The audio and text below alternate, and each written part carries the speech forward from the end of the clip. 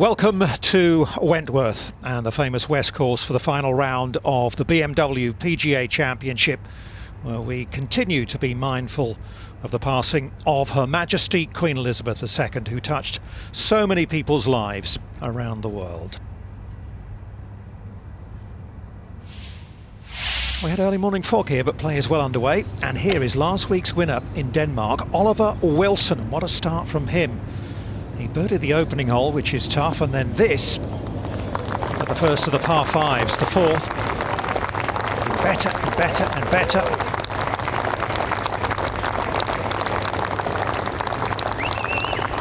And Wilson would hold that to go to 3 under par through the opening 4 holes and to 10 under par for the championship. And Jay Townsend, it looks like we could have a low-scoring day in prospect. It's been a low-scoring week. It's soft conditions. Ball in hand, lift clean in place because of all the rain we had early in the week. There's been no wind at all, and the players have been ripping up the Burma Road course, and it's going to be more of the same today. Very little wind, maybe a little gusty stuff in the afternoon, which we would like. Just bring in that swirling wind through these big trees here at Wentworth, but you're going to have to go low if you want to have a chance to hoist the trophy. Alison Whittaker, so many stories up there on the leaderboard and so much at stake. Absolutely. It is the first week of Ryder Cup qualifying this week. You can see there Rory with the shirt on from 1927. Nice scenes of all of the players coming here. There is a real sense of homecoming as well. It should be said this is the flagship event of the DP World Tour. What a big day it could be as well for the likes of Thomas Dietrich, who starts one off the pace, still in search of his first DP World Tour title after 4 runner-up places. Has just managed to bag himself a PGA Tour card over at the Corn Ferry Tour Finals, so he's brimming with confidence. And tied for the lead with Viktor Hovland. There is Søren Kjeldsen, 47 years of age. He's way down the DP World Tour rankings, but he is a proven winner. And he's won some big tournaments as well in the past, so do not rule out Søren Kjeldsen. Hello, mate. How you doing? Good luck today. Oh my gosh, congratulations. Thank you, thank you. Go smash it. Why don't you ask him? Lovely atmosphere around the course. There you go, Søren. Yes. First autograph of the day. A little overcast at the moment, but I think the sun is just starting to sort of peep through the clouds. And we are all set for what should be a fascinating, intriguing final day. We know the finish here over the West Course, Jay, can always provide some excitement. In the last 7 holes, you have 3 par 5s. 2 are very reachable. 1 is reachable to some, that being the 17th, the dog leg right to left. But there's some serious scoring opportunities on the back 9. Easily outscoring the front 9. The front 9 is the one you just kind of dig into and get through. And then once you get to the 10th tee, you have great opportunities. Yeah, I think the first 4 holes as we pick up Billy Horschel here with his birdie putt at the 3rd. 1 and 3 are always deadly. Having to go up and through the fringe. Very big for pace. Should secure a 3rd straight par for the defending champion Billy Horschel. First American since Arnold Palmer way back in 1975 to win the BMW PGA Championship. He does love it here. The only real birdie hole in the first 3 is the 2nd, which is a pretty testing short iron par 3. But if you par 1 and 2 and get to 4T even par, you've got a real good chance of scoring well on the front 9 as well. We've mentioned DP World Tour ranking points, we've mentioned Ryder Cup points, and certainly they'll be on the mind of this man, Marcus Armitage. What a story he's been over the last few years on our tour. Terribly difficult upbringing.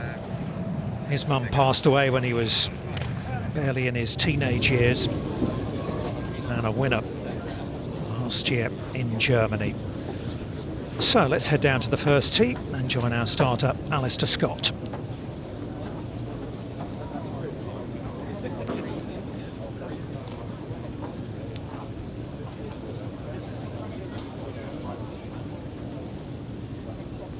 Well, just a little wait here for Eddie Pepperell and Jorge Campillo.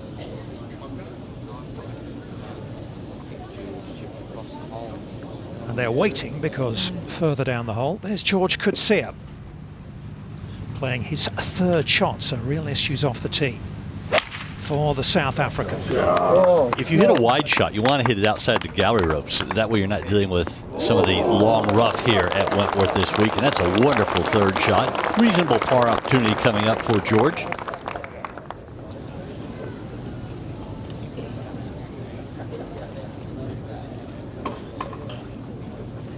The wonderful famous clubhouse here at Wentworth with the turrets on it.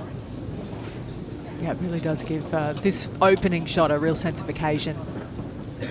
Do such a brilliant job year in, year out staging this event.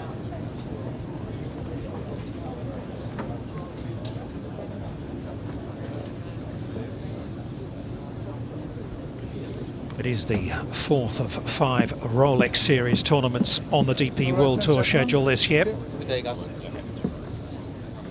This is game number 27. On the tee from Spain, Jorge Campillo. Two-time winning Spaniard. He's had a sort of ho-hum season in some ways. Seems to have found a little something this week. Wonderful bogey-free 66 yesterday.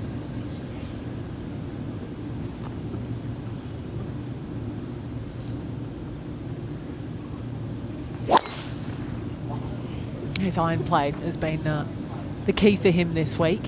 Looks a little nervous down the left. Yeah, well done. Thank you. That's okay.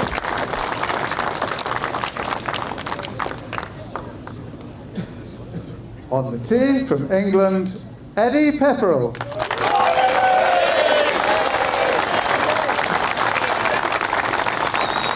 A hugely popular figure in this part of the world, of course. Great sense of humour, Eddie. And he's starting to look like the sort of player who won twice in 2018 as well. Going with the 3-wood. Oftentimes opts to go for the 3-wood when others don't. Doesn't necessarily drive the ball well with his driver, but he's really accurate with the 3-wood. And I like that play, laying it back on the flat part rather than that downhill lie. And oftentimes in the first hole it runs into the right rough. Yeah, good course management. You're right, Jay. His driver's been off this week outside the top 100 in the driving stats this week at Wentworth. And given that you can prefer your lies, being on the short grass is an all-time premium. Here's Oliver Wilson for his birdie putt down the slope. Big breaker down to the right. Not that time round.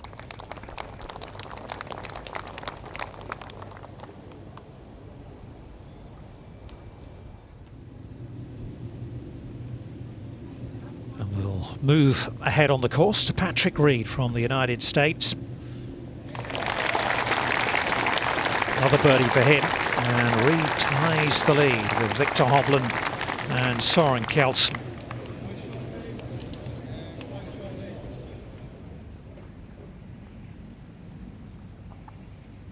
Fitzpatrick at the third. It's a little downhill left to righter. Putting down a slope in the midpoint. So difficult to get it on line when you're hitting it that soft.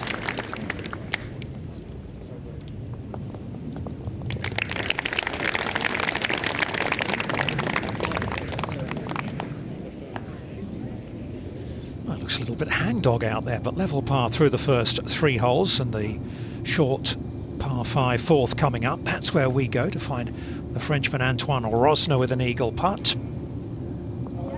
Wow, that just adds to what is the lowest scoring par 5 I've ever seen.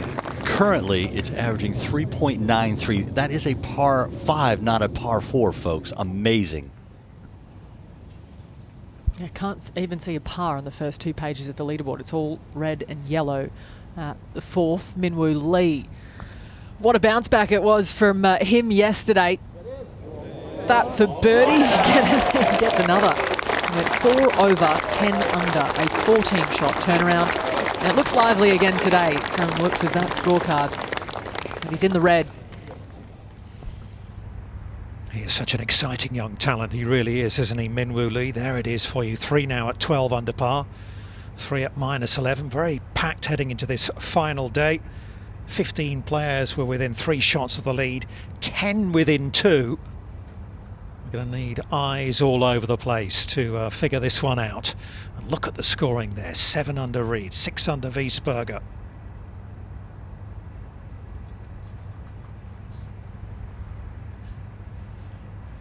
Plenty of gold stars on the leaderboards. They are the gold standard on the DP World Tour. They're the Rolex Series victories. Francesco Molinari's got one of them, and that was for winning this title in 2018. Remember the year he went on to win the Open Championship at Carnoustie. Shane Lowry, also a Rolex Series winner. He loves it here. Thomas Pieters, winner of the first Rolex Series tournament this year in Abu Dhabi. Nice comeback from him. He had a sort of average finish to his round yesterday.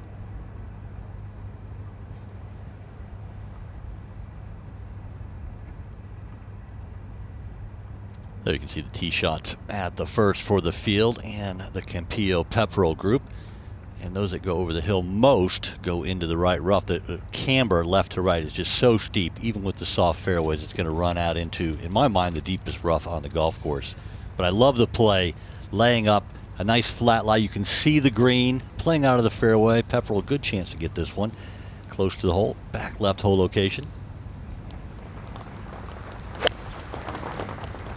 Trying to play a draw in there. Did he? Just can't afford to miss it left. There's a bank down there. A good safe play at the first.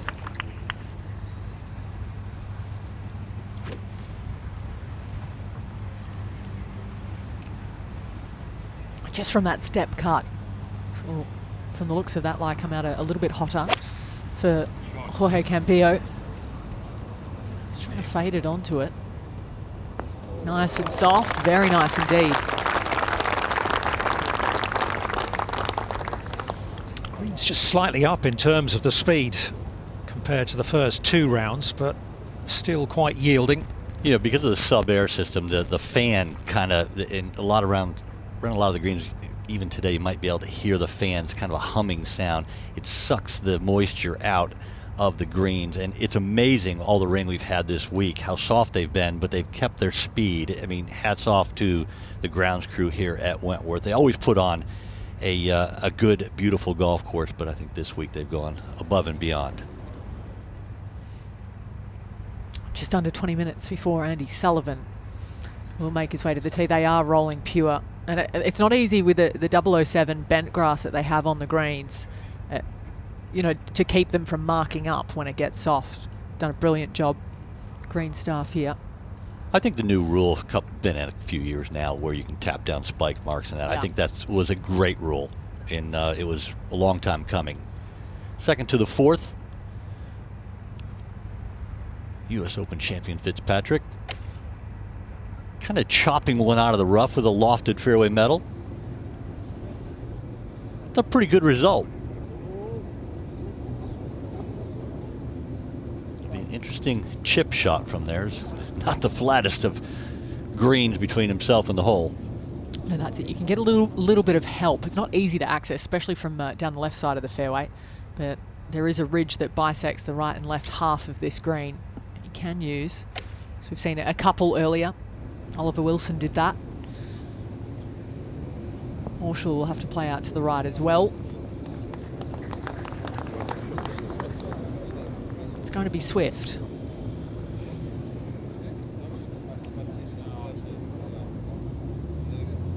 Familiar face in Gareth Lord on the back.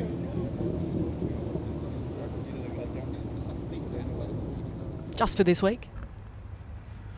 The flags have returned to half-mast here at Wentworth. I'm sure many of you will be aware we're still in an official period of mourning for Her Majesty Queen Elizabeth II, her coffin being transported today from her family home, her summer home at Balmoral, up near Aberdeen, down to Edinburgh, and then later this week down to London.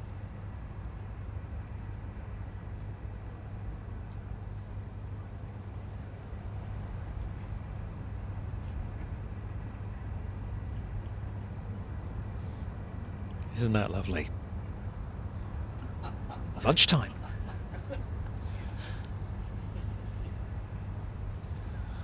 Looked like there's a little competition there. Mom needs to get 2 spoons out. You need to be fair with these things, otherwise it all kicks off. One spoonful looked bigger than the other to me. Second shot on the way at 15. Pins 18 on, 4 off the right today. Here's Patrick Reed. It's just up on that little plateau. That's a very good shot in. He's playing some great golf today. That's a putt to get to 8 under par for his round. Over to the first, and a birdie putt here for Eddie Pepperell.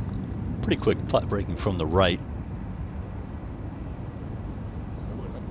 That's not a bad putt. It's come up short, but that's a putt you can't really go at. Not bad. You're just trying to make 4 at the first hole. If you make birdie, it's just a bonus. Never expecting it.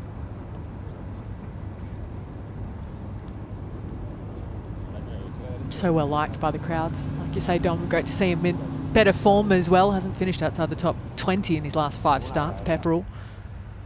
His irons have been pristine this week. This for birdie. Little off the right for Campillo.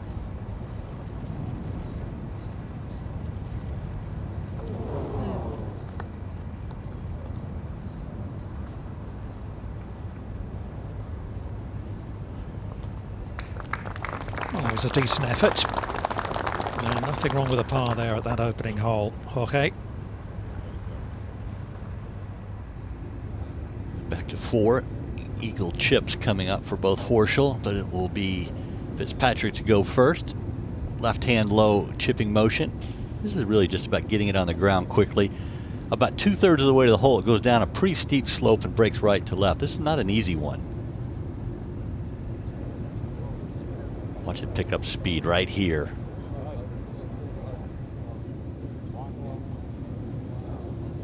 Reasonable effort. Clearly that's not the best part of his game.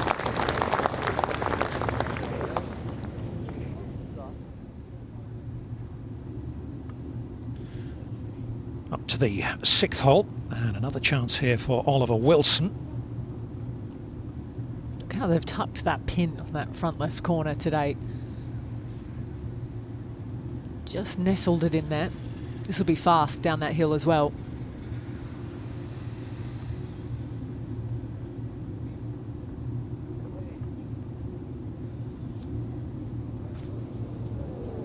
You see a lot of people putting from over to the right of that pin, maybe a little bit past it as well today. That quadrant will get a work out. Playing with Tommy Fleetwood, who is level par at the moment. 1 birdie, 1 drop shot for the Englishman. Back to 4 and Horschel going with the putter. He's very stingy around the greens. Most of the time turns 3 into 2, so I expect him to get this pretty close to the hole. Better slow down. That's that slope they had. The TV flattens everything out. That's a very severe slope they had to go down, so not a good shot for Horschel. He was just caught out there because Fitzpatrick's appeared to pull up a little shy of the hole.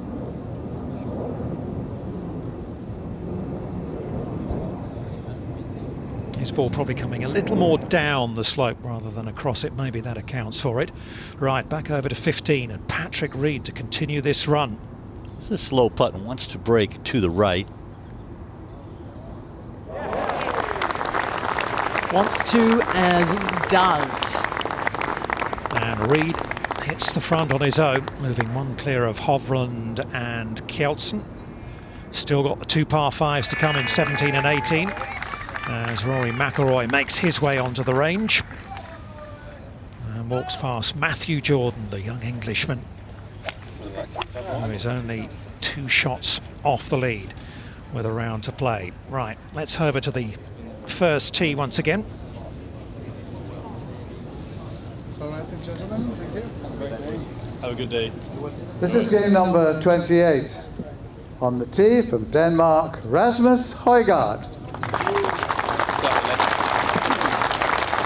A couple of exciting youngsters to watch in this group. I think if I was a young fan, I'd be heading out to watch these 2.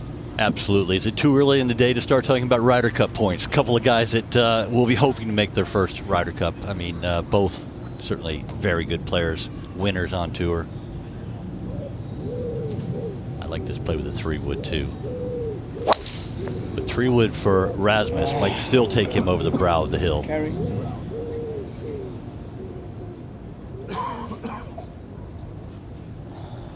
Looks like a decent lie, not too bad. I wonder if the rough will be.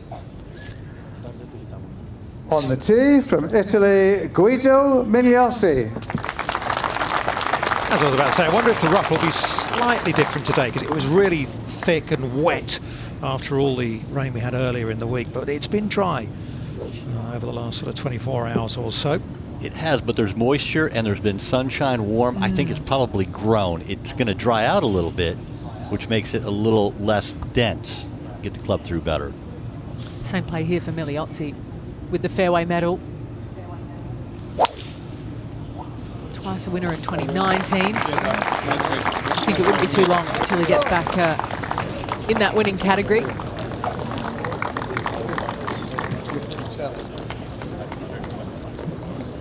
First cut made for both of these players ever at Wentworth in 5 combined appearances. It takes a while to learn the golf course. I mean, it's the odd player that comes out and plays well here right away. Horschel trying to make his birdie after kind of a heavy-handed putt from the front right fringe, excuse me. Well done, defending champion, enjoying his defense here this week. He's one of the few that did, really, didn't he? Fourth on debut, and then came back a couple of years later and won. That's a decent record around this place.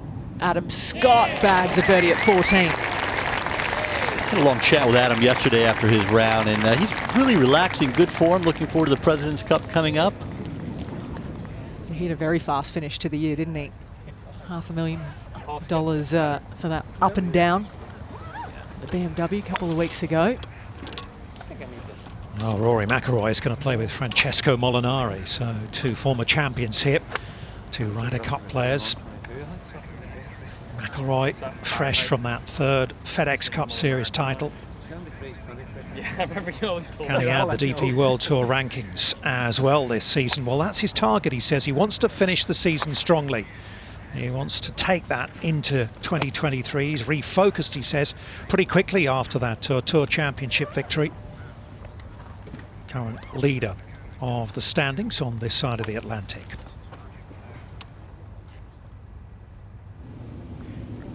This is for birdie at 2 to that front right pin with Campillo just on the edge of the overhanging shadows. No trouble at all. So par at 1, birdie at 2, he's to 9 under the car.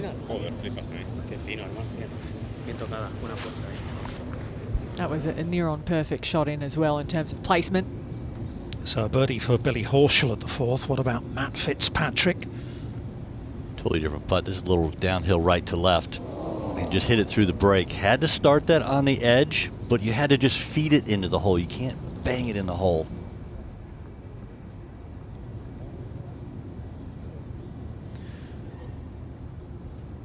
This is going to feel like losing a shot to the field. It really is, with the way this hole is playing. As Jay said, under 4 strokes for a par 5.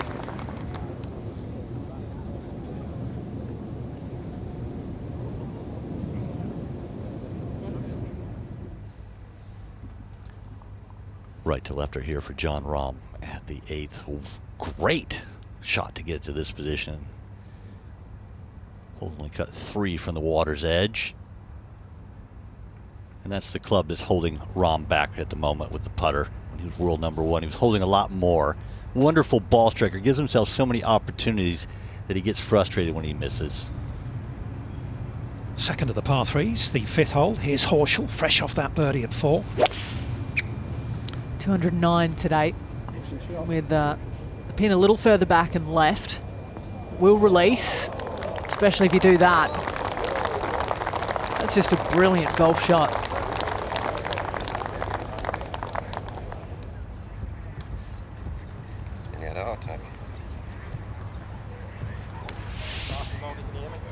McIlroy ahead of Will Zalatoris in the DP World Tour rankings. The US Open champion Fitzpatrick is there. Hovland and Peters, who won the first 2 Rolex Series titles of the season. Tommy Fleetwood rounding out the top 10.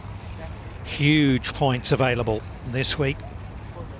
McIlroy will go from here to the Ryder Cup venue next week and play the Italian Open. He's also going to play the Alfred Dunhill Links Championship with his dad. He is intent on winning this season's what used to be the Race to Dubai, now the DP World Tour rankings. Fitzpatrick at the 5th.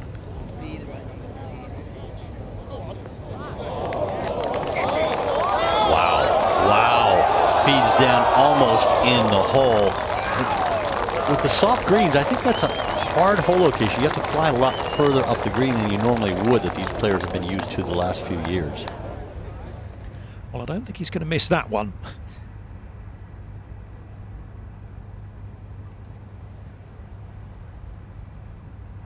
It's a busy little area, isn't it? The practice putting green so close to the first tee there. As we move down this opening par 4 to Miliozzi and his second. Just a slightly hanging light. Just to the right of this pin, that's what they're thinking, not far from there. Just to reiterate, it's a very different challenge this year to what the players have faced over the last couple of seasons when it's been fast and running, soft out there. And it is very gettable, as you can see from the scoring. A chance for us now to hear from the 2019 Open champion, Shane Lowry. He's going to have a chat with Tim Barter. Shane, you've told us down the years how much you love this course, this championship. How excited to go out there today with a chance to win? Yeah, it's a great position to be in. It's a lovely day here at Wentworth, and hoping I can go out and play some good golf and hold a few putts and get the rub of the green. A few breaks here and there is what you need to win on Sunday. So, yeah, hopefully today's my day. You've hit 33 out of 36 greens so far, more than anyone else in the field, so you're clearly swinging very well. With the greens as receptive as they are and you're swinging well, can you be a little bit more aggressive at these pins than you normally would be? Yeah, look, the leaderboard is very bunched today, so you kind of probably need to, just kind of see how it's going as the day goes on and then see how aggressive you need to be. If you get off to a good start, you might be leading after a few holes, or you might get off to a bad start and you might need to push it a little bit more. So it's kind of, you just have to see how it plays out. I think for me, like I do every day, just go out on the golf course and try and, be as good as I can, shoot the best score I can, and hopefully that'll be good enough at the end of the day. How valuable is experience on days like this? You've been in this position many times and come out on top. Yeah, it is. Look, it's it's a pretty, like I said, it's a bunch leaderboard. There's a few very big names up there, and I'm just hoping I can, if I give myself a chance with a few holes to go, I'll enjoy that and try and get it over the line. And like we all know, this great tournament coming down the last few holes, anything can happen. 16, 17, 18, you can finish really strong, or there's potential for big scores as well. So we'll just see how it goes. Well, wish you luck. Thanks for the time. Cheers. Lowry gets underway in about 40 minutes' time. He's going to play with Matthew Jordan, currently 3 off the lead. Matt Fitzpatrick has tapped in for his birdie at the 5th, so he's off and running. Billy Horschel, 2 in a row for the defending champion, so he's double digits under. He was rather frustrated, wasn't he, with how he finished up yesterday. A bogey at the closing par 5. But he's turning that around quickly, and there he is at the bottom of that leaderboard, 10 under par, 3 behind Reed, who's 8 under with 3 holes still to play.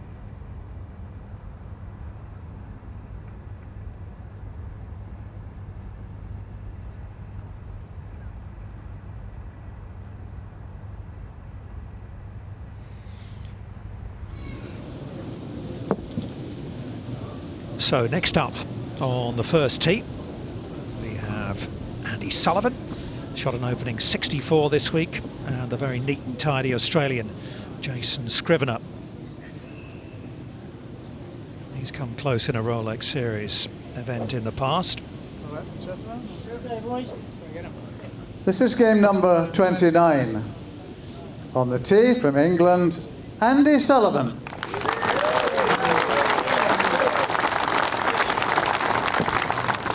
Great support here for Sullivan, multiple winner in the DP World Tour, fighting himself out of a bit of a slump, but this is a great pairing for these two. They hit the ball similar distances.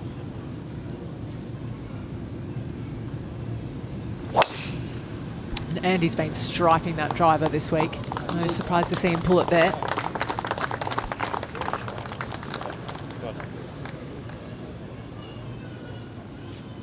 On the tee from Australia, Jason Scrivener. It was the beginning of last year when he put in a low final round and very nearly caught Tyrrell Hatton in Abu Dhabi. Hasn't played since the Open. On the DP World Tour anyway. Yeah, he talked about how much that final round set him up for the entire year. Last year it took all of the pressure off, thinking about keeping his card. Runner-up in a Rolex Series event, good enough to set you up. And he could work out the schedule around performance rather than kind of having any other pressures. Doesn't look like it really nestled down though. Lie might not be fun. He's a very good iron player, Scrivener.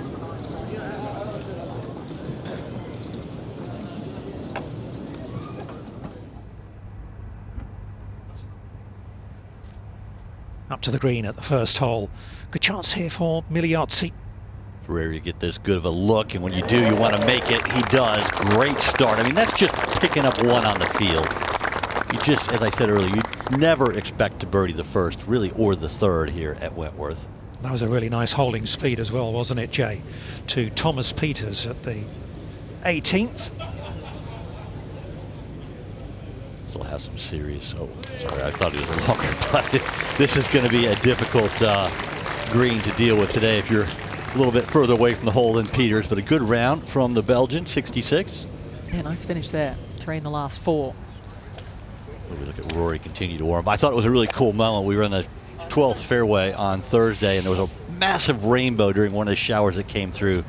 Pieters had to lay up. He and I were standing well in front of Adam Scott, and behind, looking back in the fairway behind Adam Scott, was an amazing double rainbow. And Pieters took his phone out, had to take a picture. I said, "What are you doing?" He goes, "Who doesn't want a picture of Adam Scott with a rainbow in the background?" I mean, you've got to love it. Game respects game. Rory's got plenty of it. They do a lot of work in terms of swing speed, especially before they warm up. I know he's been kind of paying attention to trying to keep a swing speed level with his wedges in particular. It's helping with spin control. As Horschel tees off here at 6.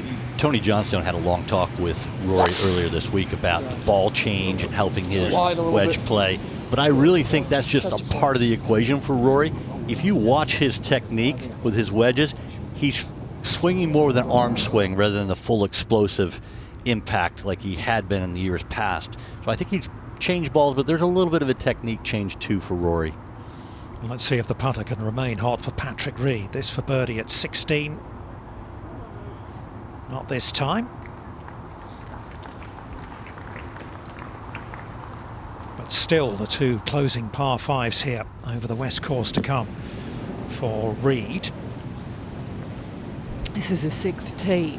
Fairway cambers heavily from right to left, but they're a little softer. So it doesn't actually bounce as much. Confident swing there from Matt Fitzpatrick.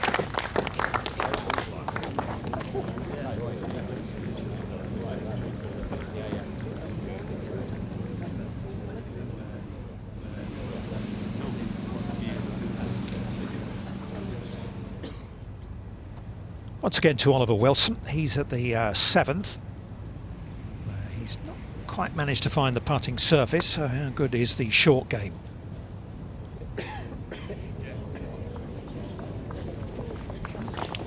That's a bit surprising to hit that so far past the hole. That was really an uphill chip. You saw a lot of left to right. You want to leave that below the hole. Not sure anyone at this level of golf has had quite the career that Oliver Wilson has had. 2 wins, both times well outside the top 700 in the world. Comes from nowhere. Where's the confidence come from? Truly amazing. The first, the third, the 13th hole, the 3 toughest on the course at the moment. The Fortinet stats. 15 normally gets a look in, and the tee is back on 15 today, so that may well come into the equation as well.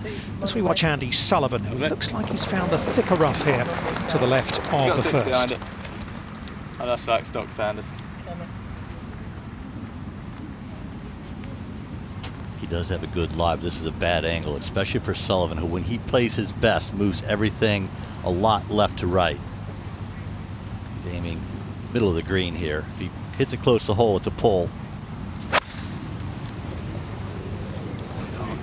Well, it started at the flag, but it should end up to the right. Oh no, it doesn't. What a shot from Sullivan. I still think that's a bit of a pull, or maybe it didn't go left to right as he intended. The old pretend like you meant it. Straight at it. Oh, you just take the credit for it. Oh, I played an aggressive shot, 100%. Little wink to the right to your caddy. There's the ball of Jason Scrivener. It looked like it sat down, didn't it? Yeah, it did. As you can see, about 2 out of 3 hit the green from here, and that's because you're afforded that big wide opening on the right. You can get a little help through there, because that is why he needs it. Gosh, that was thick. What a bounce over that deep bunker. That had 5 written all over it until that fortuitous bounce. Yeah, he really had to dig at that one, didn't he?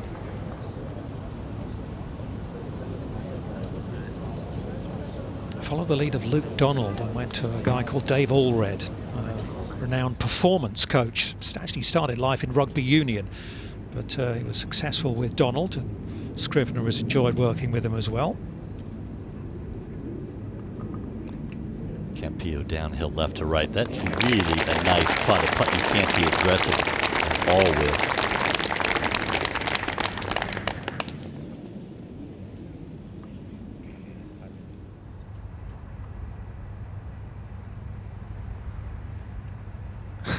Need to be a little better with the pace on that one. It's always all about the pace, Dom.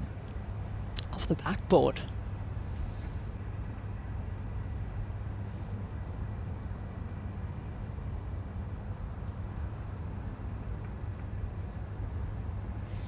That's the spectator village here at Wentworth.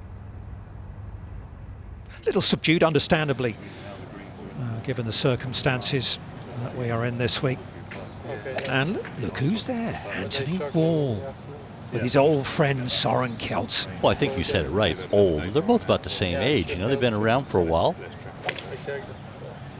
Unfortunately, Anthony doesn't have his headset on, so he didn't hear me call him old, but I'll let him know later on when I give him a lift home. Such a method actor, Mr. Wall. Last pairing off, by the way, Kjelsen and Hovland don't go until 2:40 local time, so still an hour to go before they get underway.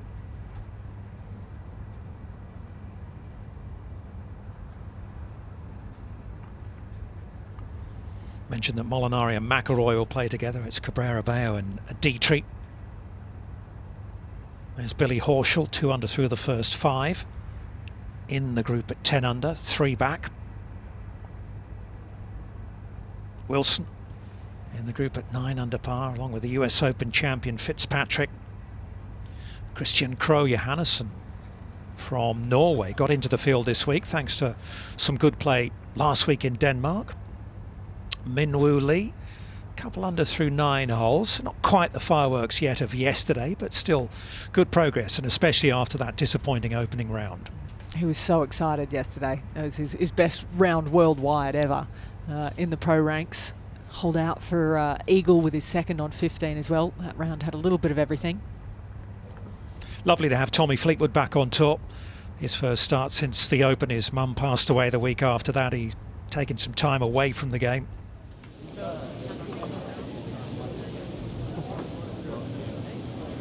So once again we head down to this famous setting outside the clubhouse over the west course at Wentworth, where Japan's Masahiro Kawamura and the Englishman Marcus Armitage are about to get going. All right, gentlemen, thank you. This is game number 30. On the tee from Japan, Masahiro Kawamura. Decent couple of performances the last couple of times he's paid a visit to Wentworth. Yet to win on the DP World Tour. He has won on his home tour back in Japan and took down Wei Yang, a major champion in the process. He's never had a European base either. Always travels back and forth. Lives just outside of Tokyo.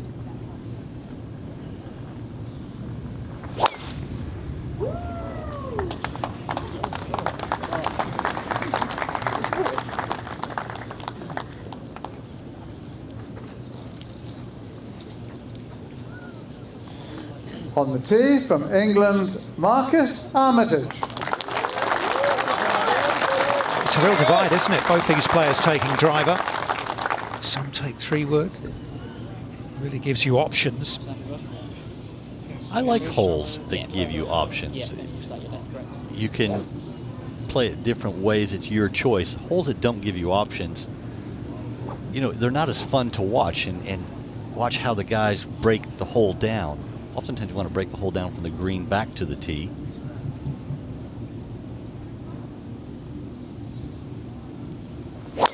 Nearly impossible to get this to stay out of the right rough. You see it? Didn't, no. Huh? Didn't, no.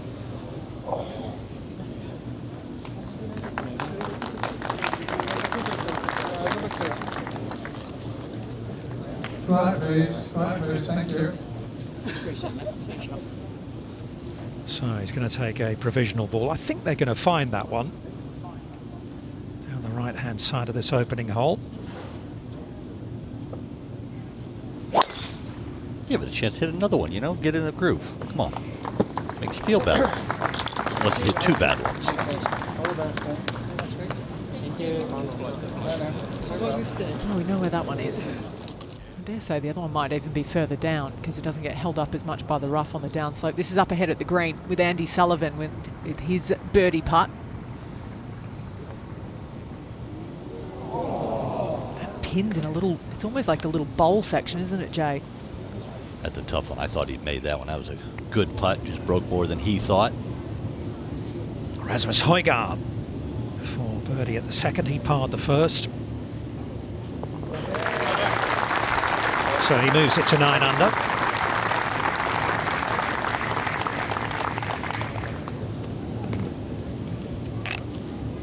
The tough third next up for he and Billy Otzi. Let's catch up with Fitzpatrick at 6. Front left hole location coming in from the left side of the fairway. That's a tough one. He takes dead aim. What a shot. Look at this one from Fitzpatrick. Back-to-back holes with tap-in birdies. It's clearly his favorite distance. Isn't it everybody's? Sullivan at the second. Really nice look. It's a really beautiful par 3 this. Pins over on the right-hand side today. Guarded by the front right bunker. A little bit of an overhanging tree will catch your eye as well.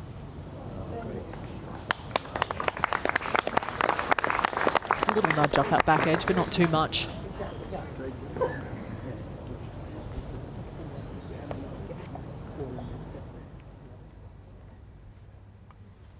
Coming off a birdie at 4, Christian Krogh Johannesson. A great story. Got into the field this week due to last week's great play in his home country, made in Himmerland. This is going to feed right down to the hole. Excellent shot. Really having a great year on the Challenge Tour, just bringing it out on the DP World Tour. Certainly we'll see him full-time out here soon. We saw Billy Horschel drive it into the rough left of 6. He's managed to get it to here. Outside chance of a 3.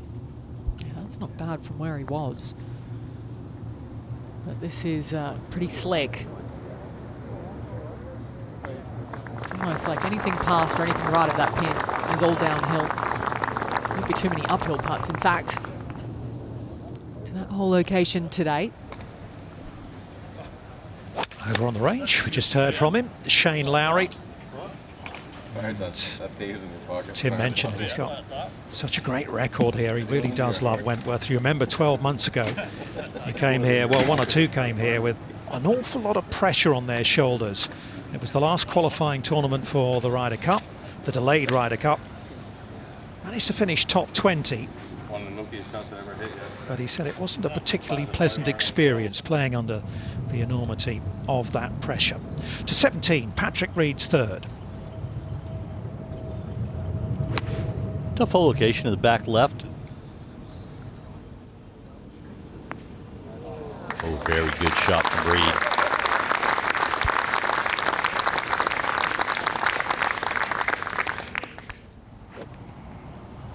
From one par 5 to another, to the fourth and Campillo's second. Finding the fairway, preferring the lie really helps to that pin today. It's over that front left bunker, so you want to get a little bit of purchase, go a little bit right of it, maybe use the slope, but not that far right. That won't go all the way down. Won't catch the ridge. It's a good probably 6 paces to the right from our viewing.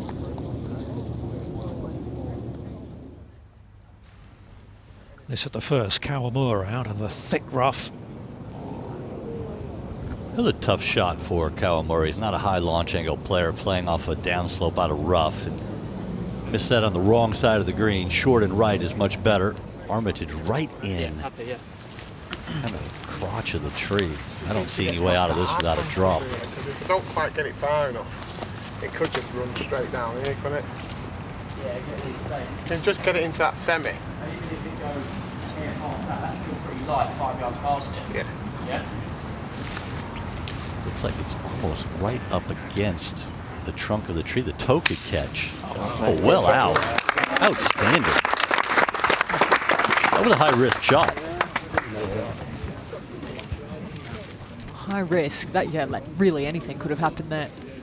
He was worried he wasn't going to get to the grass and it was going to drift down into an even worse lie potentially. So a little change up in the commentary box. We'll hear more from Dom Hollier later on. But for now, we're joined by the 1992 champion at this very golf course, Tony Johnston. Very kind, Ali. Thank you, and nice to be here. Join Westwood with his approach into 17. Oh, look at this. Excellent shot. He's 5 under for the day. He's been burning up the back 9. He's just 3 back. This will be the third for Marcus Armitage. It's our 38th year consecutively at the Wentworth Estate. Brilliant host it is. Yeah, you got to play the lie too, haven't you? Yeah? End of the day, it's going to add what to the number? 10. Okay. You've still got another 5 behind that anyway, so 86 out the back. I'm happy with what you pulled there. Yeah. Yeah? Give yourself time to time, that's your shot.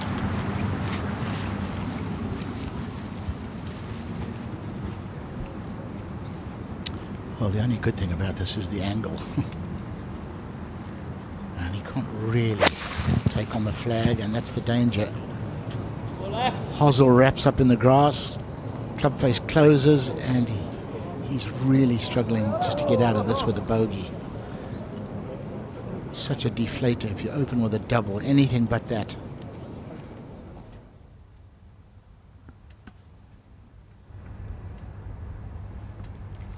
Oliver Wilson. Birdie putt at the 8th, just a little bit of right to left. It doesn't break as much right to left as you would think going towards the water, but a wonderful run here for Wilson. 3 under par through 8 holes. And it is a low-scoring day. We talked about that at the top of the show, Tony. You have to know starting out, you've got to go low. You've got to go low. Because everybody else is going to, everybody who's playing well. Sullivan. The back of the second. Reed is good. Has he got the legs? Oh, it was just about the perfect line. Good putt. So out to 17 with an opportunity here for Patrick Reed to extend his lead to 2. And it goes. So Reed up to 14 under par. 9 under par for his round today.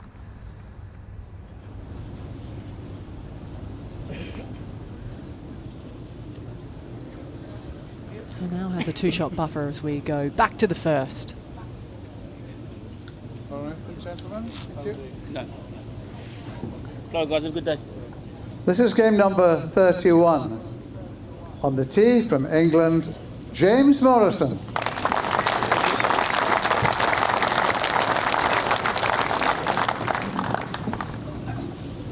much like Sullivan and Scrivener, two players, similar games as far as distance off the tee. It just makes it a little bit more comfortable when you're playing with someone that has a similar game to you. You kind of, feed off them a little bit, maybe peek in their bag, check the clubs.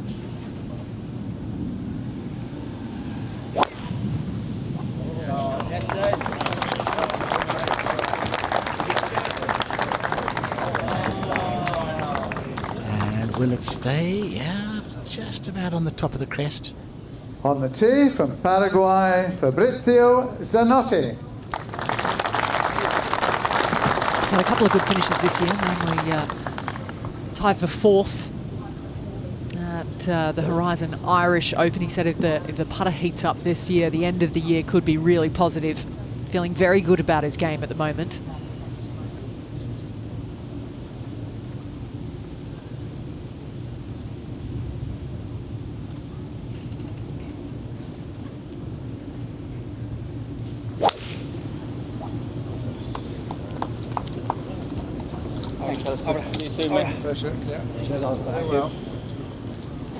Well, I think he was asking him to carry the bunker. I'm not sure which is worse, because that is some of the thickest rough on the golf course down the right there. So time will tell, as it so often does.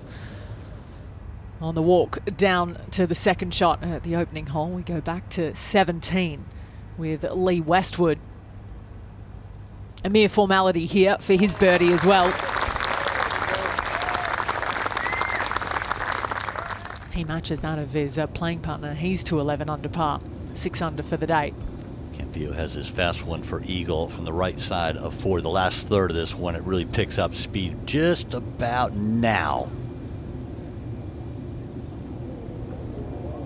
Wow, what great touch that is.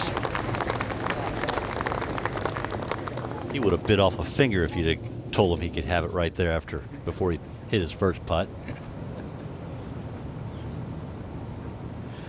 Armitage caught the bunker. I thought he might have missed it just left. This is a help being in the sand. Remember, he was up against the tree. His tee shot chipped out sideways. Going to need that for the bogey. That's a tricky green, Tony. Have you ever had any problems on that first green? I had problems on most greens, Jay. I think this green's actually easier than it used to be. It used to have that really powerful slope from back right to front left, and even a 10-foot putt could have a 2-foot break. So I probably had less problems there because it was so obvious. Sorry, Ali. I know what Townsend's getting at. I'll tell you in a moment. There's Hovland getting ready in about 45 minutes or so. Go ahead, Tony. You ever had any problems on the first green? Oh, Ali, this is just so bad. I played here in the early 80s. I shot 79 in the first round. We used to play this early in the year. We had a terrible winter, and it was the first year they'd introduced the little rubber studs on shoes. I think it was a company called Stubert, playing with Harold Henning. Driver 3-wood into the first, pin high left. I knew I had to shoot 71. I thought, right, come on, be positive. 3-foot past. Oh dear. Now down the hill. Oh, 3-foot past. 3-foot past again. Anyway, 5 putts later, the only 5 putt of my career. And as I walked on the second tee, Harold Henning says to me, "So that's a 9, is it?" I said, "No, I think it was 7." He says, "Yes, but there's a 2-shot penalty for practice putting on this tour." Second at 7 for Fitzpatrick. Well played. Tony, I didn't know that story. You liar. You could have used some of the drills that Viktor Hovland was doing. That was about 3 foot, wasn't it? Oh, dear. Okay, back to 1. Do you want me to? I'll take this one, Yeah, TJ. absolutely. This is outside your range, down the hill for Kawamura. Oh, did well to give himself a look. Staying well down to the left of the green in 2. No up and down this time around, which doesn't often happen in the Kawamura camp. It's very tidy around the greens. But alas, the first takes Viktor. And it won't be the last as the day progresses.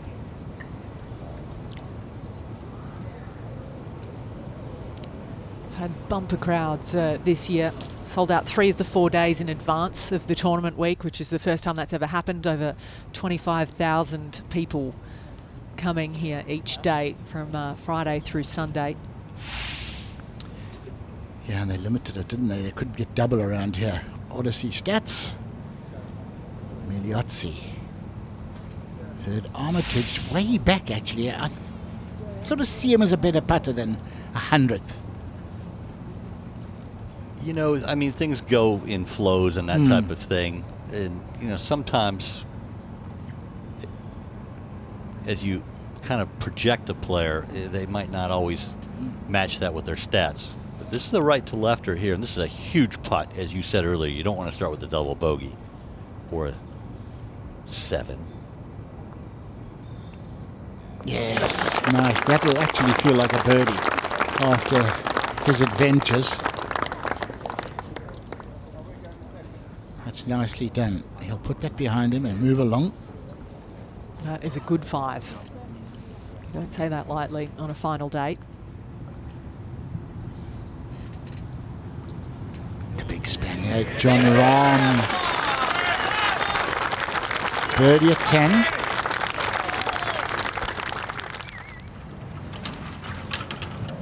Just his third of the day's bogey free. Gets him to 9 under par. Back down the first, Zanotti. Yeah, he's sort of got lucky, you know. He's shot off to the right and skipped the long stuff. He's got a bit of fluff behind the ball. That'll be in his mind. You get a bit of that grass between club and ball. You can get a flyer. Comes out like a rocket, but phew, you couldn't ask for a much better lie off that tee shot. About 180 to the front, around about 200. Just didn't quite catch that off that bare lie. Of course, that bare area was really the result of the hot summer they've had here in the southeast of England. James Morrison just smoothed the driver off the first tee, and I think that's the right play. I don't think driving it over the crest of the hill is the right idea, really. I mean, he's got it on the flat. He's only going in with a middle iron. Yeah. Anything going over the crest runs into the rough, but that is disappointing. And it's going to be one fast runner down that hill out the bunker. Probably didn't hit one shot like that warming up. No, it's just weird, isn't it? And sometimes you don't hit a solid one the whole time you warm up and go out there and play like heck. Pepperell tee shot at the 5th. Back left hole location, just past the downslope. Oh, this is going to feed right down. Could see a hole-in-one here today. Oh, I thought we were going to see it there, Jay. He left it short. Needed an extra club. It's not far from where Matt Fitzpatrick left it, was it? Very similar, almost centimetre perfect. Kawamura. Sneaky little flag at the second. Do not miss this right, whatever you do. And that's clever. It's only 3 yards off the right edge of the green. Get it 15 feet by the flag. Give yourself a chance. Good work. Uphill left to right here for Fitzpatrick.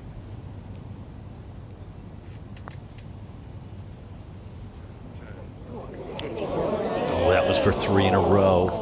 Of course, the last 2 were just kick-ins. Nothing more than 2 feet cumulative at 5 and 6.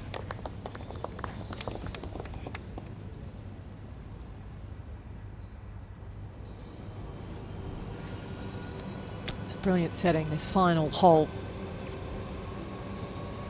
And a second shot that you still need to keep your wits about you. There is the reward hanging, but there's a lot of risk along the way, especially with that pin today. Little back left peninsula, well guarded. Hang on. I've seen that finish a lot over the years from Patrick Reed. Okay, well, if he up and downs that, he'll get it to 15 under, which will be a good target to set. It's not going to be good enough to win, but it's enough to make guys out there think a little. Horschel had trouble off the 7th, which is a blind tee shot. This is for par, breaking right to left.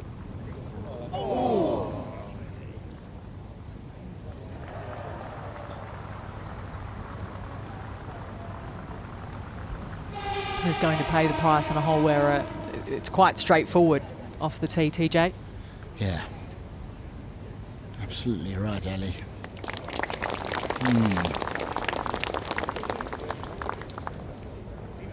So that's the first drop shot of the day for Billy Horschel.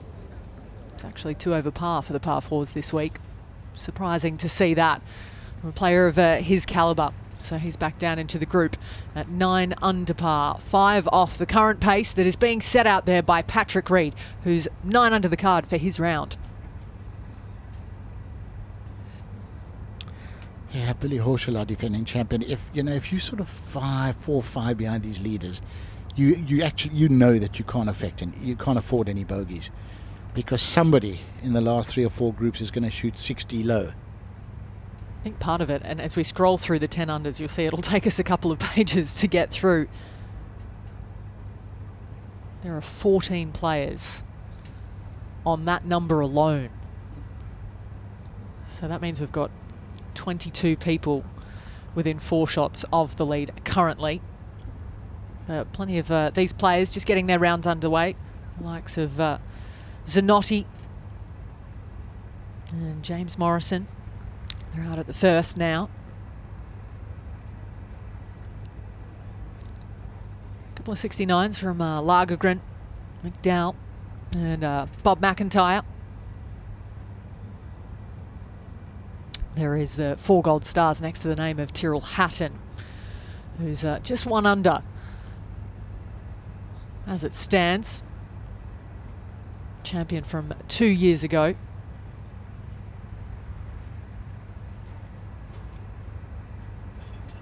And it is probably the best day weather-wise here at Wentworth. A little bit of sun peeking through the clouds. At about 17, 18 degrees. What's that in Fahrenheit, Jay? You want 17 or 18? In centigrade? Yeah. Well, name it and I'll tell you. Oh, Would it be high 60s? No, mid-60s. Mid-60s, 64, there we go. 65. Have you noticed he's slipped into smart mode today? Oh, he's full of it, isn't he? Well, it's about 1.9 Fahrenheit degrees per centigrade. So all you do is do the math. Come on. That's why I was asking you, did you want 16 or 17? Very, very specific. Now, I was expecting a ballpark. Can Morrison save a par? That's the worst. That's the worst online and short opening hole to save a par. It's slightly painful, especially off a good tee shot.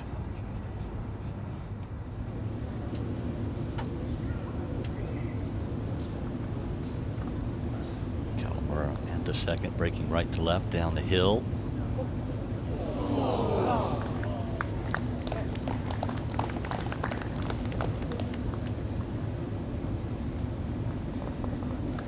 Not that time around, but it would have looked very good in the air on the way over it.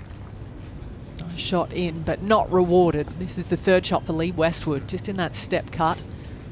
Plenty of green to work with. We'll have the ridge as well. It bisects the right and left halves. He's using that now. Isn't he ever? Beautiful chip. His heart must have been in his mouth with the second shot, though. My goodness, it's close to the penalty area. Fitzpatrick going a safer option, iron off the tee. I think it's the smarter option. We will see guys hitting 3-wood and driver, trying to get it past that heather covered ridge, but you've got to ask yourself, what for? What do you gain? I think especially with the back hole location, laying up short, playing a longer club in, you can fly it in there lower and run it back to that left hole location using the bank. When the hole's cut up in the front part of the green, I think more guys hit drivers, so they have more lofted club coming in over the water. So I think the hole location has something to do with there at 8. Reed. You've got to work out here how much spin you want, because it's going to want to run out down the slope.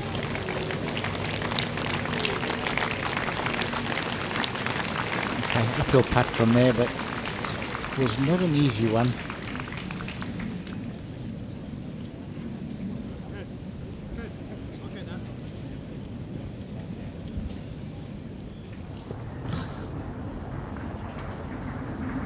the tee at 2. Great little par 3 this, Jay. It really is. I mean, it was much more difficult before they cut that big branch off that actually overhung. I mean, back in the day, you had to hit a knockdown shot to this hole location. Now the guys can go ahead and flight the normal club, and it's nothing more than a 9-iron, 148 yards. There's that deep bunker, short right, and you do not want to go in there. 10, 12 feet left of the hole.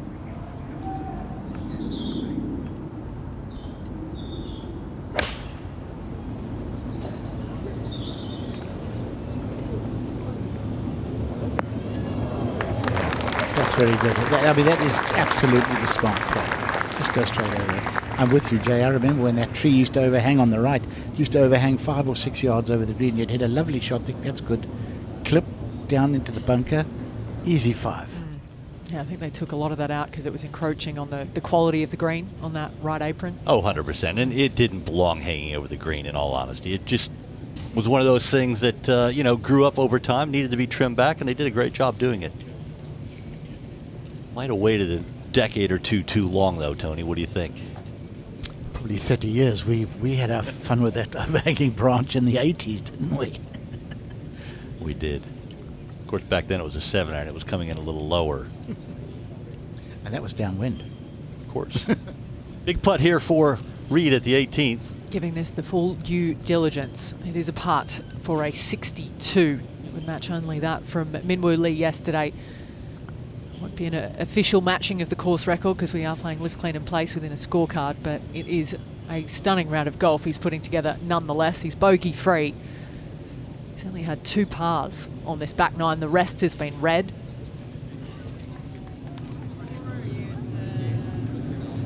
Go back there in a moment as Rory McIlroy makes his way to the putting green. Huge expectations on Rory's shoulders today. He'll be the crowd favorite. Clearly in impeccable form, coming off that amazing win at East Lake, the Tour Championship, winning the FedEx Cup. At 65 yesterday, so tied his career low round at the West Course here. Little question that this would be Patrick Reed's career low here as well. If this drops... Oh, that was for his 10th birdie of the round. Still going to be an excellent effort. Round in 63 and 2 shots in the lead at the moment.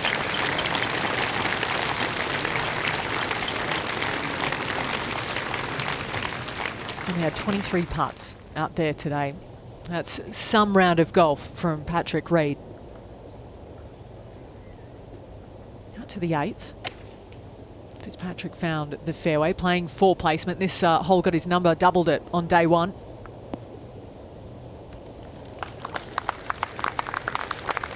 That'll do just fine.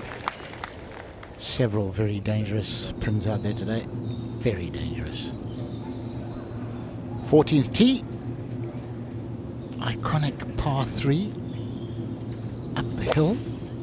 163 yards today. Flag front left.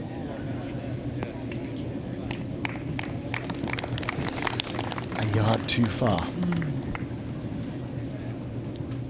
Yes, there is a very nice BMW i7 up for grabs. Out there on 14, an iconic hole here on the West Course at Wentworth. It's a pleasure to have you with us, wherever you're joining us from around the world. And it's Patrick Reed who leads the way, currently by 2 here at the BMW PGA Championship.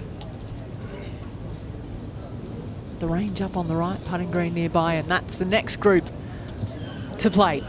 Shane Lowry will have the company of Matthew Jordan today. They both start at 10 under the card. It'll be a big day as well for the likes of Jordan in contention for a championship like this. Very much so for the first time here at Wentworth.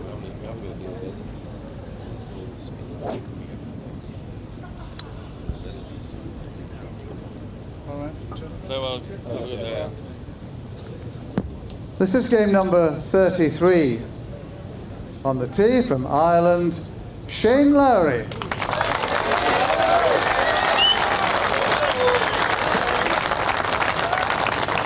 So adored by the crowds. And Cairns is, almost wherever he goes. He said this is the best year he's ever had without a win. That's the only thing that he's missing, Shane Lowry, in 2022. Could he get it here today?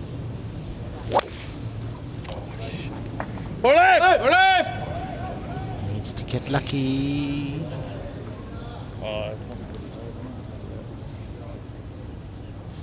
It's a long way back.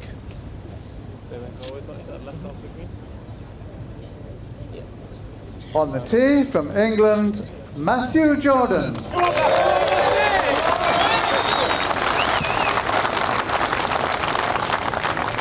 go, MJ. Matthew Jordan's year turned around last week in the third round to Maiden Himmerland with that 62. Had a high finish, secured his playing rights for the rest of the year. He's in a good position to reach the DP World Tour Championship at the end of the year as well, which is the top 60.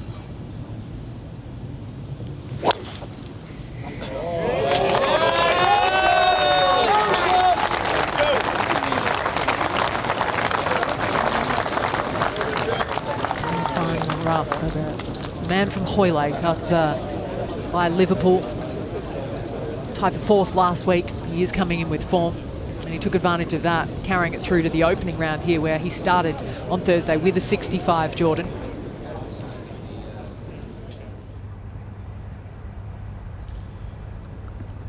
Fitzpatrick. Birdie putted 8. A little bit too high, but it's not a bad effort.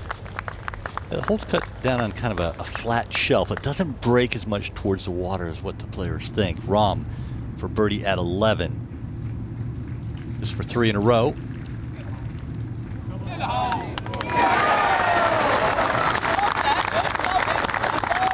Jon Rahm joins the fray.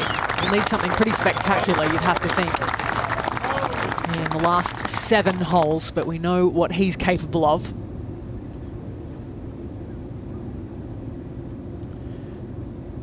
Miliozzi, an eagle putt, and it's quite a nice one to have. Just the slightest bit of break left to right. Well judged.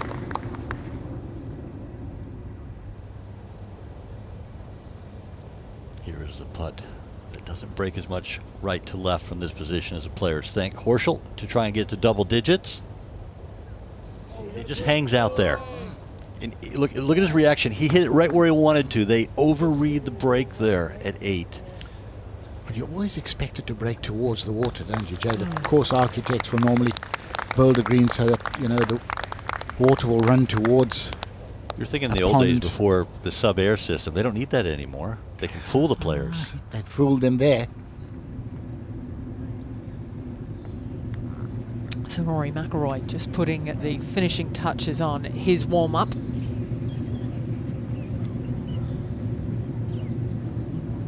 He'll be off in around about 7 minutes or so's time. Not long left now.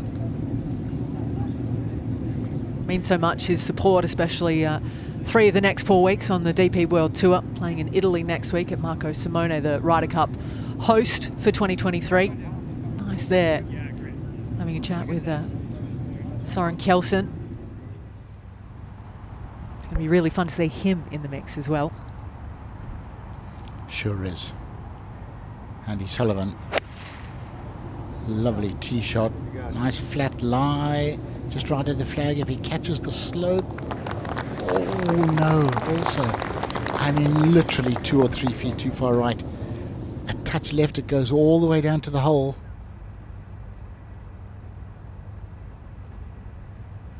Lowry hit that tree, as you can see. It doesn't look to have a very good lie. Highly unlikely he'll be able to get this on the green from 222. That's to the hole. Just over 200 to the front edge. Trying to hit short right there. Yeah. It jumps up, it jumps up. I feel like 5 iron jumps it could. Who knows where it can go? It's so hard. I mean, the 5 iron jumped. Look at Max is pitching what like. The fact there's a bit of run behind the pitches past the flag. Yeah. way. Like that crowd gets out of the room. Yeah. But even for the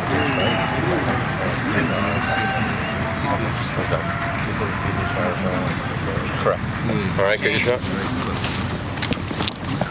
You can hear a lot of ifs and buts. If the ball jumps, if we get a flyer, if we don't get a flyer, where's the best place to start it? Where's the best place to leave it?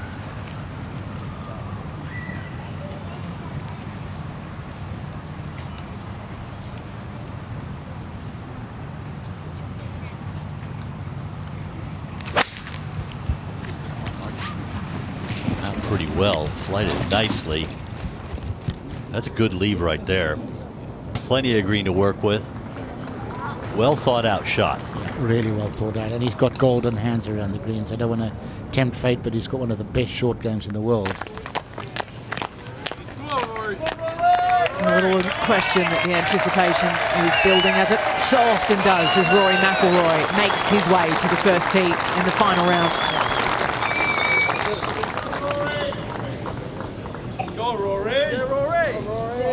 He'll have the company of Francesco Molinari out there this afternoon.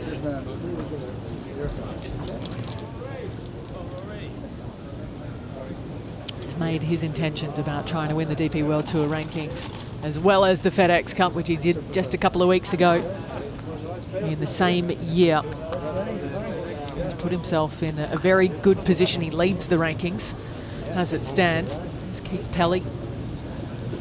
And David Williams, chairman of the tour. The brass is in town. Jordan severe downslope for his second and the first. Tough to flight this high enough.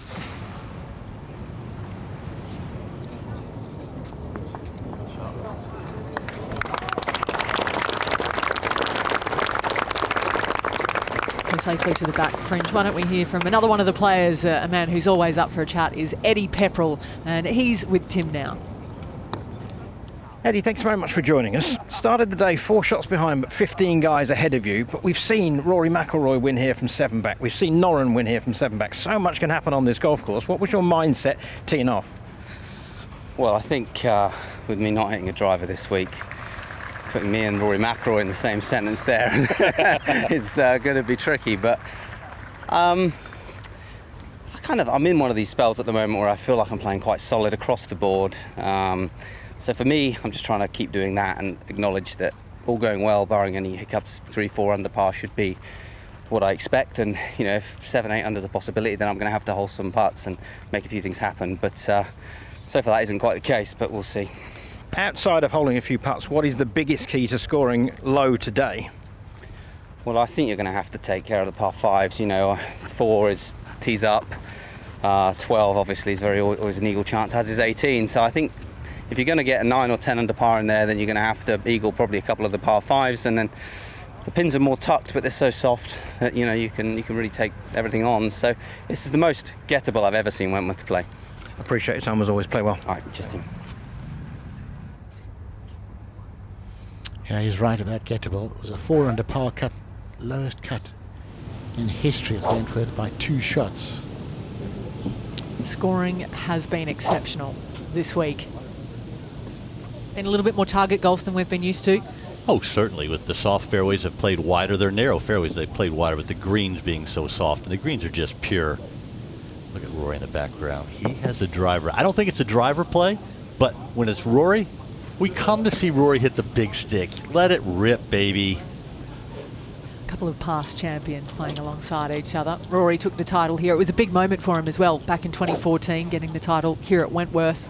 Hits a little differently on the DP World Tour. Francesco Molinari did it in that marquee year, where he took the Open title as well, back in 2018. And it's nice to see him in good form again. So, the 2:20 p.m. group ready to get underway now. All right, gentlemen, thank you. This is game number 34. On the tee from Italy, Francesco Molinari.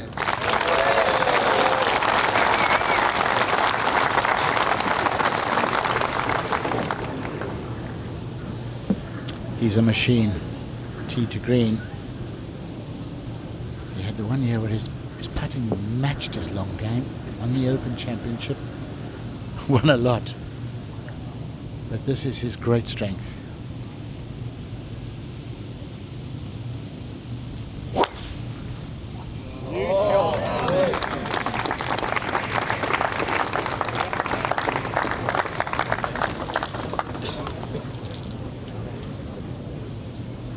On the tee, the leader of the DP World Tour rankings from Northern Ireland, Rory McIlroy.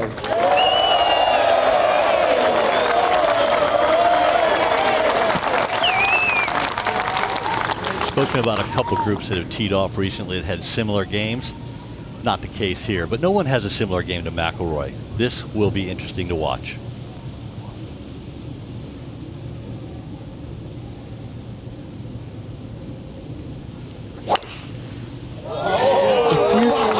Going to keep driver on this fairway. There's a little channel about 5 yards wide down the left edge of the fairway. We've got a hit which Molinari did.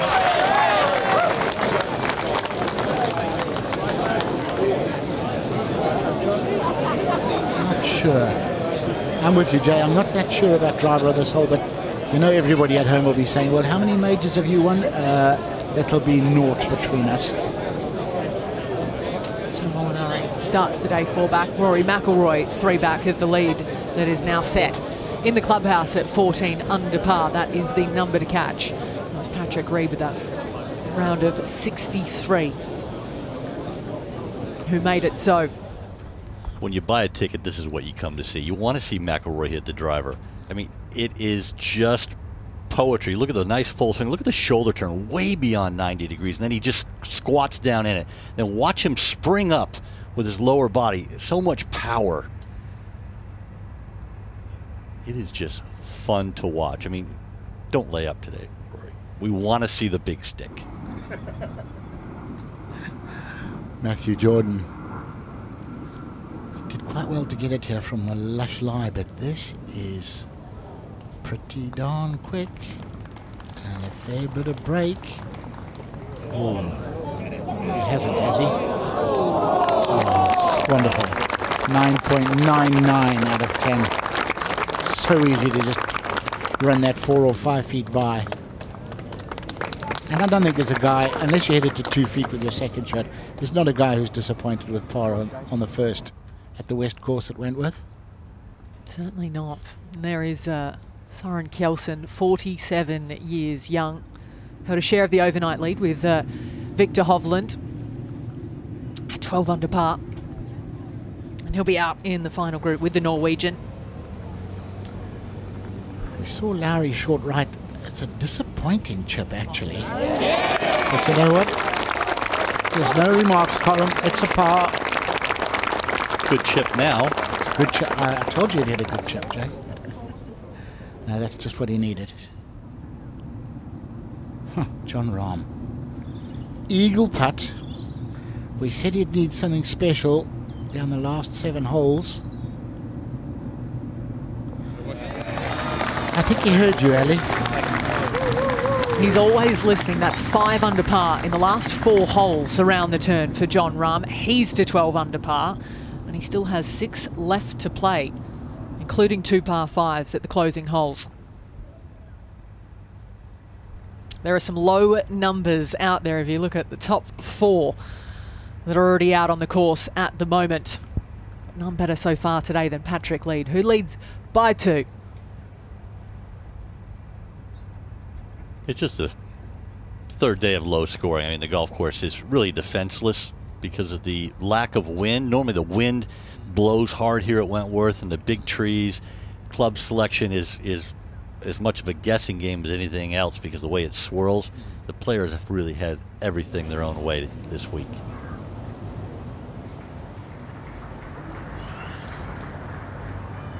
Lowry. It is a tough flag, but these guys will still be thinking this is a very birdieable hole. Maybe not so much from that distance. But here a little groan, slightly disappointed. 15 birdies, just the 4 drop shots on 2. It is in the red today. And out with this group alongside Francesco Molinari and Rory McIlroy today is Anthony Wall. Afternoon, Anthony. Afternoon, Ali. Afternoon, everybody. This is going to be some afternoon for golf. Two wonderful drives. McIlroy pitched it all the way down the bottom. Not a great lie on the downslope to a sort of middle left pin. So this is a tough start already. Rory!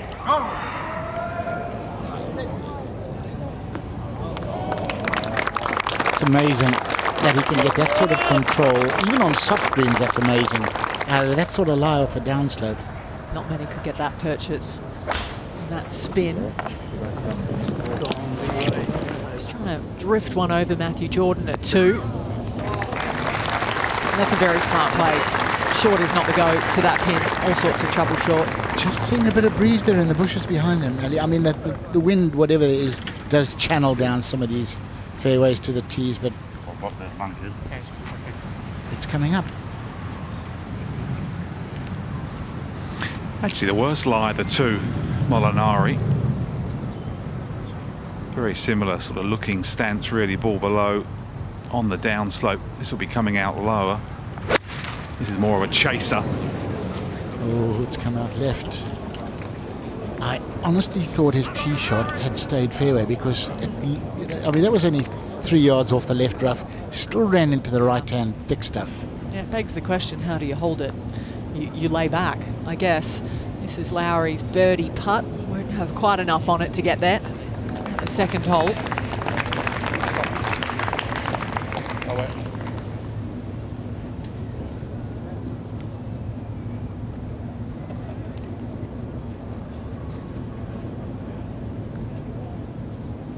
Matthew Jordan with a good look at birdie himself to come. 32 putts yesterday, Shane Lowry. Surprising, he did hit 16 greens though, so you often see those two aligned with each other.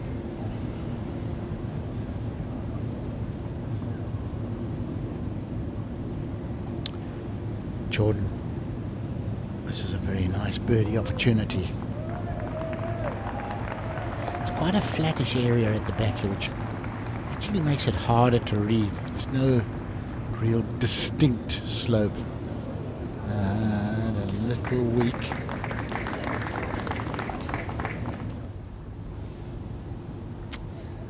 So presumably they'll both settle for a 3 back there in a moment. Pavon for his birdie putt at 15. Just on the left edge of the green. Straight into the heart of the hole, however. It's a 13 under, and these guys will be thinking about those 2 birdies to finish. You know, you can get through there with 2 birdies, 2 eagles, who knows? Make a massive dent. I mean, this just did not look like it could go anywhere other than burrowing into the bottom of that cup. Great putt. Yeah, it's worth a fist pump. One back, 3 holes to play. Mathieu Pavon, who's never won on the DP World Tour. Here's Molinari at the first. Yeah, hard pan. He could knife this. Got to be careful. Really, really hard on that left-hand side of the bunker, but needs to fly this all the way. Yeah, deep bunker, not much green to work with, so you've got to open the face up. And on that hard pan, you get so much more bounce on the back edge of the sole, and that's what happens.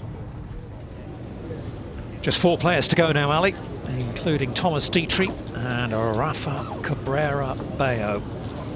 Difficult to believe in the case of Dietrich, having come close so many times, 29 years of age, and all the talent he's got, he is yet to win out here on the DP World Tour. Belgium and Spain. It's going to be Rafa first away. It looks like he's reached for the driver.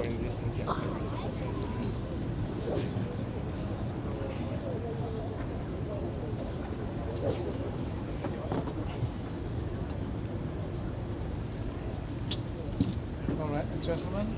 Okay. This is game number 35. On the tee from Spain, Rafa Cabrera-Bello.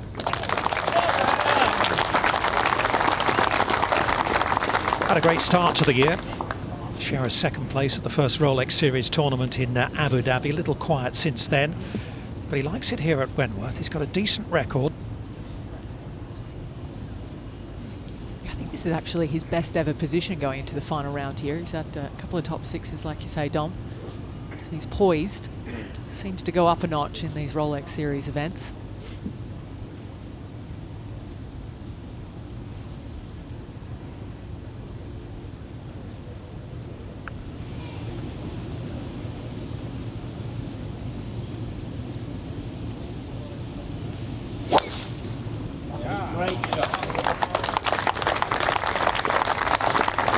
They like it, will he? On the tee from Belgium, Thomas Dietrich. Fresh from winning his PGA Tour card in the United States via the Corn Ferry Tour final. It's going to be a 3-wood or something similar for Dietrich here. I like this play, I really do. I'm with Jay Townsend. Get it up on the flat. These guys hit their iron shots so far. Ooh, pushed it, but a beautiful break. What a break, and what a lie. Back to the first screen, or forward to the first screen, I should say. And McIlroy with a similar putt to the one that was faced by Matthew Jordan. Severely downhill off the right. Might straighten up just a little at the end. In the bottom of the bowl, no, didn't. Not the putt to be aggressive on. He knows that. It's the time of that day, Tony, and there's only 2 left on the putting green, and it's Kelson and Hovland. So when everyone starts to disappear, that's when you know all eyes are on you. And that's what they live for. That's what they live for. Molinari would have had a great read and a great look at McIlroy's, but I think that's too far left. Always too far left. He either didn't learn his lesson or he pulled it. One of the two.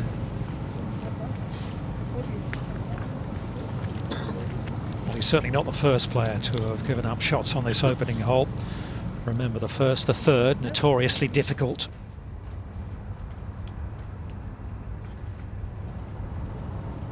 Let's hope it's just the one gone. It is. So Molinari back to 9 under, 5 behind our leader Patrick Reed as he wanders over to the second tee.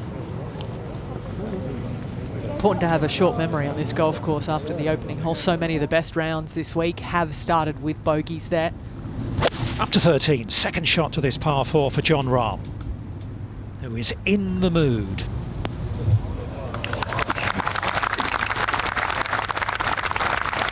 Yeah, the last thing he's going to do is hit away from any flag on the way in. Realistically, what do you think he's got to get to, Tony, to stand any chance? I would say 19 to 20. I think the course is so accessible. I can see somebody shooting a 64. Lovely birdie for Guido Migliozzi, and look at that for a start. 3 under through the first 6. So he's now within 3 shots of the lead. Change of coach mid-season seems to have turned his fortunes round. McIlroy at the second.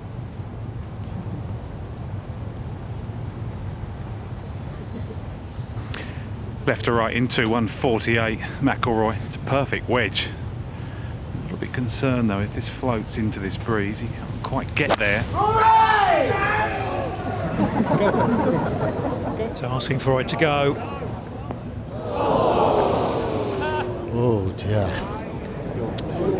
Dom, part of the reason I'm choosing such a low number is, you know, the guys who are chasing the leaderboard. I mean, McIlroy and Hovland, I mean, they're both very capable of shooting really low today.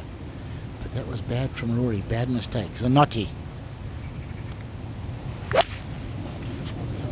Pure lie from he's missed all the right-hand rough about where Rory was yesterday. And this is going to just get better and better and better. Great eagle chance. A little bit like Soren Kjeld, Fabrizio Zanotti doesn't have the power that some of the younger, more modern players have. but they're great strategists. They will plot their way around the course, and they're also fighters as well. Yeah, I dare say the wet conditions and the premium being on the fairway so that they could take advantage might have played into Kjelson's hands a little bit this week. Dietrich's second on the way after the lucky break with the drive. Yeah, Ali, I think experience is invaluable around here. The more you play this course, it's a bit like St. Andrews. The more you play it, the more lessons you learn, and your game plan will change as you go along from year to year. On to the first tee walks Norway's Viktor Hovland. Already a Rolex Series winner this season. Came from plenty back, didn't he? Shot a low final round to eventually win after a playoff in Dubai. I think we could see two very different ways of playing the golf course in that 2-ball. There's a couple of pairings like that out there today. There's the line of Rafa Cabrera Bello.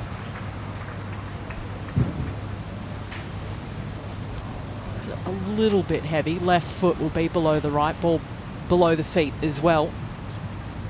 Only just aiming left edge of the TV tower at the back. There is a slope that you can use a little bit. You won't get too much help, but left is no good. And this club will get turned over ever so slightly.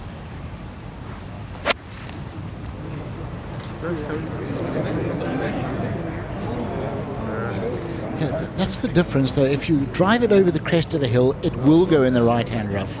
And to get it close from there, you've actually got to have a lot of luck. If you leave it up on the top of the hill, it's a longer iron, but a good shot will get you a result. It will reward a good shot. Can Rahm keep the run going? He is walking that one in. What a stunning move from the former world #1, Jon Rahm. Look at that, birdie 9, birdie 10, birdie 11, eagle 12, and now a birdie at the 13th hole to move within 1. Well, it hung up. Didn't go in the bunker. This is a big break. Really big break. Yeah, it's a good lie, Tony. Just balls well below. That's the only thing. He's just got to really work hard to hold on to his balance. He's to sort of pop this one up, not reach.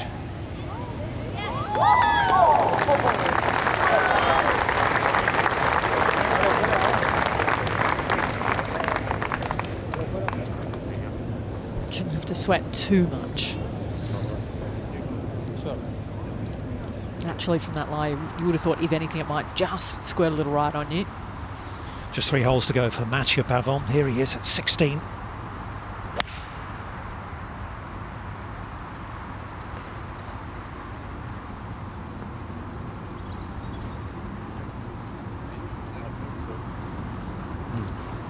It'll be tough to read. Putt or chip. I think it'll be a chip. Go back to Zanotti after that fantastic second shot. He's barely got to breathe on this one, has he? There you go. Probably didn't think it was possible to leave it short. Such fine margins down the hill. We saw Fitzpatrick's ball kind of almost grip it all the way down that slope earlier, and a couple have flung off it. Good enough for back-to-back birdies at least. He's taken down a couple of big scalps as well when he's won, has Zanotti, including Henrik Stenson and Danny Willett as well. So almost ready for the final game, game 36, to get underway, and it's going to be the exciting young Norwegian Viktor Hovland and the more experienced Dane Søren Kjeldsen. That is the trophy they would all so dearly love to have on their CV, on their resume. The BMW PGA Championship with all those famous names engraved, likes of Seve, Faldo, Woosnam, Langer, all the greats of European golf, who is destined to lift that trophy this afternoon here at Wentworth. We are going to find out over the next few hours. So down to Alistair Scott on the first tee. This is the final game in the final round of the BMW PGA Championship, game number 36. On the tee, the Rolex Series winner at the Slink Dubai Desert Classic, from Norway, Viktor Hovland. lovely reception for a very popular young man who said he was a little wowed when he first came here. Just turned professional in 2019, actually played quite well. A lot's happened to him in the intervening 3 years. He is now right up there on the world stage and in the rankings.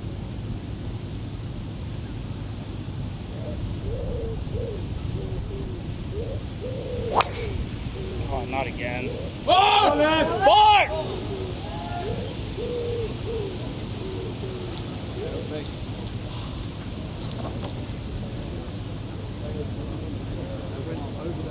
He's got away with it. On the tee from Denmark, Søren Kjeldsen. Well, he lived for many years in this part of the world. As I say, he's a very experienced campaigner, has not won for 7 years on the DP World Tour. Mind you, ask Oliver Wilson, ask Richie Ramsey about having long breaks between victories. Can he do it? He hasn't got the physical attributes of a guy like Hovland. Oh, but he can still get it out there. Just needs a lie. That's what it's all about. That'll be the key, Tony. He said after yesterday's round, what I've done well this week is I've kept the ball in play. I can't play this course from the rough. I can compete if I can play it from the fairway.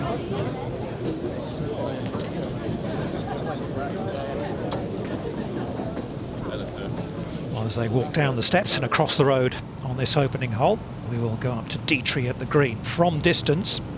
Big roping putt down the hill from right to left to the top of the ridge and kind of let gravity do the work.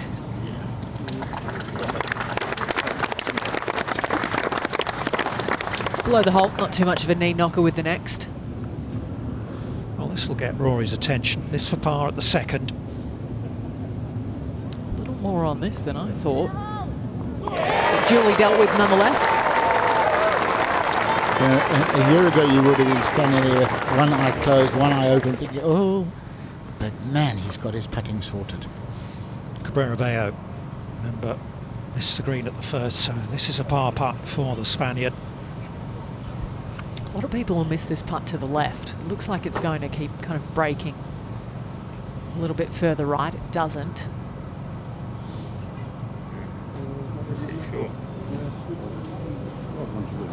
How did he had the pace?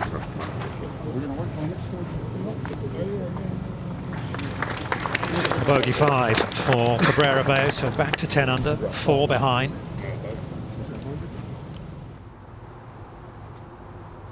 Over to 16 and Pavon. He's pulled putter here. I think he's just in that. Took a little bit of a hop on the way through. It is downhill, one plateau, then down into the back right bowl. Beautifully judged. Yeah, historically he's a little bit like one or two other players you can think of. Maybe this man is not the best chipper on tour. They always become really good with the putter around the greens, those players, and that was lovely from Pavon. Dietrich for his part to stay at 11 under at the first.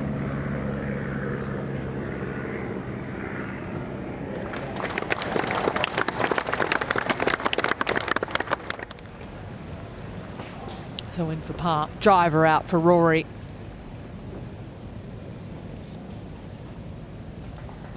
Couple of bunkers down the right. They end at 300. One starts at 314 down the left.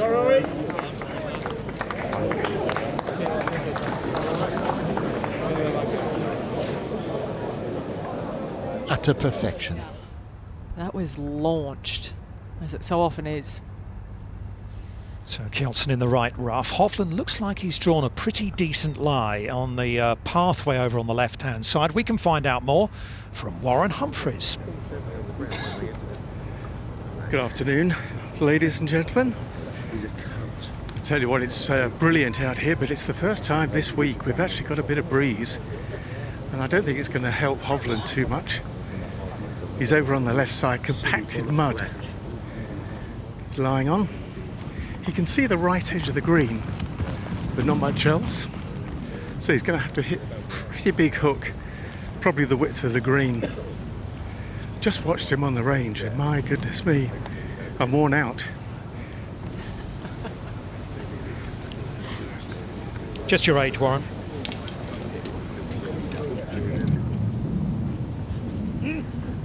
How nice to do that when we were cutting to a different hole, Dom. Up to 2. That Thomas Streechu was surprised to read that 68 was his best score at Wentworth coming into the week. Bested that by 3 yesterday. Now that's not the place to be. Got to be flat. You're right, it was a low blow. It's almost the other one. Let's go back to the first. Kelson. Not a bad lie here for Kelson. Grass is with him, but he's got to muscle it out.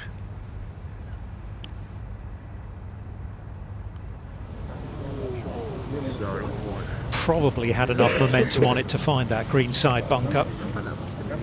May have preferred the chip.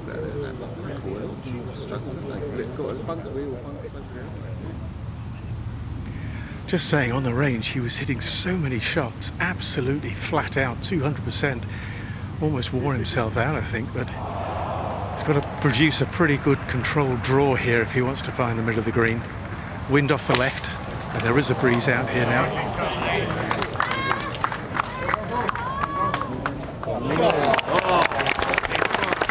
That's remarkable. He was scurrying it after it, wasn't he? I think as soon as he hit it, he knew it was good.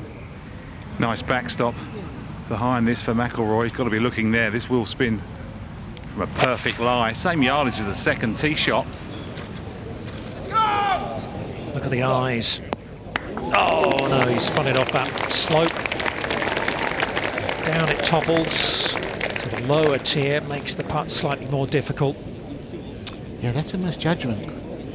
As Anthony Wall said, I think he's trying to pitch it at least at the flag and probably past it. A club out. It is getting blustery out there, isn't it? So the southerly wind will probably be just into their faces off the left. In theory, doesn't always agree in terms of direction. Look at that from Rafa Cabrera-Bello. Oh no. That is a truly rotten break. Oh no. That could roll out almost to the beginning of the fairway. Stay there a bit longer, you'll see it appear into view of a fabulous tee shot. I mean, that could have slammed dunk for a 1. There it is. And the next shot's no fun either. Well, he left it short in the jaws for par at the first, then he hits an absolutely wonderful shot. Look at that, hits the pin.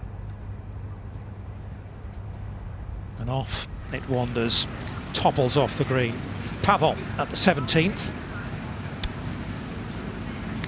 He'll just be laying up from the looks of that swing, playing for position.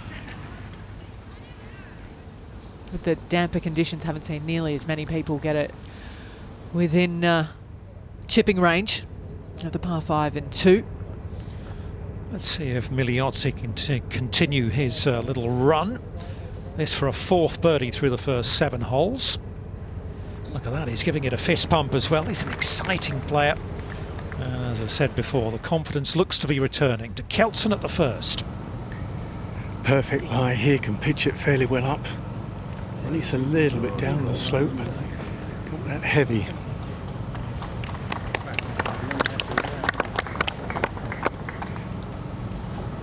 Slippery one to follow. It's funny, you spend the whole night, you know, seeing your shots, making your plans, get off to a quick start, give myself some breathing space at the front of the pack, and it's such a deflator if you open with a bogey. Look how far this has come back for Cabrera-Bello.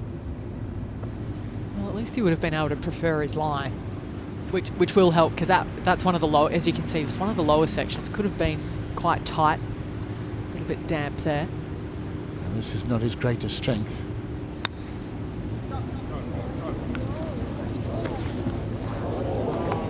Done all right. He likes a bit of grass under the ball, tight lies around the greens.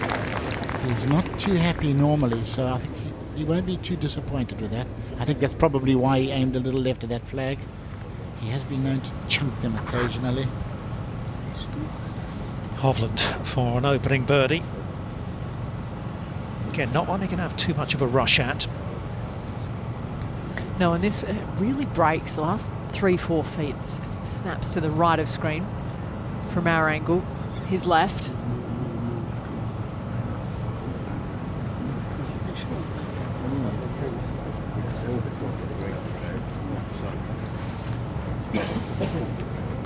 really had a good solid roll on that. Well, let's see what McIlroy can do here at the third. Anthony. A double breaker. Molinari's got work to do. Hit a good chip, but it pulled up pretty quick. That should hopefully tell McIlroy that it is pretty slow up the hill. He has 8 feet or so for par. Actually not a huge amount in this, so one almost cancels the other one out. He will be favouring the right, and it is slow.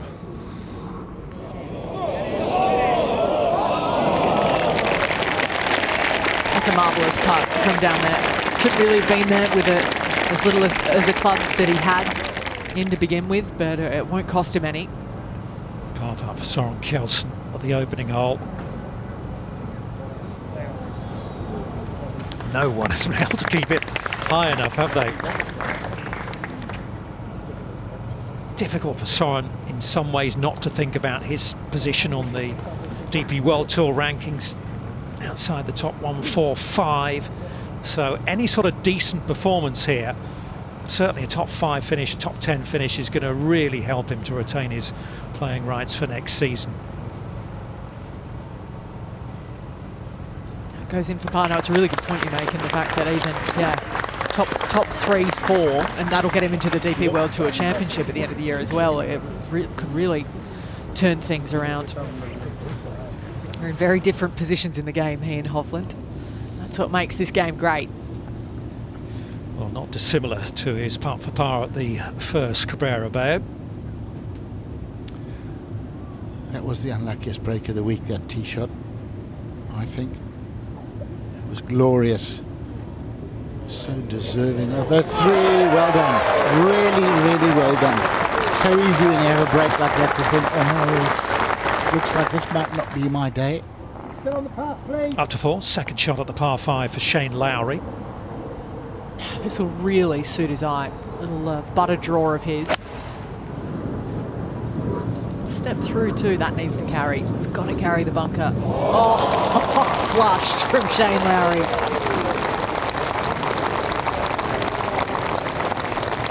That's the most makeable putt from that range coming next. Pavon at the 17th, his third.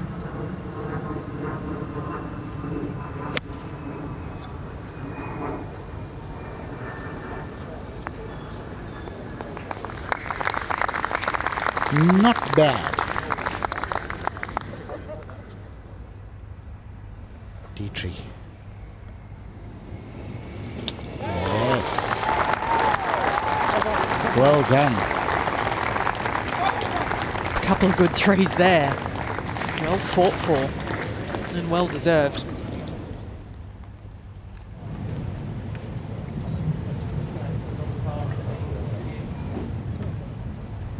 The flag positions so far this week. Remember, we didn't have any play here on Friday after the passing of Her Majesty Queen Elizabeth, so this has been reduced to 3 rounds. Here's Hovland.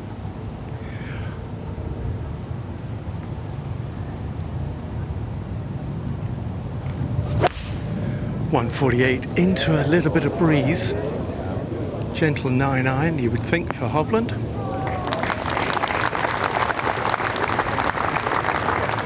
Cut back down the hill. Coming for Hovland. Fairway medal for McIlroy.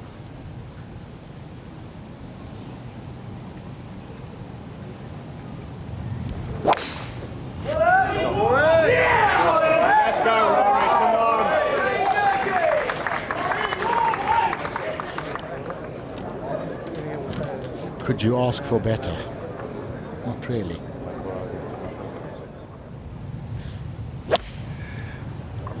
Kjeldsen works on 148 for a 9-iron, so a big hit for him.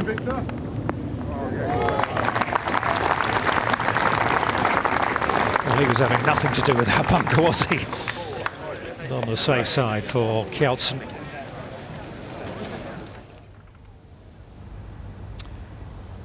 Mathieu Pavon. An opportunity to join leader. Reed? No. It was a misread. Yeah, it just appeared to straighten a little bit, didn't it, over the last 2 or 3 feet or so there for Pavon. He's having an excellent day. Look at that, 7 under par. Hopefully he'll make his par there at 17. He's still got a chance at the closing par 5 as well to close in on Patrick Reed at the top. And you know, this breeze picking up, it sort of changes the complexion of things a little bit, doesn't it? Those players who've got in early and have missed the breeze are going to be sitting there in the clubhouse watching and thinking, this is all working out very nicely. You're not wrong. And you know, and it really does play tricks on you, the wind at Wentworth. You know, so many of the caddies and players have wind maps for around this place, and this is really the only day they would have had to have brought them out. Yeah, and even those only partially help. The wind swirls so much in amongst these trees, you never really know exactly what it's doing. Shane Lowry makes the eagle at the 4th. So Lowry to 12 under par. Beautiful. Dom, I think I might have been a bit over-ambitious with that winning score. I'm going to claim it's the wind when it's about 3 less. There may have been 1 or 2 raised eyebrows when you said 20 under, Tony, but anyway, Dietrich at the 3rd. 19 or 20, I said. Let's get this right, and that is... Ooh, that's... Man, there's a ditch in there somewhere as well. Not good.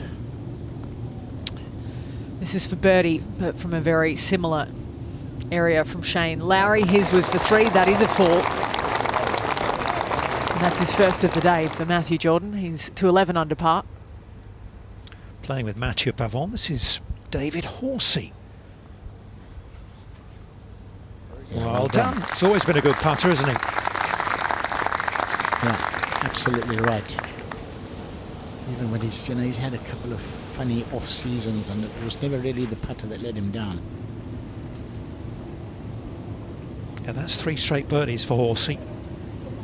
15, 16 and 17, so he's got the putter warmed up. What about Kelson here at the 2nd, Warren? Well, this is slippy downhill, down breeze, a little off the left.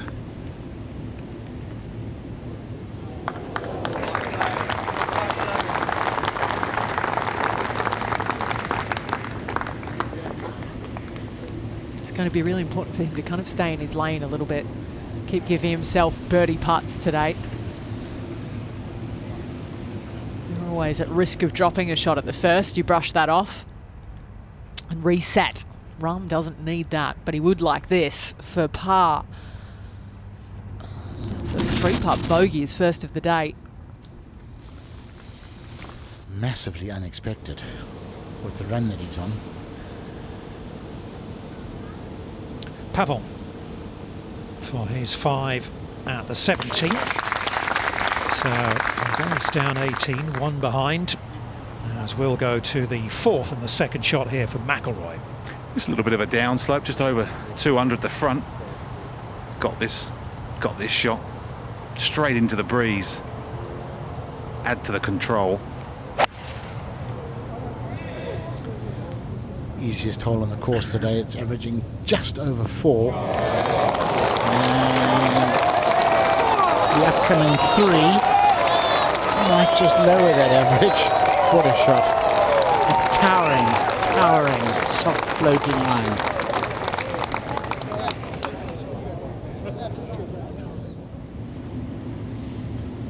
To the 2nd, and Hovland for a 2. You want to be aggressive with the kind of the stroke. That's the thing. So often you just see people just a little bit tentative down that hill from above the hole. You don't really complete that. There's no acceleration through the ball. You don't want to ram it, but I've seen so many come up short. So that's a par start for Viktor Hovland. He remains at 12 under par, 2 back. Francesco Molinari's had a slightly scrappy start. Here he is at the 4th.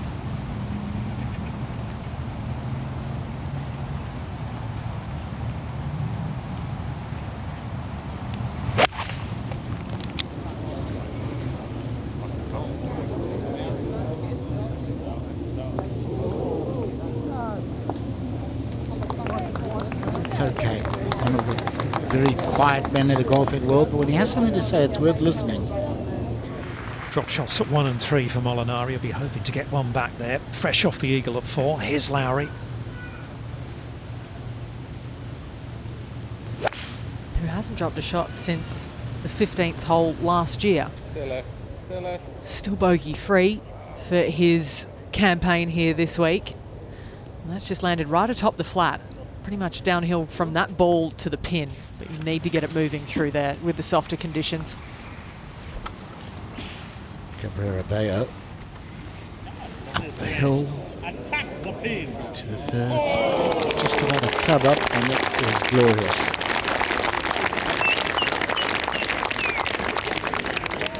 About to get back to level par today, where he started at 11 under. Back over to 5 this time, Matthew Jordan.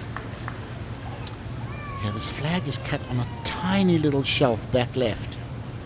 We've seen a couple of guys hit it really close too, but it has to be the perfect shot to do that, and this is not the perfect shot. Oh. Thankfully that was the road and not a head. At least he's got green to work with. Let's see if you can get the kind of the excitement out of your body after a shot like that. So we go to Hovland at 3. Tee up 10 here on the third, so the bunker down the left. 304, very much in rain for Hovland. Got to move it off that.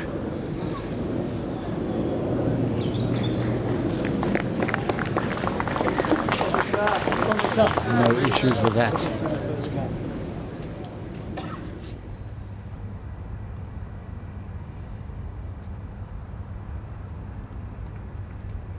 Quite an unusual swing. Has a big move off it to the right at the takeaway, dips a lot through the ball and compensates for that with the bent left arm.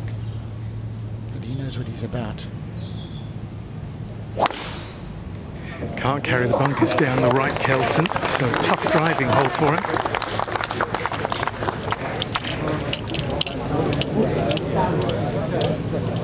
That's fine. He'll settle into it. Soren is a gritty competitor. You done after this then? Molinari for the back of the 4th. Third shot. Waiting for that stampede to stop, Wally. Yeah. Loads and loads of fans. Good lie, but it's just coming over a bit of a knuckle. It's quite a difficult shot. It will release on him. Come upright, he's standing. He's almost playing like a putt. Oh, that's nice. Keep tracking. Beautiful. I think he just used the toe a little bit more so the leading edge wouldn't dig into the grass there. That's why he was closer to the ball. Well executed. To the very picturesque 8th hole, but it's not been a friend to Rasmus Højgaard. This for par. Massive break from right to left, and then from there it gets slippery. Hello? A wave of the hands. How the heck did I do that? For a par. Nice little acknowledgement there from his playing partner Guido Migliozzi. Okay, back over to 4, and this is an eagle putt for Rory McIlroy. Fortinet stats stroke averages. This one's a toughie, playing over its par, as are the first. Sorry, this one is playing well under its par, unlike the first and the third.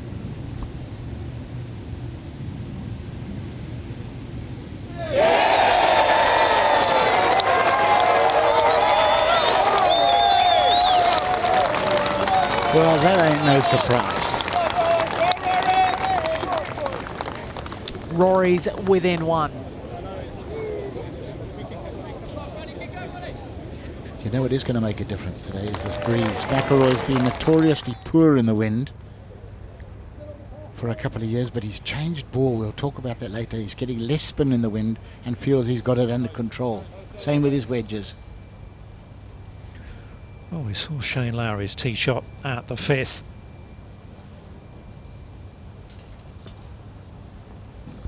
So Matthew Jordan, we're hearing, is inside the 10-foot mark from over where he was.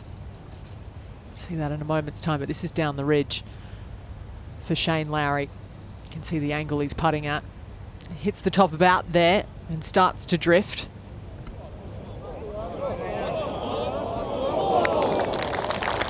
That's just a beautiful effort.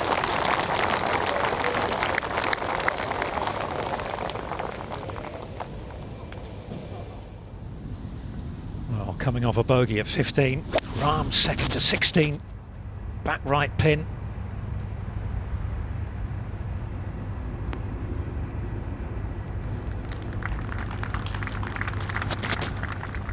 Needs 3 to finish, no question about that.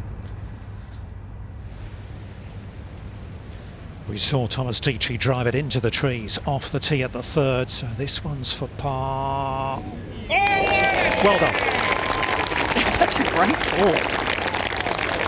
He was in the trees. He was in the next set in there on the left. He's done well to even give himself that putt, let alone make it.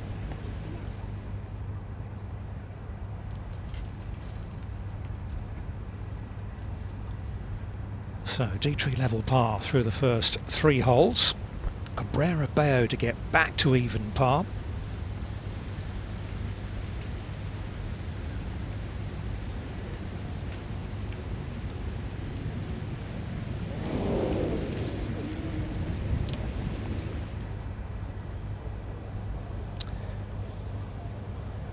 This is where Matthew Jordan's chip finished after a couple of bounces on the tarmac road. Would have been a heck of a par, unfortunately. One shot gone and back to 10 under.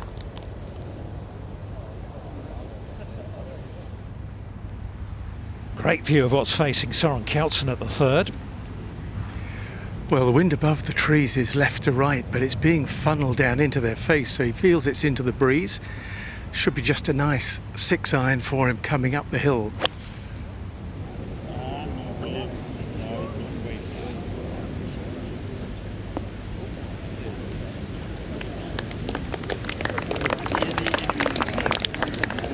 Love the way that Warren described that, because that's what happens. You know, get the compass out, but what you're seeing, what you're feeling is often different to that. What's the wind doing out on 5 with Rory, Wally? Yeah, it's into Ali. It's very much funnels, 5, 6, 7, 8 and 9. No question that's out of the tape out here, the Burma Road. Just got to stick to that wind map as we've talked about. I believe this is 6-iron. He just needs to drive this a little bit more. He doesn't really want to float it. Needs to try and get up to the pin, otherwise it will just release down and right, leave himself a difficult chance for a 2.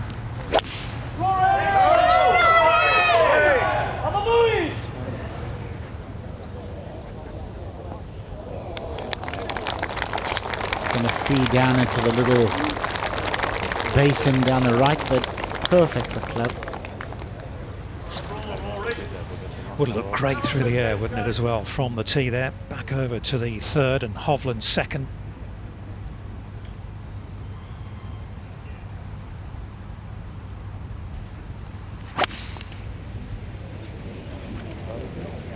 Asking it to go, but I think it's on line. Yeah, it was. And you know, it only takes 7 or 8 miles of wind, less than a club of wind on this golf course, to change the whole complexion of club selection. There is the stream that runs in front of the 18th green. We'll go down there and catch up with David Horsey and Mathieu Pavon. Here is Pavon. Yeah, he's laid up. It's not a big section of green. Over there on the left, there's a little bit of a ridge behind it as well, not far from there. That's exactly what he was trying to do. Give himself a putt from the right. Clever play, good execution. Matched nicely there. And he's going to get a perfect read of his playing partner. Almost down the identical line. 16. Lowry.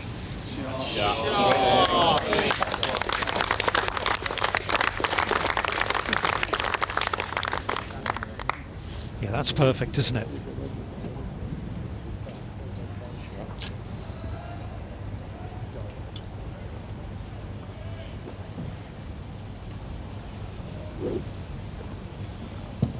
Remember, he's only 2 behind. It really is getting very tight at the top of that leaderboard. 10 players within 2 shots.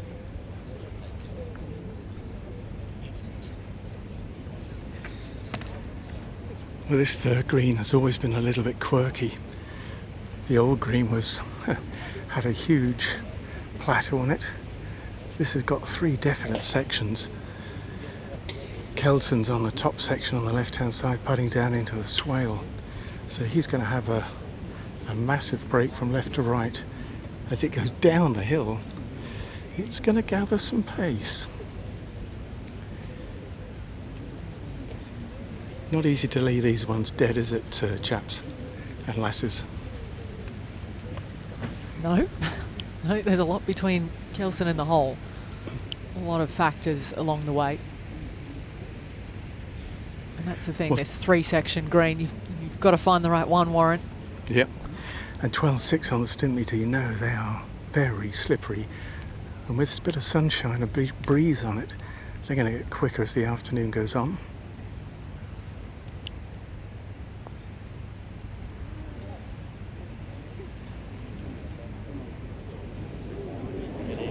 Oh, majestic. What a putt that is. Well, I reckon you could 3-putt that easily 3 out of 10. Easily.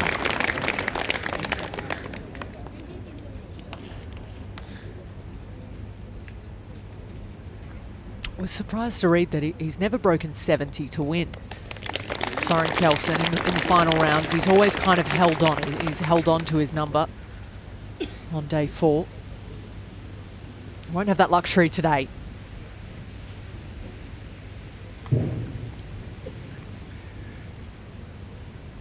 Well, this is not an easy putt to read. Shoulder of the bunker bites in on that right-hand side, so as you come up the plateau, think it's going to turn a fair bit from right to left, and then you think, well, I wonder whether this is going to straighten a little.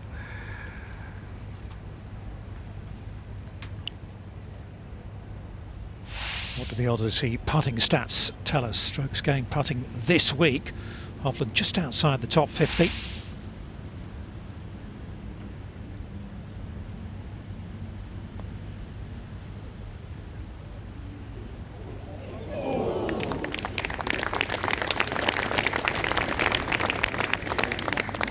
Just can't believe that stays straight at the end. Looks like it'll break to the right. We go to Francesco Molinari. Down the hill on the right at 5. Yeah, that's a good fight back, isn't it? 2 over through the first 3, but now birdies at 4 and 5, so he's back to 10 under where he started the day.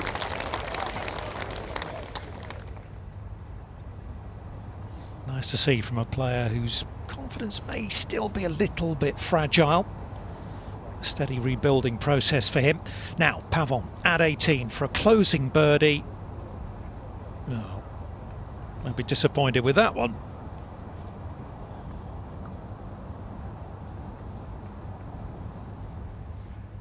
More break on this, left to right. The Molinari for Rory. So it is the harder putt, but he's seen one drain already up this slope. Is there any room left in the hole for another? Whoa. He is putting much better, but you just don't need those 4.5 footers too often during the day, because I don't care who you are, they will wear the nerves down. Back a hole to Cabrera Bello at the 4th. Second shot to this par 5. I'd be surprised he's going to start this at the pin. If it fades off it, it'll land right on top of the ridge. Didn't need to. Stellar shot from Cabrera Bello.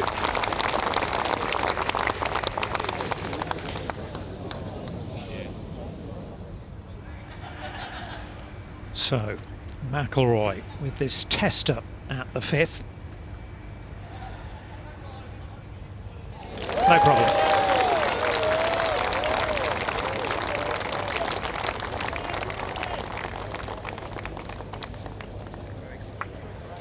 Stays one behind. They will go across to the 16. Little climb up the hill here. Added a new tee, didn't they, on that hole a few years back. And so to Pavon, who finishes par, and it's around a 65 on Sunday for Mathieu Pavon. So he's in at 13 under par. currently with a share of second place. He's going to get overtaken, you imagine, unless it really blows something out there. But it's going to be a good Sunday and a good move up the DP World Tour rankings. Rahm across the green at 16. Back on the birdie trail. That didn't take long, did it?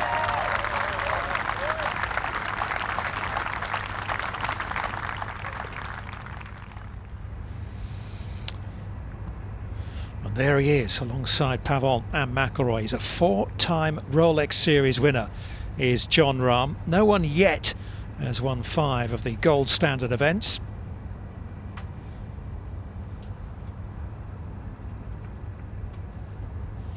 What he wouldn't do for a birdie eagle finish, Jon Rahm, get in at 16 under. Just ask the question.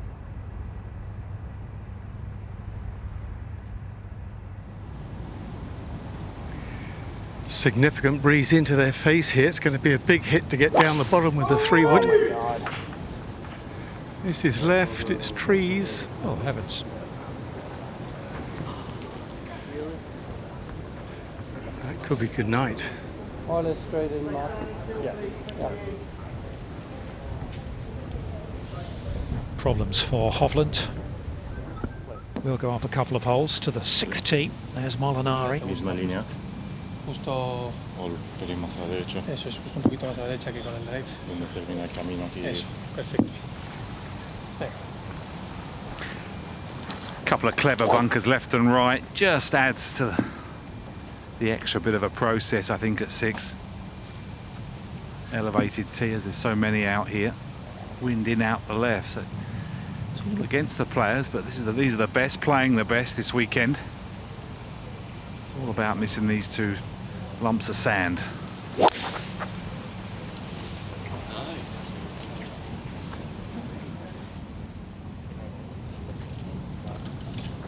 Come on, Rory. Well, he's cleared the bunker at least.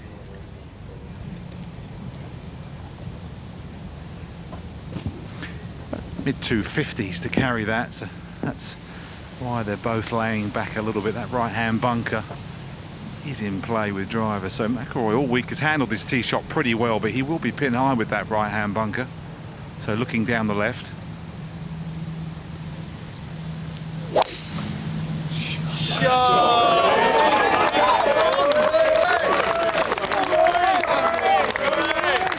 Yeah, that's perfect. Let's hear from the 2018 Open champion, the man who won here in 2018 as well, Francesco Molinari with 10. Francesco, thanks so much for joining us. 5 top 10s and a win here at Wentworth. The best scoring record of any player over the last decade here. How big is the feel-good factor when you come back?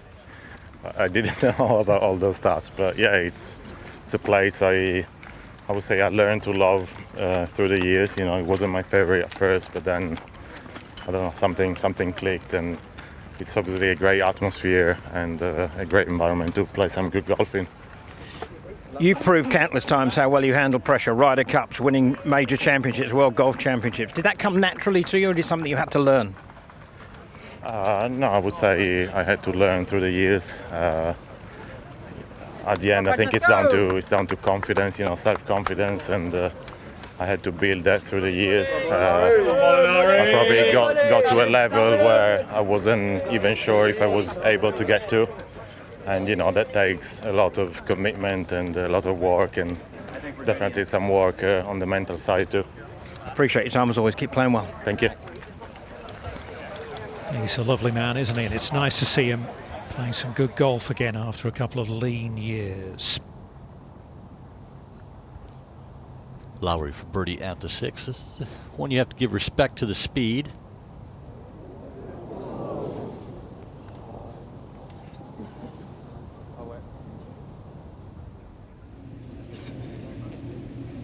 Grant Forrest is having a good day, and he's got a birdie putt at the 14th, the par 3. This to move within 1. That was such a tough putt up and over a ridge that kind of runs up from front to back, and that portion of the green he had to go over. Wonderful swing, Grant Forrest. Yeah, surprisingly low in the rankings this season, outside the top 110. That's a real surprise for someone with his talent. Can Cabrera Bello make the eagle at 4?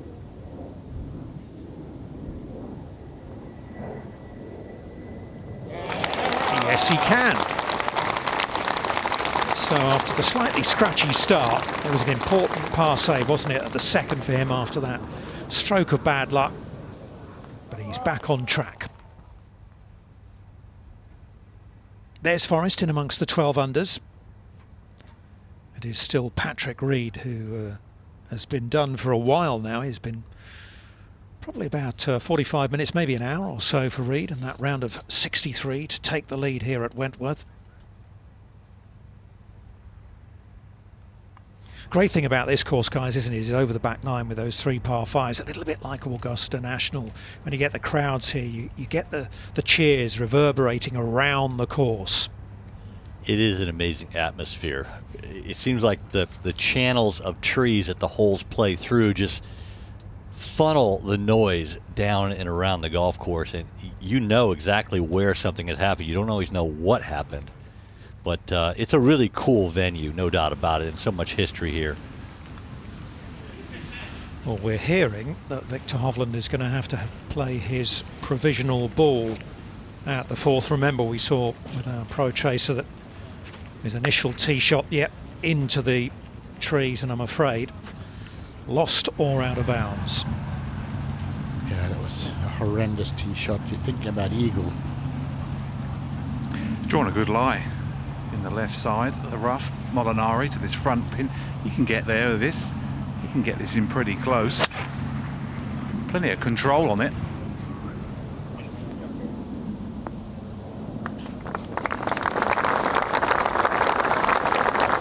Very good, well planned, well executed. Look at the crowds out there, all along the right side of the hole, all along the left. What a situation this is out here, AWOL. Yeah, it's fantastic. Just a bit of breeze to keep them honest. Regardless, crowds anyway, lining both fairways, which is just so lovely to see. Yeah. Perfect. Just some sort of gap wedge, really. Ball slightly above his feet, so he can just draw this into this front left pin. On the range a little bit earlier, around lunchtime, maybe just ironing out 1 or 2 that he missed right with these yesterday. Hopefully this gets in pretty tight. Give me the hole!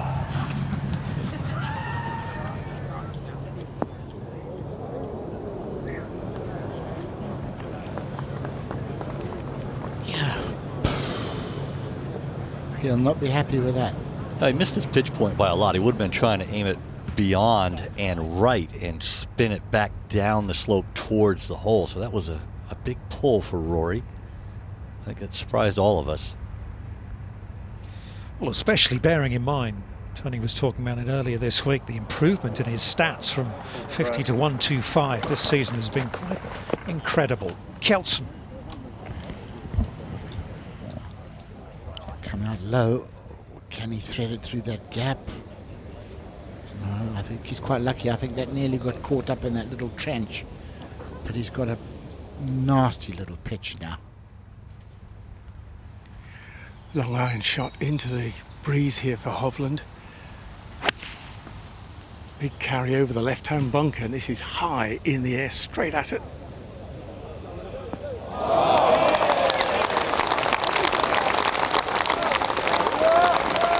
That is excellent. 4th hole, the par 5 is playing at 4.03, so it is a par 4 for these guys. You do not want to make a 6. To John Rahm, his 3rd at 17. Can't see the putting surface, but plenty of green to work with. All feeds right to where the hole is located.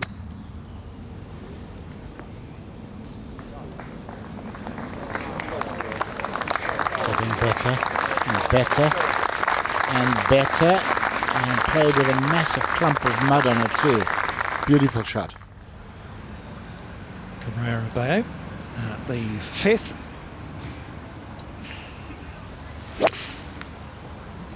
To hit it close to the hole, you've got to land it left of the hole, and the hole's covered on the left side of the green. There's bunkers over there. Wonderful shot from Cabrera Bello. Such a good ball striker.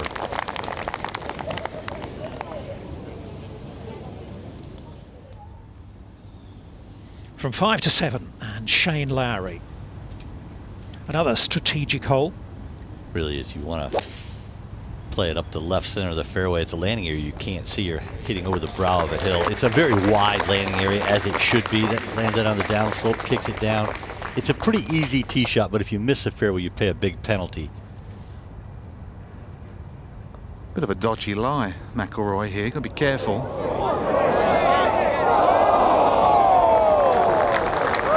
Played that well. McIlroy's short game is very underrated. We talked a lot over the years about his less than stellar wedge play, which he's corrected, as Tony alluded to a moment ago. He's #1 in the PGA Tour, the back end of the season, with his kind of 125 to 150, but he's always had a tidy short game. As has this man. Fitzpatrick. Oh, that is right in his wheelhouse with the putter. That's just about as well as anybody out there. 2 birdies, no drop shots for Fitzpatrick. He's at 10 under par. This is for Rahm to join the lead.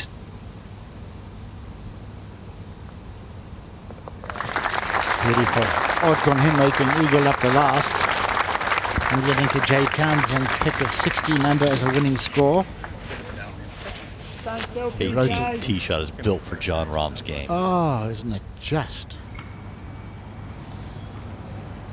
Well, we shall see if Rahm can make birdie or better at the last to lead outright as we go to the 5th. Lovely tee shot from Cabrera Bello. This to close within 1.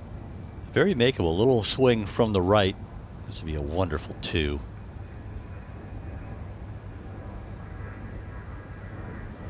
Just hit that through the break. Way too much speed. Had a good line. Molinari, the 4 birdie, down the slope at the 6th.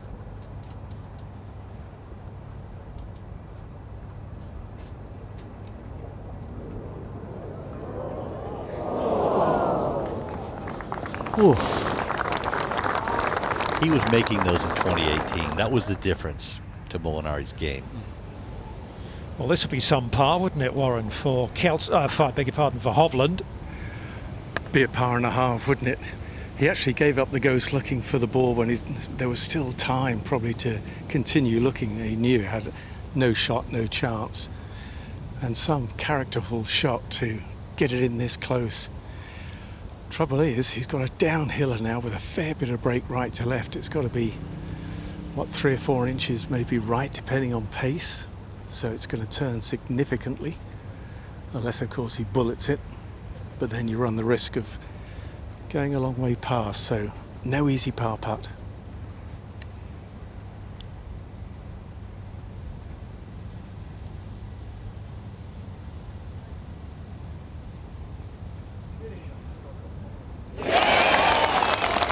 Courageous. Very easy after a tee shot as wide as that was to get a bit flustered. Not even slightly for Hovland. Putt like that for par after losing his tee shot. That can be the difference. That can give you so much good feeling and strength of mind. Birdie putt also here for Soren Kjeldsen to get to 12 under and within a couple. Just really got to set it in motion. No problem.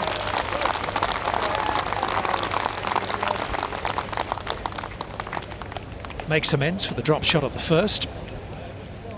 Back to even par on the day, but with his game lack of power, he can't afford any more mistakes. Wilson for par at 16. Just following up last week's win with more great play. Just straightened at the death, didn't it? Isn't it amazing what you can do when you've got your self-belief back? Good stuff from Ollie Wilson. Fabrizio Zanotti at the 8th, brave second. And he earns his reward as well. So Zanotti in the group at 12 under. 3 birdies, no drop shots for the Paraguayan. Let's go to Shane Lowry. just about the most natural swing in the game, isn't it? Shane Lowry's just, as a great coach, the late Bob Torrance, used to say, it's oily, an oily swing.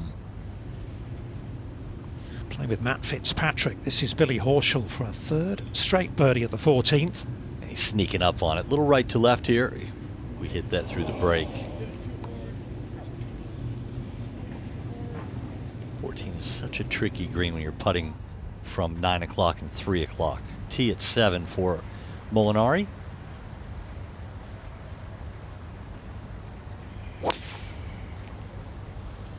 Go left, go left. Oh, that doesn't make it any easier. Oh, now it's just a complete mess, to be honest, and hugely unexpected from a guy who is so good tee to green. Look at the trees blowing in the background here at 5.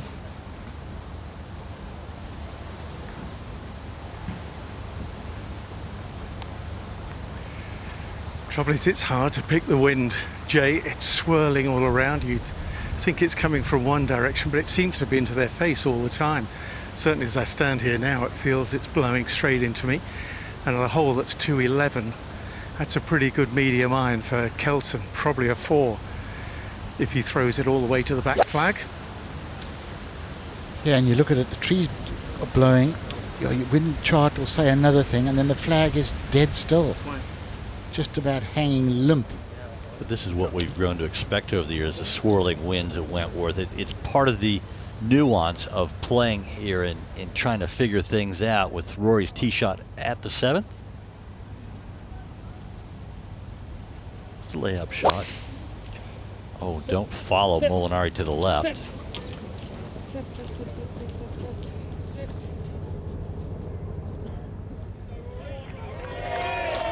Be on the downslope. Didn't carry it as far as Molinari. That's going to be a really tough lie.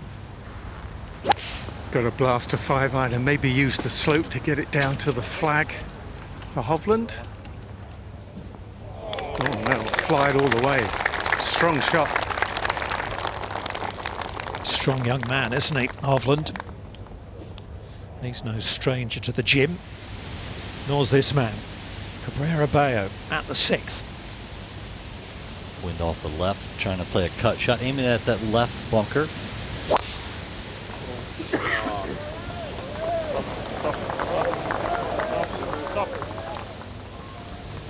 I think part of the difficulty at Wentworth too is no 2 holes really go in exactly the same direction. You haven't got a reference point to go back to, you know, a hole two holes ago. What was the wind doing? It's always different on every hole. This ball's nestled up against the first cut of rough. Downhill, breaking from the right. Well, let's take some break out of that on a downhiller. Normally you take the break out on an uphill putt. Aggressive birdie putt for Shane Lowry. Lowry to 13 under, just 1 back now. There you go, Rahm and Reed on top. John Rahm coming down the 18th. Pavon in at 13 under par. Lee Westwood shot a round of 65 today. He's in a big group at 12 under.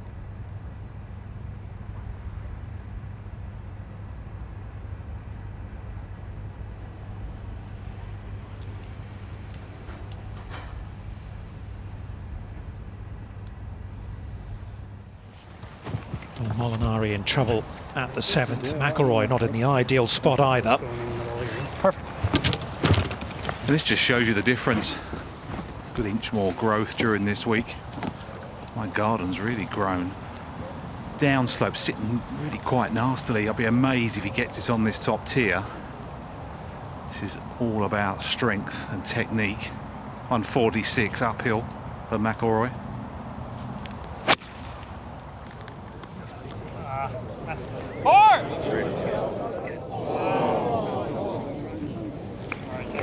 He thought that came out like a rocket, and it didn't. That could have been a heck of a lot worse. Not a bad lead. A little bit of an upslope. If it has a decent lie, you can chip that in.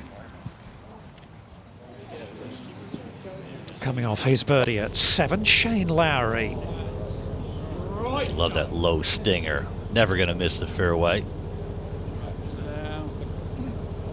Unless it goes through. It was never going to go miss left and right, okay? I'll correct myself. Yeah. Well, it had to happen, didn't it, Jay? We were all thinking the same thing. What a beautiful shot it was from Lowry. He's got that lovely ability, hasn't he, to control his ball flight, the trajectory on it. That's looking down the 18th. And John Rahm's down there somewhere. The right one. It's all of it. See your line, bub. That's it. You got it, Rambo. He's found the fairway and he's in good position here. Green light. He certainly is. The wind should be coming into his face and from the right, but it really just funnels down through the trees right in your face. Hole's cut on the left side of the green. Everything slopes right to left, so he can just aim it at the flag, play his stock shot in the middle of the green. It might try and feed down a little bit. Would be a dangerous undertaking to try and hit it close with a draw here for a guy that really likes to play it left to right.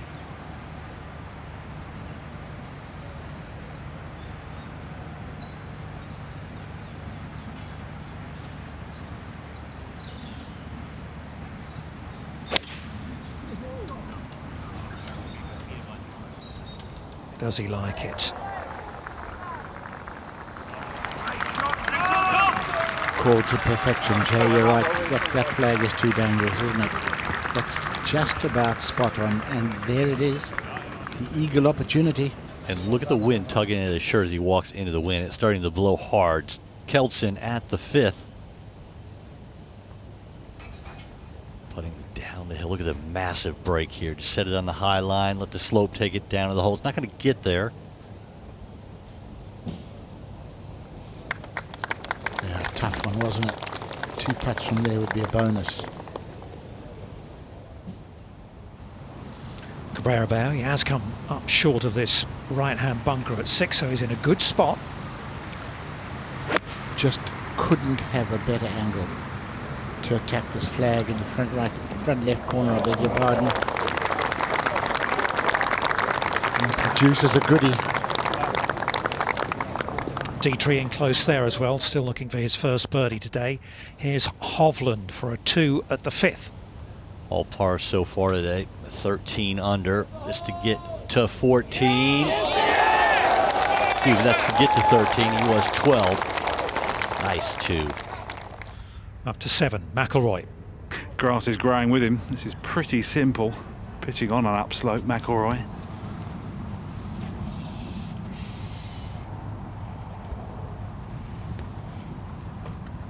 Never seen so many camera phones out here. Watch the great man, he's got magic in those fingers.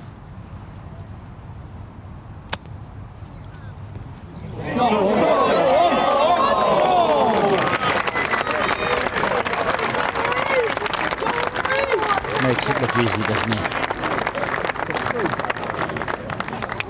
A lot of guys out here that would not have really fancied that shot.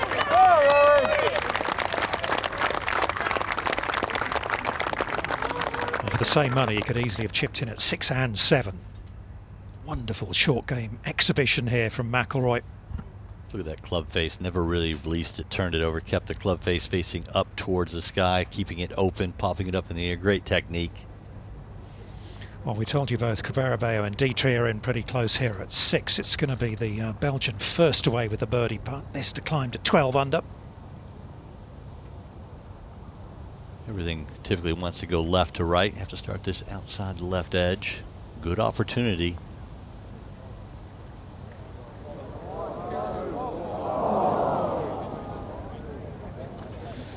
Well, Thomas Dietrich still, I can't quite believe that one, can he? Looking for his first birdie today. That'll be 6 straight pars to begin. Meanwhile, Molinari, poor tee shot. This is for par at 7. He's worked so hard to get it back to level par after a poor start at the first 3 holes. Can he keep it at even for the day?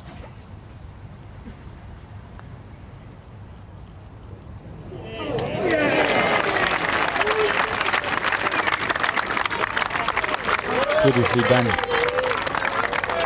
After a poor start, he's really held things together. Great birdies at 4 and 5, and that was a nice par.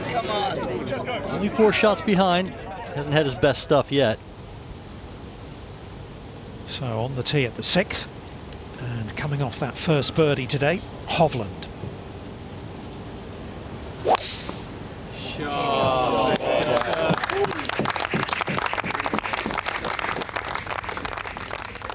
Yeah, bisects the fairway, beautiful.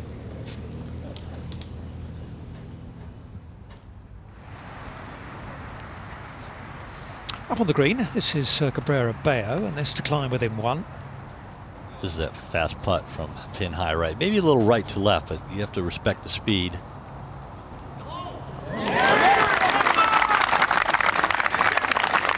So Rafa in the mix with the eagle at 4, now the birdie at 6. Things are kind of getting bunched up a little bit, Dom, at the top of the leaderboard. It's going to be an interesting at back 9. 6 within 1. 11 within 2. Here's Kelson.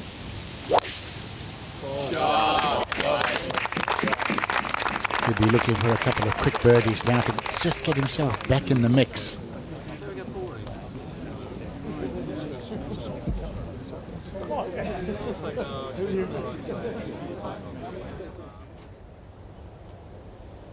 Lowry just hit it through the fairway. Good line the first cut of rough. A big slope to the right of the hole. You don't have to take it on a direct line to get it close. Is it going to come off of there? Oh, just right of the slope. That was so close.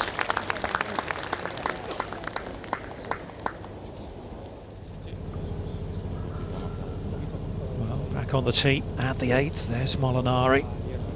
That was a great save, wasn't it, Anthony? Yeah, it was brilliant. I have to say, it was always in the penalty area to get up and down with a back right pin was pretty impressive. I was standing right behind the putt. It was beautiful. Never left the centre of the cup. This is in out of the right today. This is a little bit harder than previous days for Molinari. So just iron down the fairway, just trying to get it in play. Blustery now. Wow, he laid that well back. Landed very softly. I'm surprised how much he laid back, if he meant to lay it back that far, Anthony. Yeah, he's a good 10-15 yards short of the yellow spot. I think it did float a little bit. Same play for McIlroy, but he'll be just trying to get probably just short of these 2 mounds, about 40 yards further than Molinari.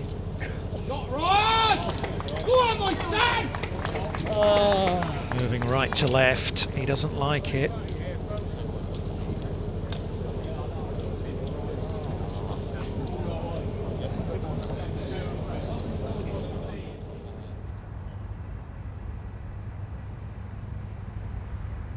McIlroy on the march here at Wentworth, but taking a little bit of time for the fans out there. He is the man, isn't he?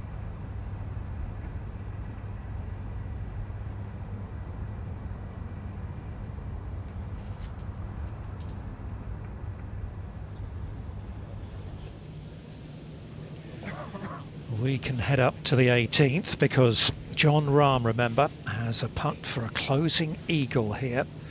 And this is for a 10 under par round of 62 and to take a 2-shot lead. How many under would this be for?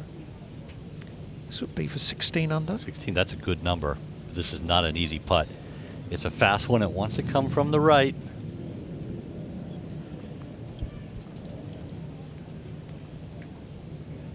He knows.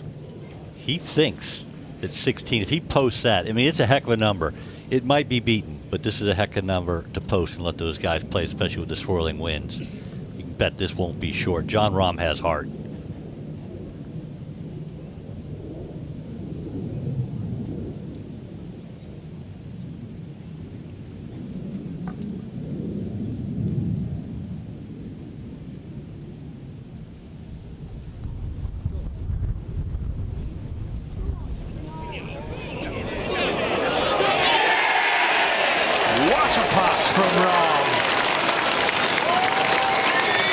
What a round of golf.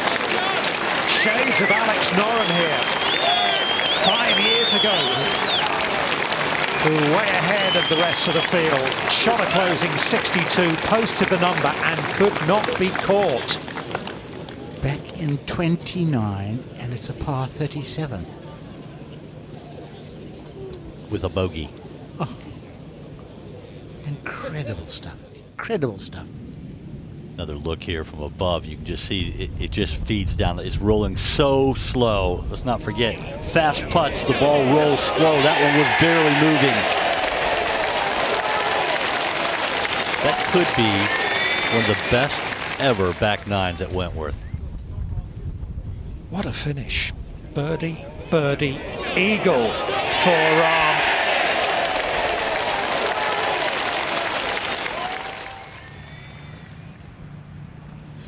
Oh, they're going to hear that cheer all over the Wentworth estate, aren't they?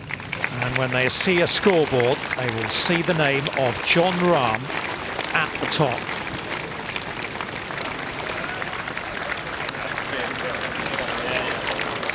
Minuli, who shot a 62, of course, yesterday, closing 70 for the young Australian.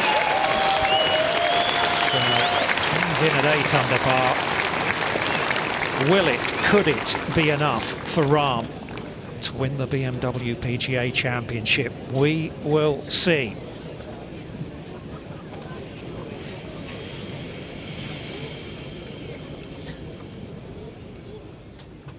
Well, that's made it interesting, Tony, as if it wasn't already. My goodness.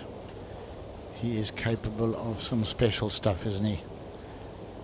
This is fast down here for Shane Lowry. Oh, yes. Oh, yes. Beautifully holed. Back-to-back birdies. 4 under after 8. And he gets to 14.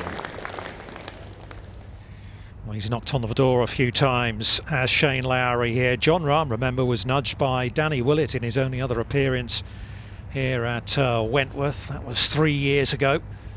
So maybe he feels a sense of unfinished business over the West Course. He leads by 2 after a stunning final round, 62.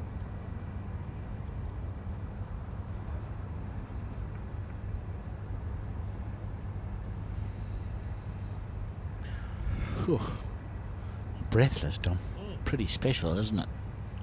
He is pretty special, mind you. Former world #1 and will be again. No doubt about that.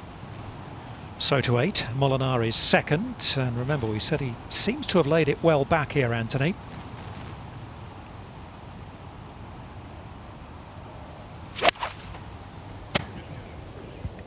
Anthony's just darted off for a donut. That's an excellent shot. Precision from quite well back.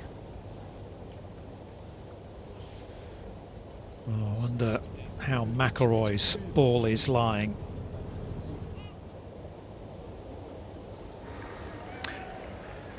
Yeah, he's sitting okay. It's okay. I quite like this rather than hitting a wedge, sort of a spinny one.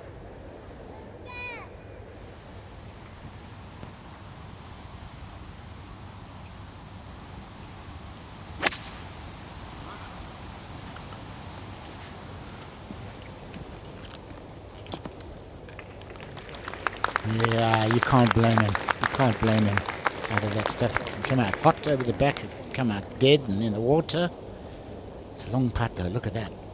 Beast of a putt. Yeah, it's not an easy 2-putt, is it? By any means. A few undulations to deal with. To Hovland.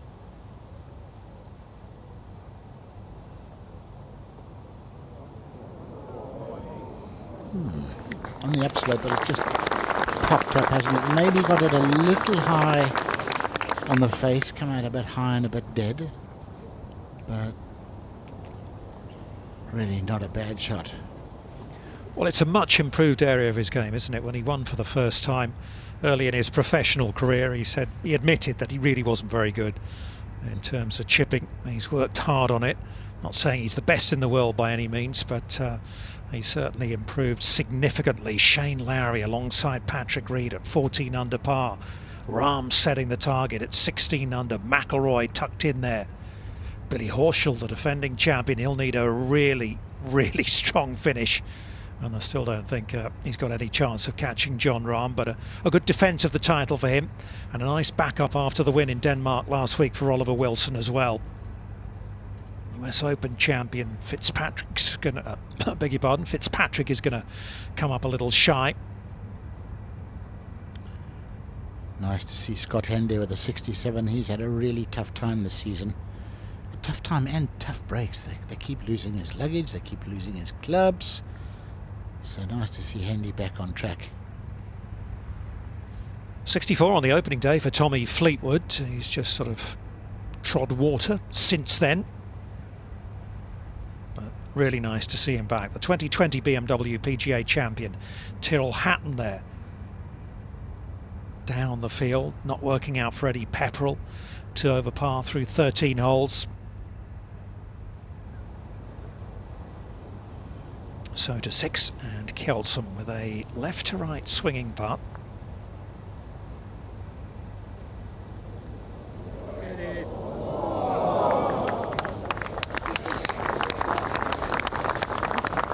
That's what he said yesterday, Tony. He said, I prefer to think about the putts I've made rather than the putts I've missed out there. Keeps him in a positive frame of mind. And an attitude like that keeps you out on tour. 47 years of age. He's doing something right, that's for sure, Soren Kelson.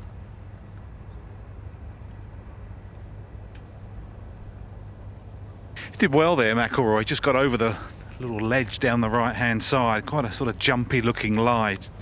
Wisely stayed away from that flag because he could have easily found the penalty area behind this flag. This is all about pace. It's right to left down the shelf. I always think the 8th, when they tuck these pins away, a 4 is a good score. All about 2 putts, just keep it dry, just feel this one down.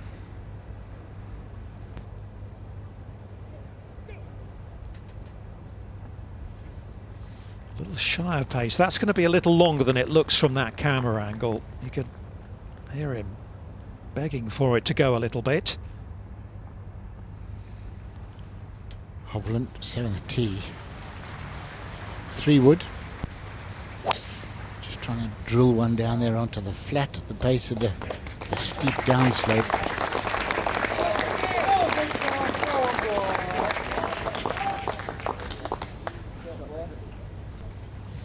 Settled things down nicely, hasn't he, after that poor tee shot at the 4th, which nearly proved costly, but he made a nice par.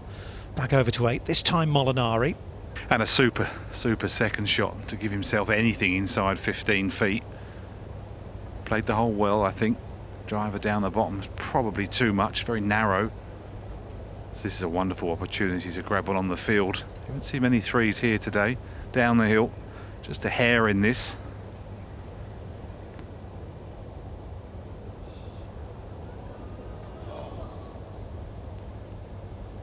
He's had a couple of that have been absolute fractions.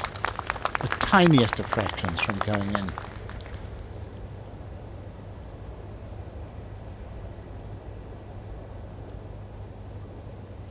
Started the day 2 behind. He's 6 in arrears of John Rahm at the moment, but plenty of holes to go for Molinari. Likewise for Cabrera Bello. Here he is putting up this tier at 7. And it's steep.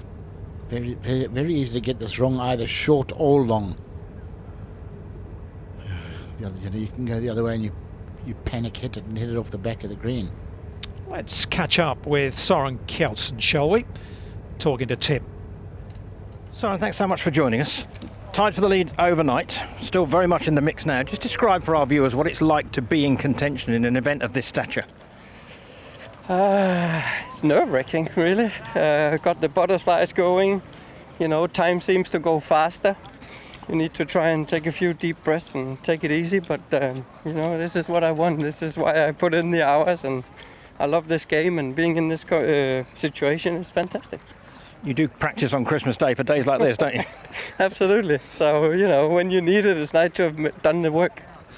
You've played in over 650 events, you've won 4 times, you've had, I think, about 80 top 10s. What's the most important thing that you've learned that you can use today? I think when you're here in the moment, you have to sort of let it go a bit. You've done the work. Try not to over-control it. You know, it should be in there somewhere. You know, obviously when we get nervous, we want to do it right, and then we try, and then it gets awkward. So, in a way now, like you have to let it run, see what happens. Love the insight. Keep playing well. Thank you. Thanks. And by the way, happy birthday to Soren's daughter, Carla, who turns 11 today, and I'm sure she's watching back home.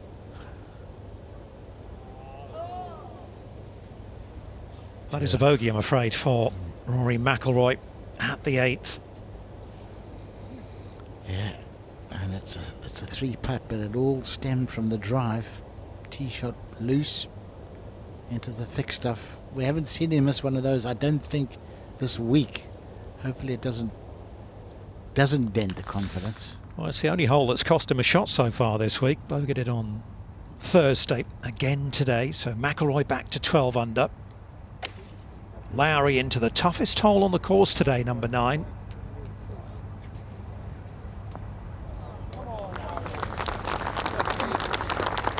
That's really good. It's that tough corner of the course where it's probably the hardest to work the wind out. It's not easy anywhere on the Wentworth Estate, but that's tough out there. Cabrera Bayo.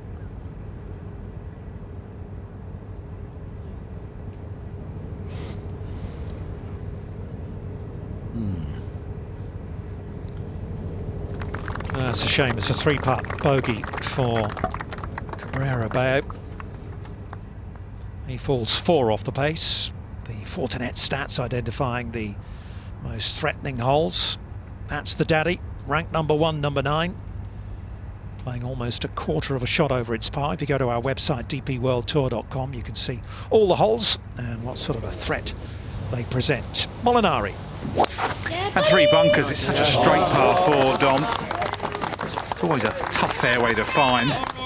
Slopes a little left to right as well, just to make the second shot a little harder.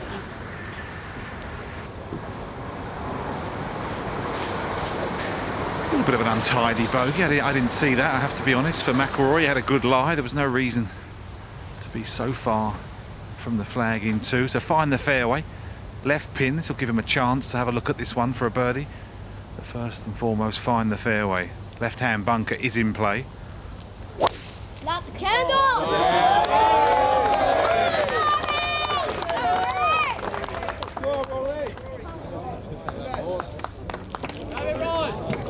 Yeah, those are 2 perfect tee shots, aren't they?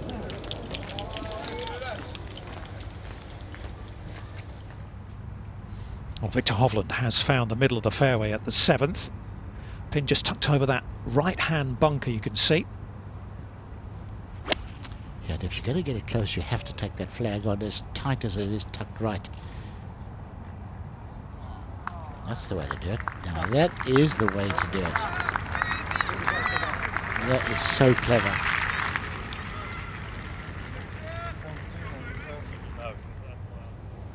Well done, Viktor Hovland, using the little backboard there at the 7th.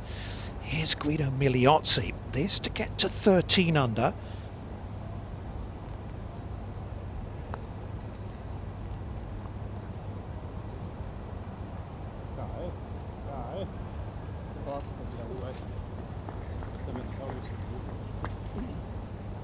One, 2, 9 on the DP World Tour rankings. Migliozzi is a lot better player than that. Lowry gave the hole a fright.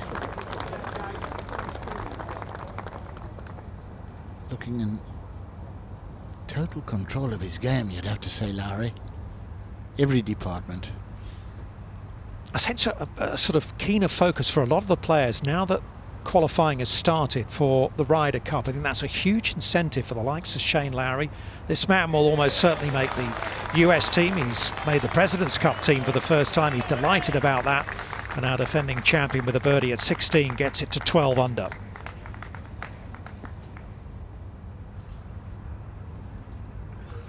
There it is for you. Jon Rahm, a 4-time Rolex Series winner, has closed out with a round of 62 and has set a fairly formidable target at 16 under par for the rest to chase. Why don't we hear from the man at the top? Jon Rahm, chatting a short while ago with Jay Townsend. John, an amazing 62, but a phenomenal back nine, 29 to shoot 62. What were your thoughts starting the day? Were you thinking about a score? Nope. I was thinking to go as low as possible. And to be fair, after those first 7 holes, missed the birdie putt on 7, I was 1 under. I thought I fell behind pace, and Adam told me, let's see let's see if we can get to 13, 14 in double digits under par. And you know, to my delight, I started hitting a lot of good shots into the greens, kept hitting fairways and make the putts, and found myself on 14T at already a 13 under par. So, you know, it was a period of not blackout, but it's a state of flow that we wish we could play in every single round that I got into, and I finished it off. The eagle putt down the hill, you put it in perfect position at 18. Posting, were you thinking if I post 16 under, I've actually got a chance to win?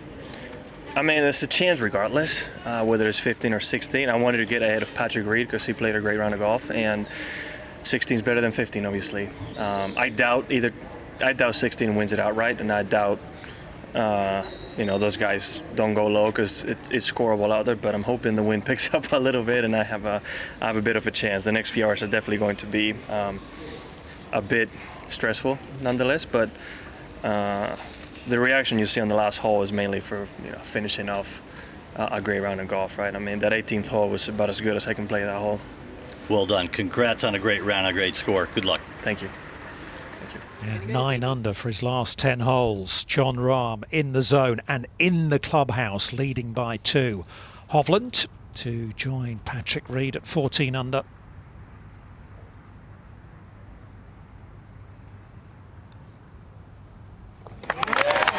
No mistake as well. This is impressive stuff, isn't it? And how important that par putt was at the 4th for Hovland.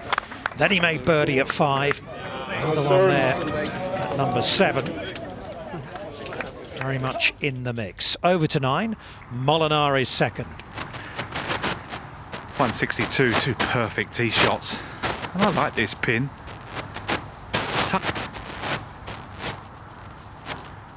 I agree with Anthony. This is a tough hole location over on the left side of the green. There's a deep bunker guarding the left third of this green. Smartly took that out of play. Very good shot. Jay Townsend, who sprinted back to the commentary box. Well done, Jay. I sprinted over to get the interview. It was a fast walk coming back. And Ali's back with us, Alison Whitaker. More from Tony Johnston later. I like that play of being kind of pin high at least to that back left pin. Take all the trouble short out of it. Rory's second, hand off the club. Had to be heavy. Oh, just enough. Just enough from Rory McIlroy. He's given himself a look at it. Wasn't the strike he wanted. Well, he can't see the bottom of the flagstick. He doesn't know that it's actually turned out pretty good. To 10. And Lowry.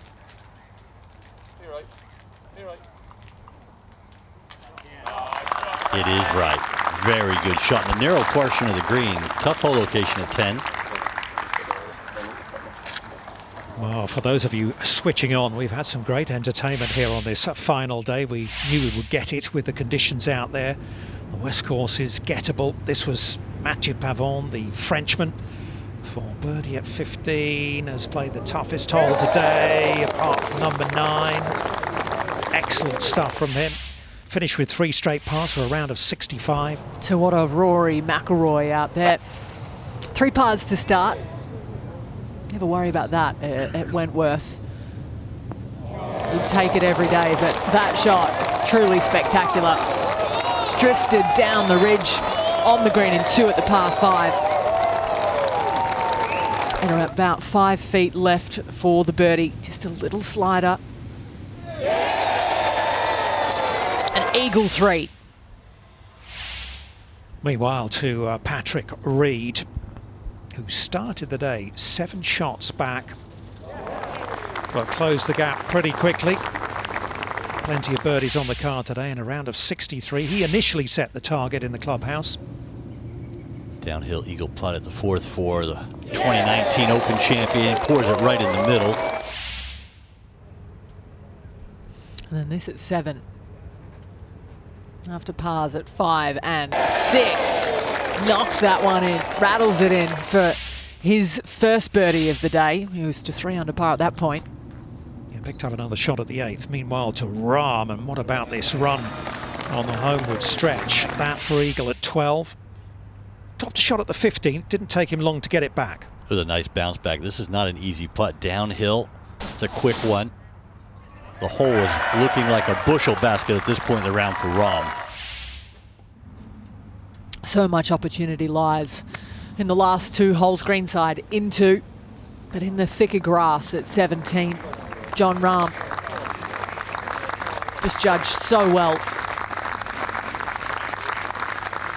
Pop that one in to get to 15 under par. He was on board in 2 at the closing par 5, and then this. How sweet. It just straightened, didn't it, in the last, 18 inches, 2 feet or so. And it was a birdie, eagle finish. 9 under for the last 10 holes, and a closing 62 for Rahm to get in at 16 under. Oh, now he's turned conductor. Everyone, I will get round to you doing the autographs.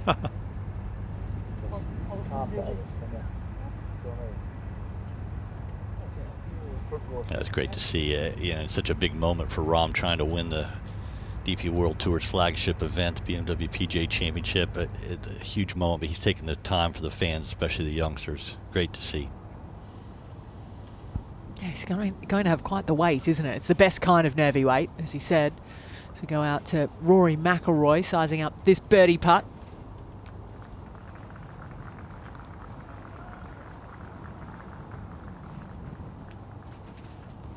Yeah, this should be left to right. To be an incredible birdie. Played the whole hole one-handed almost, doesn't he? Driver and second shot took the hand off the club. High expectations, just dropping in from the left half. This one's a great chance. Tough pin. How could that not break it? I mean, that defied gravity. I mean, you can see Rory was fooled as well. There's no way that doesn't break left to right. Well, I guess way. Up to 17, and the third shot for Scotland's Grant Forrest. Just creeping his way up the leaderboard today. 4 under par for the round. Looking for a Rahm-like finish. If he did, it wouldn't be good enough to catch Rahm, but huge points, huge money. Yeah, he needs it. Way down the DP World Tour rankings coming into the week, so that will certainly help his cause.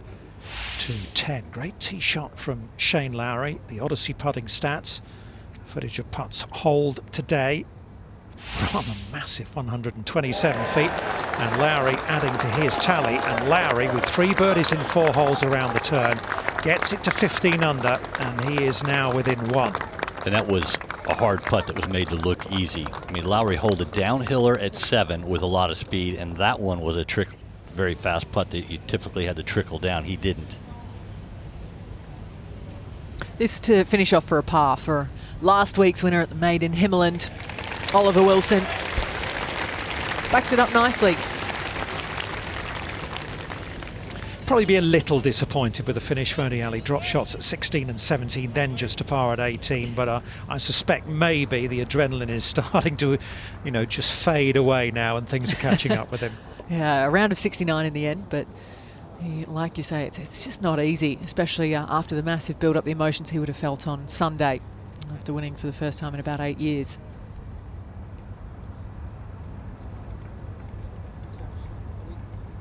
Everyone's currently out on the course. All 25,000 or so of them. 25,000 is a lot at Wentworth on the Burma Road course because there's no parallel fairways for people to congregate. Kelsit off the bare ground at 8. 182 he's got all up to the flag. Maybe try and cut a 6 on. Take it, take the slope. Pretty far enough up, but you just don't want to have to deal with both pace and break for the next. I think that might have just drifted down. On the 10th tee, Francesco Molinari. Just a hint of help actually now. Very little, maybe just predominantly from his right. Gorgeous little par 3 front pin. Just got to be mindful of coming up short and just catching that ridge. to be honest, it won't run that far down that hill this year. Just a nice smooth 7-iron.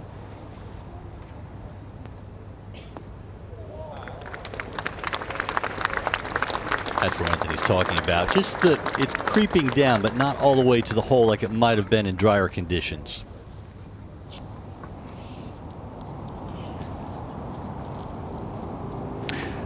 McIlroy just needs to take half a club off the 8, 171. Hits the 8-iron, mid-170s. It's probably playing about 170. So you maybe just see a little bit of a sawn-off finish on this one. Maybe just get it floating a fraction. Go, go, go, go. And it went. And it's good. Same putt that Lowry just made. It's not an easy one.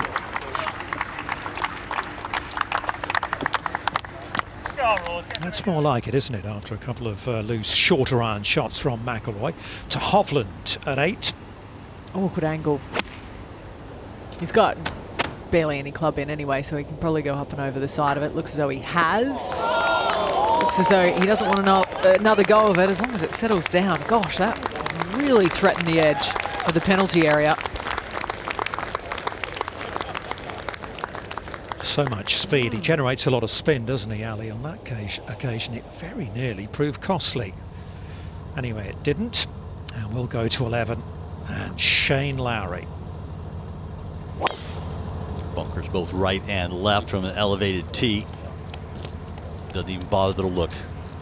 No, it's right down the middle. Playing with a tremendous amount of confidence, holding nice putts.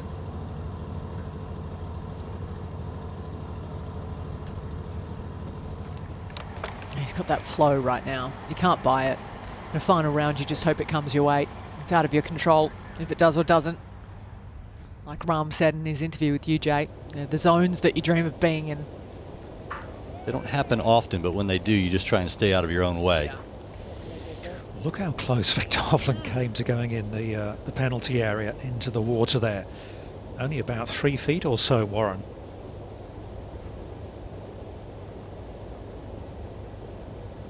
Sorry, I didn't quite catch that. Just saying how close Hovland came to going in the penalty area. Well, I just said to him as he was walking onto the green, that was some shot you played there, and he almost didn't see me. He's so focused. That was such a brave shot. I think he's also delighted it didn't come back into the water, got to say. But Kelson now, he's had a lot of these putts from long range. He's had the pace pretty well apart from the short fifth off the right. Quite a bit off the right.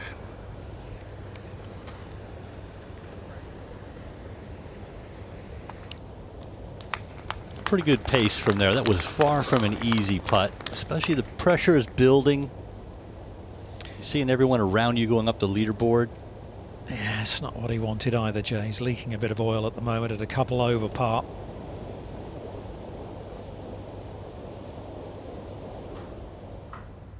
Up to 10. And Molinari first away with a birdie putt here, Anthony. Yeah, I just think it will sneak a little left. I think McIlroy will hang around. He's just outside that gimme range. And it's quite a subtle bit on this front. It sort of almost feels like it should run the other way, but it should definitely be right to left for Molinari. It's a great spot round here. 10, 8, 9 green. Hospitality's behind. The crowd awaits a couple of twos, I feel.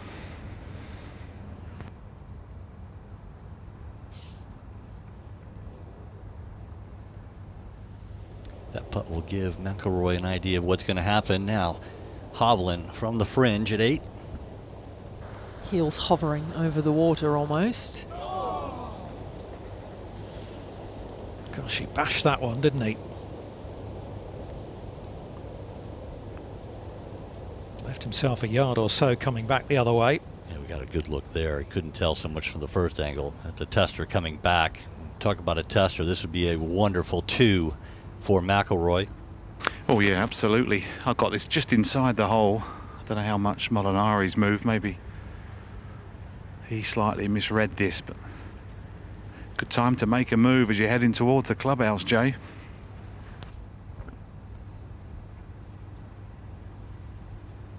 Just outside right edge. No mistake from McIlroy. Birdie at 10 takes him to 13 under par. He's 3 behind. 8 holes to go, and perhaps more significantly, including 3 par 5s.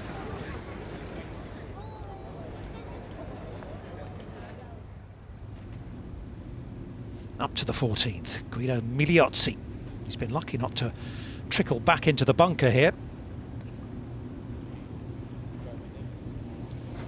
Should break a little at the end. It's the perfect shot. Go, go, Guido. Just dropped a shot at 13 as well, so nice little bounce back. He's not out of it at 12 under with 4 holes still to go. Love that, just such a beautiful roll on it.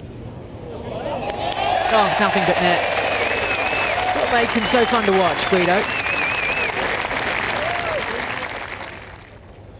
The top 15th next up for him. Meanwhile, Hovland to remain at 14 under. I can't get flippant with this. Polish this off. Was so close to having a kick-in birdie. At least not pay a costly price, just the par. Really was surprised how much that zipped back, even from close range. Didn't look like it when it landed. Here's our defending champion, Billy Horschel. He's got a birdie putt at 17. Good back 9 so far, and it gets a little bit better. 5 under for the day, 4 birdies on the backside, and the 18th still to come. Really good defence of the title for Horschel, I should say. Here's the man though, hot man out on the course at the moment, Lowry.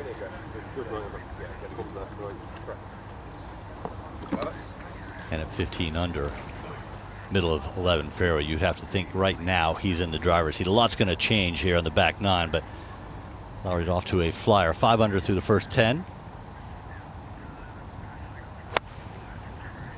A nice slope to work it off of to get it close to this left hole location. There it comes, feeding down.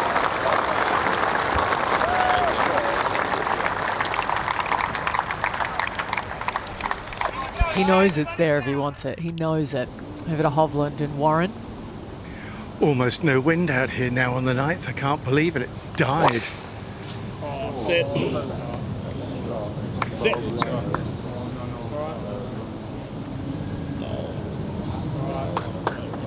There's some trees that block you out over there. That is going to take some creativity to get it on the green. Just finding himself out of position quite a bit today. Viktor Hovland has done well to avoid a lot of the trouble. So a birdie at 10. Here's McIlroy on the tee at the 11th. Yeah, big high draw. 2 bunkers left, 2 right. I would say the far right-hand one possibly in play for McIlroy. Exhibition on the range with driver. You could put a hanky over all the balls where they finished. He was driving it high and drawing. So this suits him perfectly here.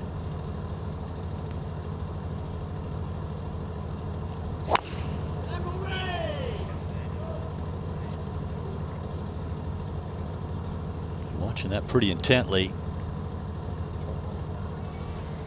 I don't go that far on my holidays. He's got about 85 the front from there. Carried the corner of the bunker. That's amazing, Anthony. That's unbelievable. It's nearly on top of that ledge. I didn't know that was possible. There's no roll. I mean, that's all carry. Nothing like zooming out for Rory McIlroy drives. Just short of the 9th green. This is a tough one here over the shoulder of the bunker, especially for Cabrera Bello. Ooh, he nipped that one. Nice, beautiful play. And we've talked before, not the strength of his game, but that was really exceptional.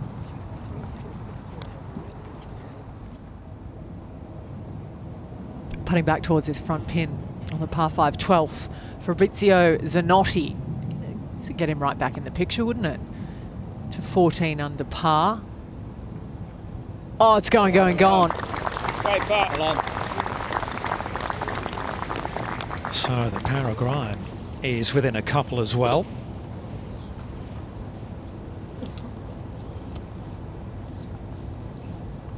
Lovely move out there today.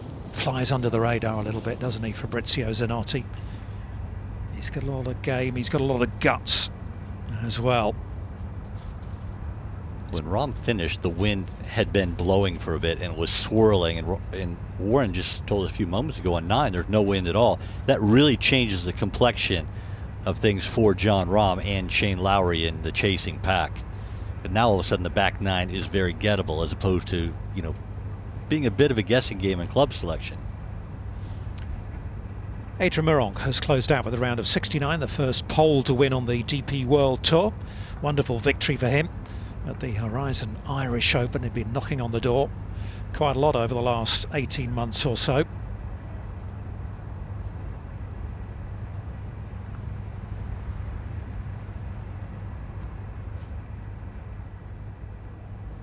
Well, we saw the approach from Shane Lowry at 11.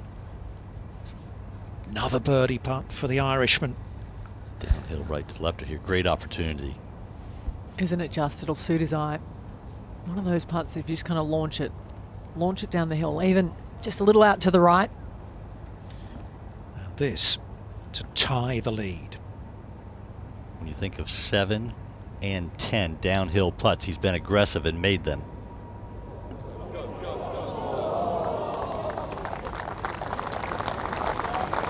He'll shake that off quickly though, as long as he keeps giving himself chances. He's still got 3 par 5s in the bank.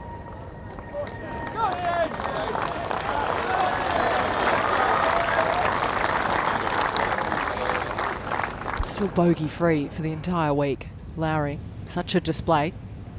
Good back 9 for Matthew Southgate. Is it about to get a little bit better? Yes, it is. That's a closing birdie. Home in 31. Remember, it's par 37 on the backside here over the West Course. Another decent week. Played nicely in Denmark. He brought that confidence and that form here. So 2 good weeks, and he is going charging up the rankings. Look at the scoring. 62, 63, 65's in there for Pavon, for Westwood. There's Southgate, nudging just inside the top 14.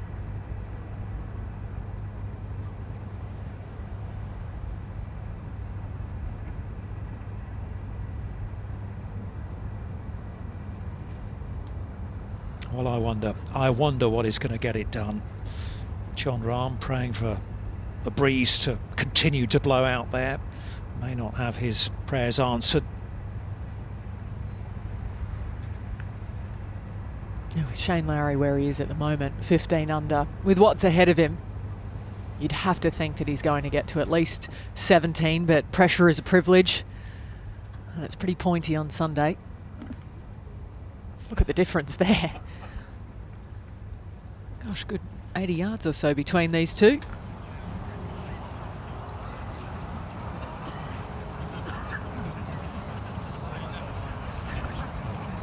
I do believe that's the longest tee shot of McIlroy I've ever seen up this hole. Quite incredible. Maybe just pulled it slightly on that down right to left breeze. Unbelievable.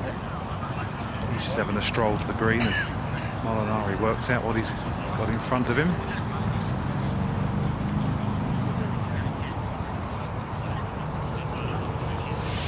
Just taking his time. I think he's between wedge and gap wedge. That's the issue.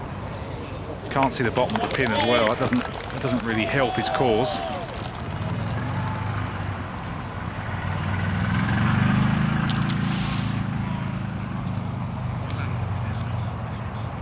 Anthony was looking down at the ball like it might have a little mud on it as well. Yeah, he has a little bit. He couldn't prefer. He's only just in the first cut. It's more squelchy. It's sort of, it's not a load of mud on it. It's just a sort of a rough lie that obviously everyone walks up that right-hand side. I just think he's a little uneasy. He's in between clubs here, so looking long. He's only got about 5 yards before the front bunker. It's quite an easy putt from the back of this ledge. He's pushed this in pretty low. This is plenty. plenty of then some. That's going to be a tricky one out of the first cut of rough. Yeah, it's just a little bumpier back there as well. I might force the issue with the next. I'm not sure he'll have the luxury of putting, so we go back to 10. Nice of Cabrera Bayo to wear the all black instead of the blue, yellow and white that he often wears in the final round as a showing of respect for the passing of Queen Elizabeth II. It was a nice fluid golf swing there.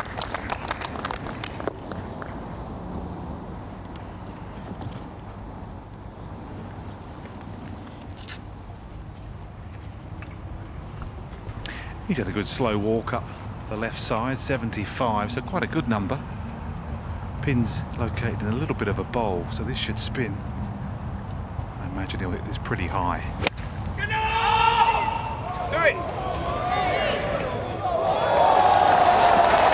Well, the way that ball landed and released, I don't think it was a good strike, but it's a decent result. Although he's putting down the hill, I would prefer to be that distance short of the hole. He's had a couple now. You remember the second shot at 9 as well. Didn't convert for the birdie. Might this time round. He's hit quite a few iron shots that haven't turned out. The tee shot at 2. There's been several today. Tough one here for Hovland. Has to keep it under the tree and over the heather.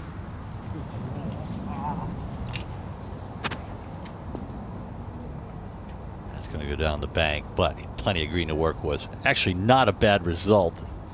Looks to be a reasonable lie. Much prefer to be down there than in that front bunker with not much green to work with. This is the 12th tee, and this is Shane Lowry.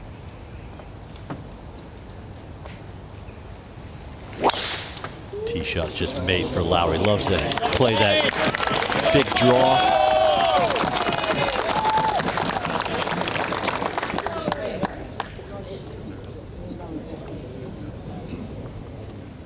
It's been pretty stress-free so far for Lowry as well, hasn't it? Hardly put a foot wrong.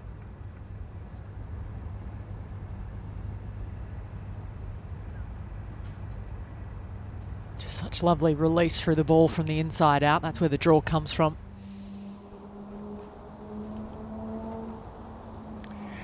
Hovland's ball's just sitting in a little bit of a hole here. Lie's not too bad, get a bit of grass behind it, but he's got to be a little bit sharper on this. Plenty of green to work with. A little bank to go over so he can chase this one up the green.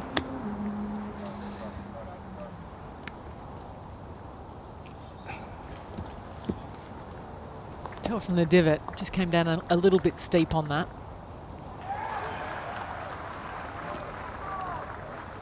I think he had to kind of drop the club right on the ball from the sounds of the lie.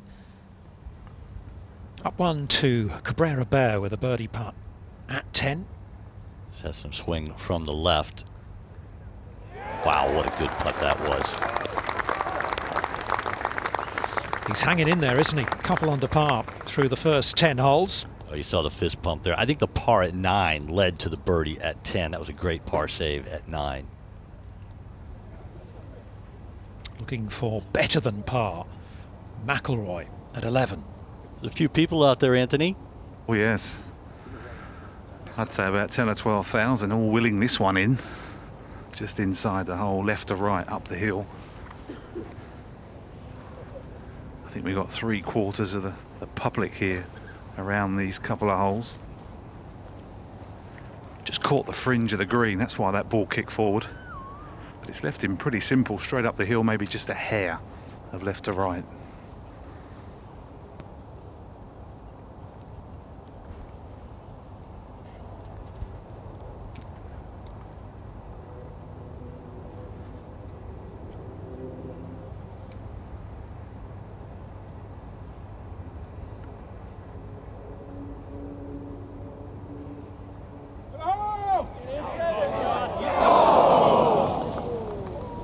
This one.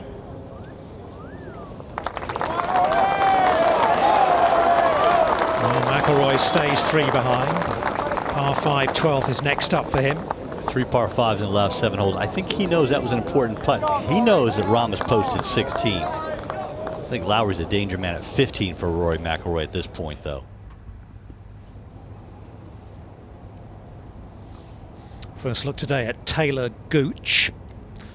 That's a birdie for him at the par 5 12th. So he gets it to 13 under. His first appearance here at Wentworth.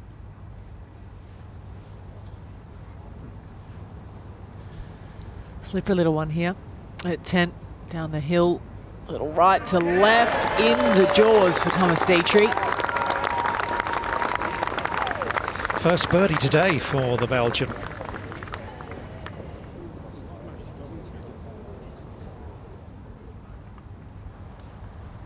Perfect position, middle of the fairway for Shane Lowry. He has the ability to throw this up and land it soft for this front hole location. Oh, it's gonna go down into the bunker. That is a very deep bunker. He's got enough green to work with. He's got a good lie. It's not a tough shot. Yeah, that finished on the upslope with the hard packed sand from all of the rain we've had. Might be able to get a little spin on it. This is for the par. It's been out of position for the entire time on this hole, Viktor Hovland. But one good putt now can fix that. Oh, goodness gracious. Wow. That got a lot of hole. That half of that ball must have disappeared below the level of the green before it spun out. Just comes down to the errant tee shot that caused that bogey.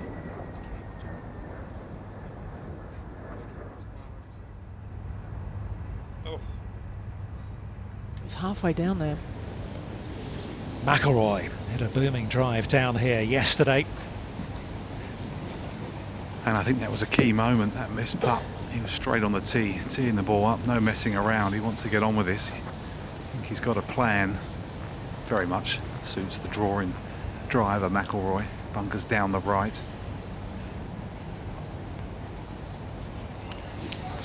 Mashed potato!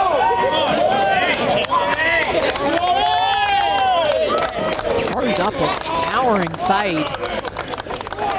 Straight to the heart of the fairway. He hit it long at 11. He just smacked that one as well. Another long tee shot. Nothing more than a 6 or 7 iron in there at 12. Back on to Cabrera Bello. Wonderful driver of the golf ball. Such a nice swing. Always in balance.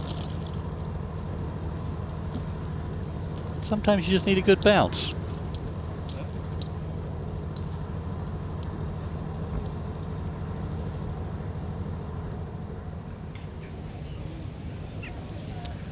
Unfortunately, we're hearing that Grant Forrest took a trip to the penalty area, to the water at 18, so... Oh dear. 2 shots gone at the final hole. Lots of good work out there today, undone, I'm afraid. That was really costly. Started the week 117 in the DP World Tour rankings, and was it really poised to keep his card with a good finish, and that knocks him back, projected to 106. Still on the danger line. Zanotti for his birdie. There won't be too many better looks than that at 13. Downhiller off the right. Yeah, he knows. That's a chance gone by there. Not always expecting one to come your way on that hole. But it's gone nonetheless, so just the par.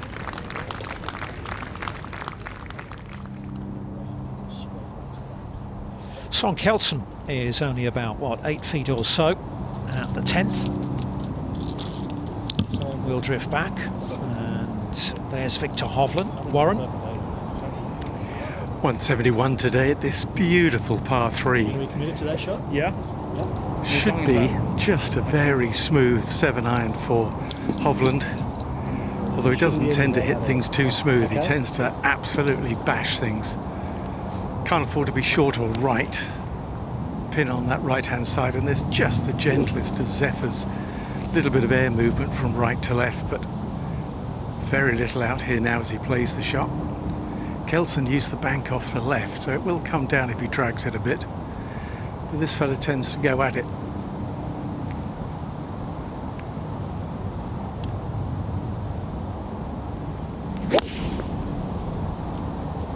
Come on, win.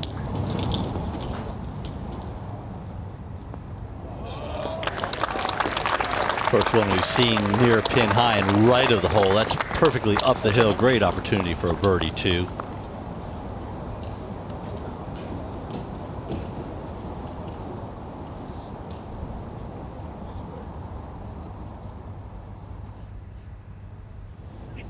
Well, we saw Shane Lowry's second at 12. Not quite on the upslope, maybe just a little, but oh, just magic from Lowry.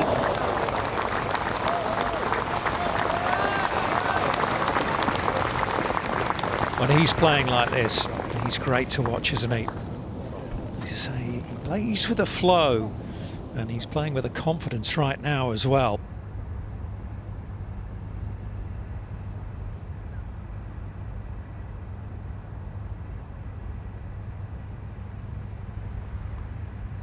Threw it past the little downhill slope, landed it halfway. Gosh, gave that every chance of going in. And with that birdie, Shane Lowry moves to 6 under today, and he moves alongside Jon Rahm at the top. And starting to put some light between himself and everyone else on the golf course. Cabrera second into 11. Ball above his feet, uphill second shot. Oh, I mishit it. Go, go, go, go, go. Good miss hit, safely out to the right. Gives you an idea, these guys don't hit them all perfect. They just look good when they hit bad shots too. To 18, here is Billy Horschel.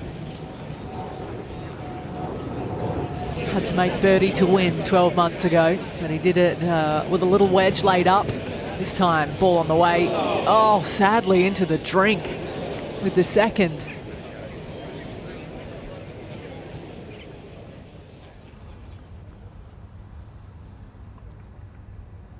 Well, I guess he felt that he had to do something special there, but, you know, unless he'd hold it, he wouldn't have really stood any chance, and probably still doesn't with Shane Lowry going so well out there, but you never know. So you can't blame him really as defending champion for having a go at it there at the last. We'd like to see people taking on the par fives. Oh, you've got to. He only had an iron. You know, there's no way he's doing anything else from that. That's just execution. The plan was fine, but alas, golf gets in the way.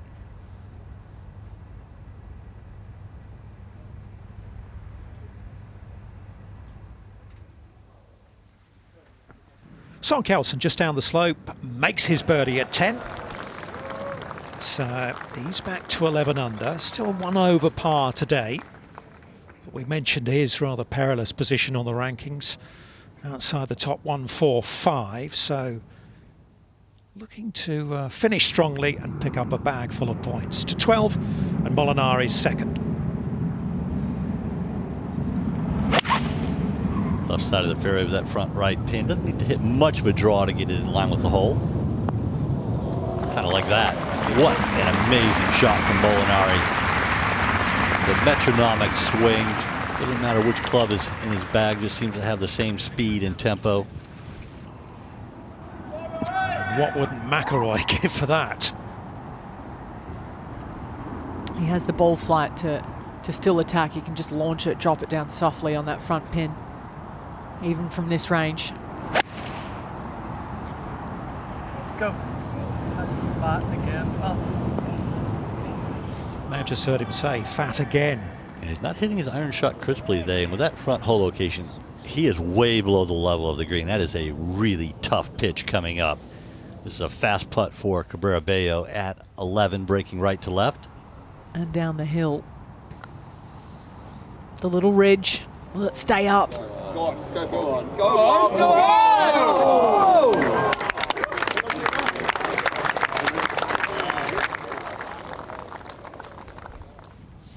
Hovland below the hole at 10, and No birdie. He stays at 13 under.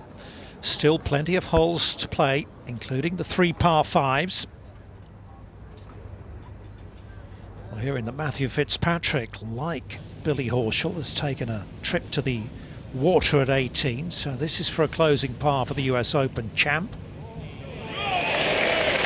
Not what he wanted from the last 2 holes, doubled 17, par at 18, round of 72 in the end.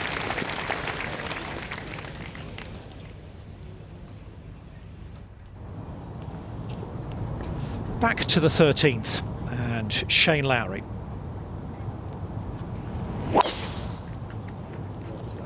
Beauty. He just turned his whole body through, his whole right side through the ball on those draw holes, especially on the tee shots of 11, 12, 13. All 3 of that section reward his shape. Up to 18 again, and this is a par putt for Billy Horschel. Yeah, well done. Well, no repeat of last year, but as I say, an excellent defence of the title from Horschel. And a closing 67 sees him get in at 13 under, currently in a share of 5th place. Here's Thomas Dietrich. It's taken him a while to get going. Not an easy putt to be aggressive on. Oh, but he steps it in. All right, into the back 9. He's within 3. Dash of yellow. He might just creep up on them, Thomas Dietrich. And a par 5 next up, which is well reachable for him. Here's Hovland back on the tee at 11.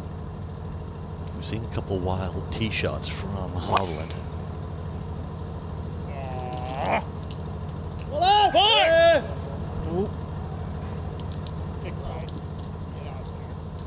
That is some really wild stuff over there, and the ball will be below his feet. To 12, McIlroy's 3rd. I don't know where he's going to land this, Jay. He's going to have to land it into the false front here and try and kill some of the speed off this tight lie. It just didn't quite catch it. That was such a difficult shot off a tight lie. You can see how much below the level of green he was. Probably above the belt level where he actually hit the shot from. Very much so an upturned saucer green, that one. He's not quite firing on all 12 cylinders, is he, McIlroy, at the moment? To Zanotti, downhill for birdie at 14. He's giving himself good looks. He did so at 13. And again, neither have been converted. I hope that doesn't haunt him too much at the end of the day. Well, I mean, he's got plenty of holes to play, but are we sort of starting to think he's got to start making some of these putts now? Oh, absolutely. He's just putting a little bit of pressure on himself there with that second shot. He left it in a horrible little spot. It was quite wet. Good 3 foot under the level of the green. Difficult pitch, as you mentioned, Jay. It was had to pitch into the slope with a decent strike. So this is huge. There obviously are birdie chances, but this is must. This is a must. And it's a make as well for McIlroy. So a birdie there at 12 means it's 2 birdies on the back 9 in 3 holes. McIlroy to 14 under and within 2. Good for the scorecard, yes, good for the mentality. He would have been hot under the collar if he hadn't made birdie there. You can see he is working hard for it. His reactions to a couple of the shots, you know, body language wise as well, when he's gotten away with them, he hasn't shaken it off that quickly. Granted, he didn't know how good they were. And this was near on spectacular in for Francesco Molinari for his eagle.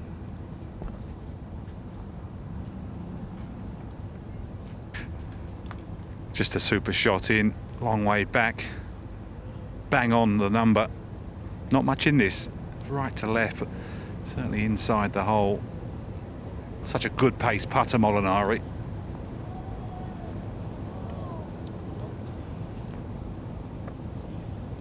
That's just the difference in his game from 2018 to 2022.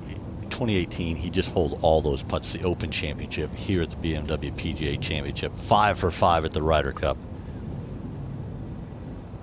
Yeah, he's a Wentworth specialist as well. You don't see him Don't see him doing that too often.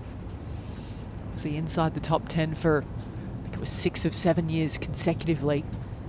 I guess he's just getting those feelings back of being in contention again, though, isn't it? It's been so long, really. Yeah, did so in LA at the start of the year, and then I think it was 15th in the end at the Open.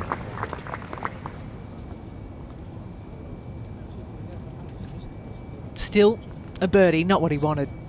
Not what it deserved, the second.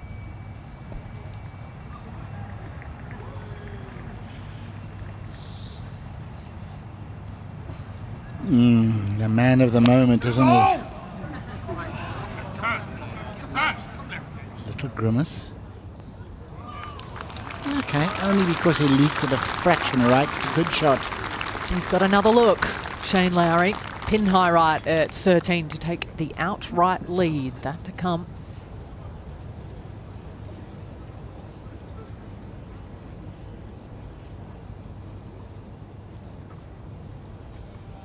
How proudly that round of 62 is standing on top alongside Lowry.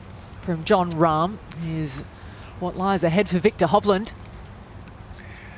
Well, he's got a little bit lucky here because he's almost in the trail of an old golf swing.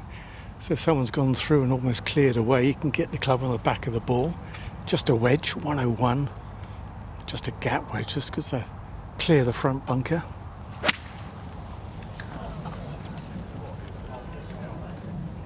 Just a horrid angle as well. Clever play. So lucky to avoid that heather though, because if he's in the heather he can't get it on the green. So all in all, done pretty well. You need a little luck. We cast our minds back to last evening with Rory McIlroy at 17. Hit it way left into the trees. It pinballed its way out.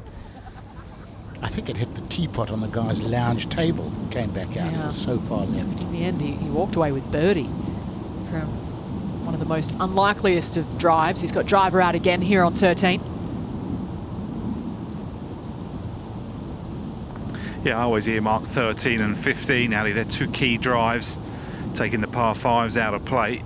Just starting to find a bit of momentum again, McIlroy. I really do like that sort of power fade. It just takes the shape out of the driver sometimes for him. And that's what's required here. Can send this one over all the trouble, open up the second shot.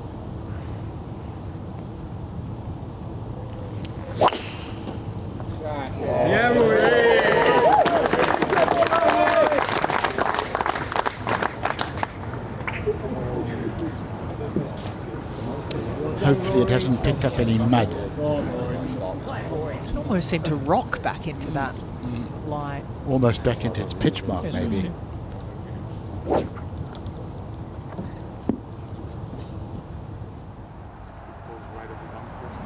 Let's go back to the 12th.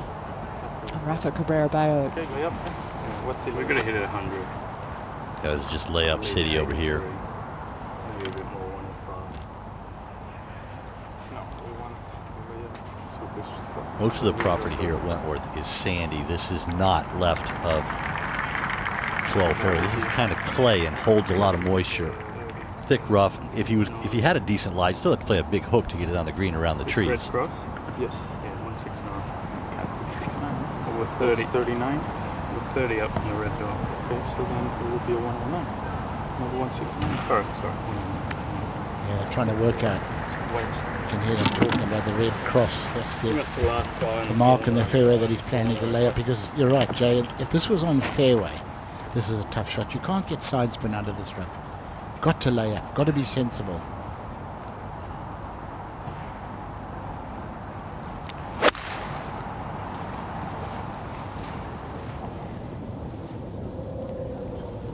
Oh, he's laid it up on a downslope, though.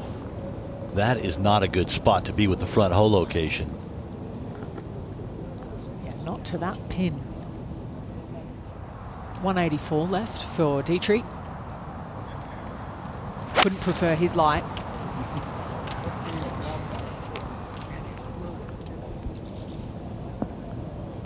Oh, pity.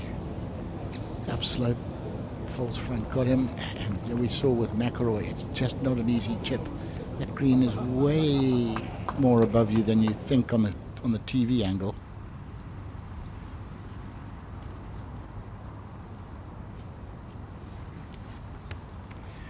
Well, I don't think he'd be giving this one a run down the slope. This is very slick. Turn a little bit from his right as well. This is one you just coax down, get it moving.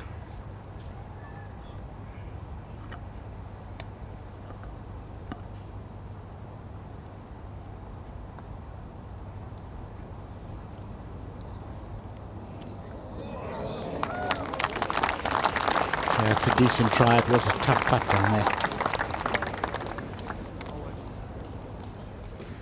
Needs to start finding the bottom of the cup though. Viktor Hovland 3 back and a number of players on that mark. 11 people within 3 of the lead.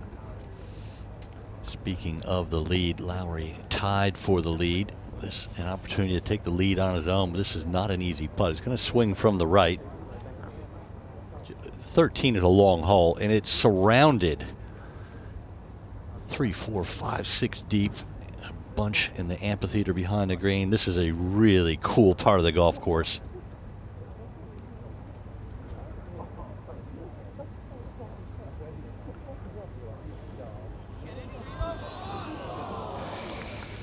Yeah, it's a putt that it's so hard to ever read enough into it. I'd say 19 out of 20 guys from there miss on the low side.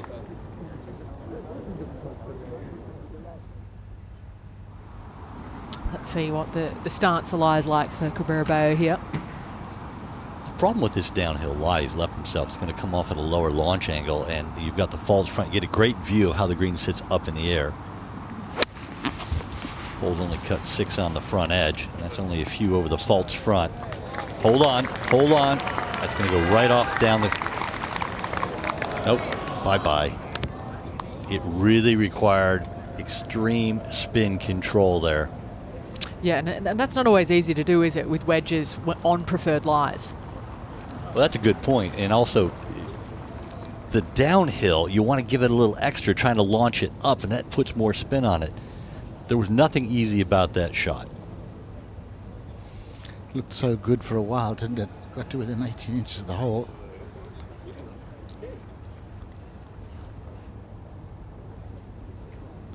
Shane Lowry giving this his full attention.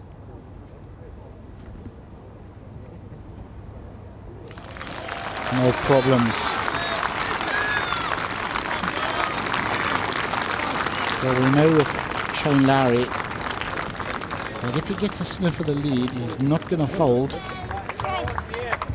Not normally. He's a tough customer.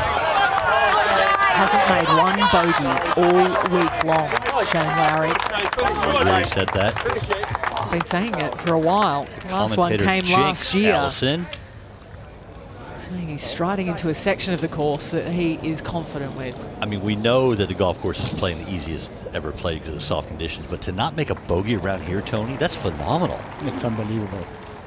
I mean, it has been helped a lot, hasn't it, by soft conditions, lack of wind, but still, you're going to miss green somewhere. Well, I'm never quite sure what my favourite tee shot is round here, whether it's the previous hole or this one here on 12. As you drive over the trees, dogleg right to left, you can stand up and belt it. You need to control the draw. Anything too far left, and you will get blocked out. Red roll! Oh my God. Oh my goodness, really? He's done it again. That has started left, going left. That's what he did off the 4th tee. It would as well. I heard it. God. Both Hovland and McIlroy are both kind of struggling against themselves out there this afternoon. Off an upslope here for Dietrich. It didn't get up there. It's going to roll back. To his feet. We just can't tell you. We keep saying how difficult this shot is, but now you're getting an idea of the knife's edge you have to play it near in order to get it close to the hole. It's just a magnifying glass as well with any kind of error. Just to get within 1. He's given himself another look. About 20 feet this time, Zanotti.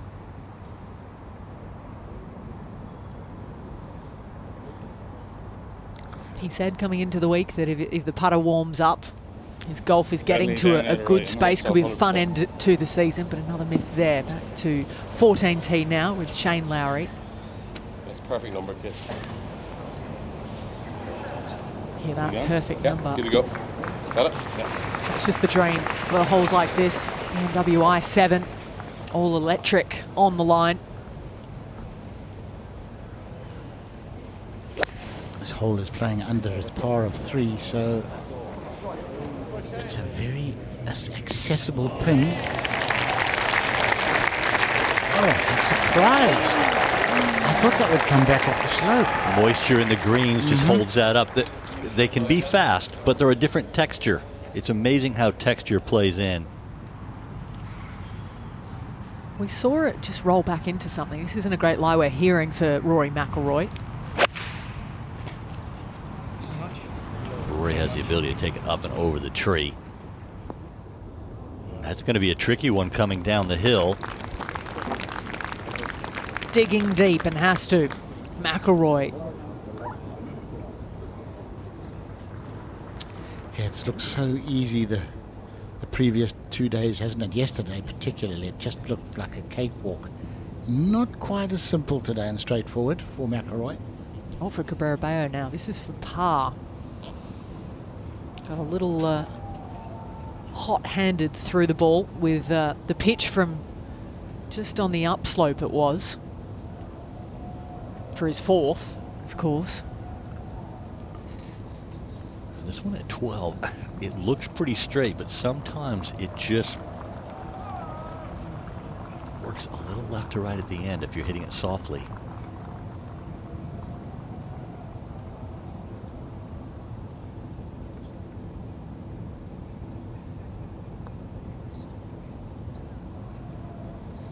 Ooh, breaking hard to the right and broke too much right to left. And the hole's playing closer to 4 than it is to 5. That is absolutely going to feel like a double bogey to him. He was moving in the right direction, wasn't he? And then that just, you can't bogey a hole that's really just a drive in a mid-iron for these guys if they hit it in the fairway. Well, have you had a chance to go and have a look at the live for Rory McIlroy? Yeah, it's all good. Had a bit of bad luck with the tee shot, had mud and all sorts, real scruffy lie. The ball I thought would always go left on him, but it's such a narrow green you almost couldn't take that chance. But this is pretty simple, it's sitting nicely. Just lob it on the green, it just releases quite simply down to the hole.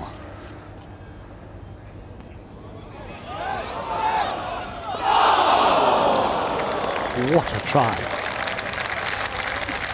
He thought he had it.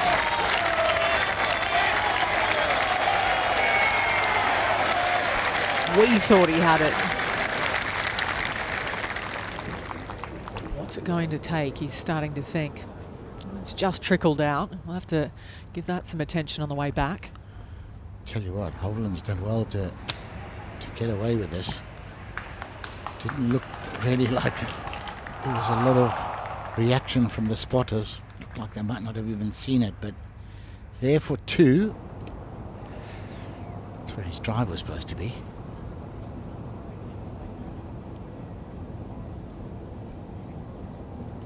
Shouldn't be much in this putt. Well hold. Brave par. Has given up at least a half a shot. Cabrera Bello, a shot and a half.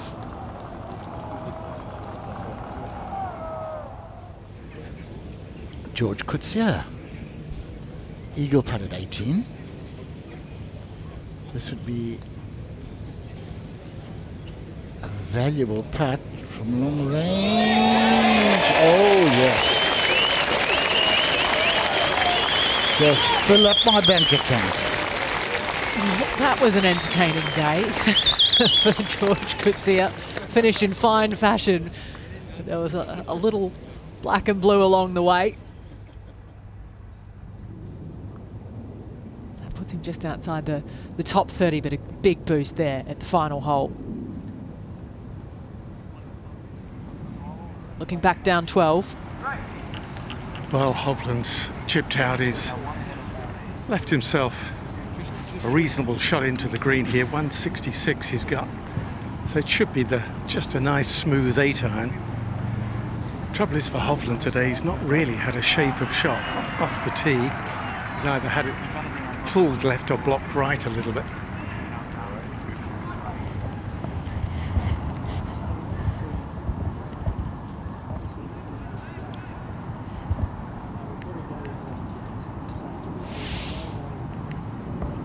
We have the DP World Tour rankings. Hovland in 4th, especially after that Rolex Series win in Dubai earlier this season.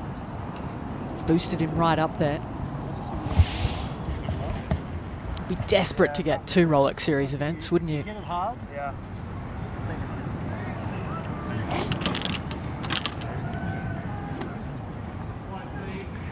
Well, his caddy gave me the yardages before we went out. He said 167 for an 8-iron. He's got 166, so it should be just a nice shot. Can't afford to leave it short with that false front. Based on where that hole's located, you might think that's in between clubs then. Ooh, he really flighted that one. Wow, he got full value, and that's a good leave. Like Warren's been saying, he has the tendency to go full pelt, overtaking a little off it. Did so right over the flag stick there. It is for birdie coming next. This for par for Rory McIlroy.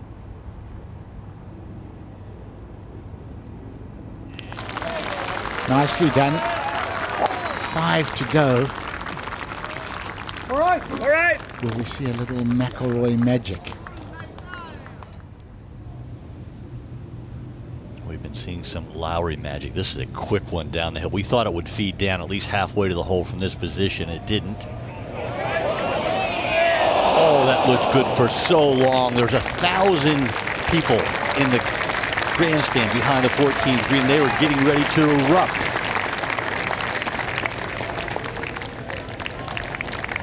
1,000 seats have expanded that grandstand. What a spot to watch golf. And the walk in from 14, the pressure that builds along the way, the finest of margins there for Shane Lowry.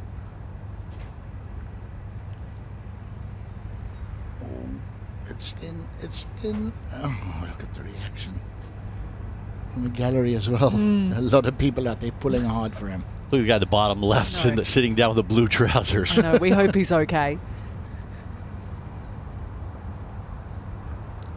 Right, body. Ball above his feet. Back right hole location. Ball above your feet. Need to play a cut shot in here.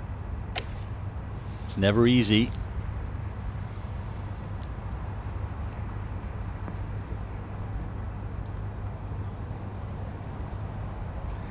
Really takes the required birdie out of play, and I think he knows it. It can still go in. Miracles do happen, but he'd be happy to get down in 2 from there. Trees starting to blow in the background.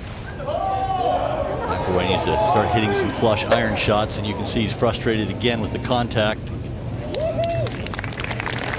Just not on today, but you know what? He still has time, but he's going to have to start running the tables.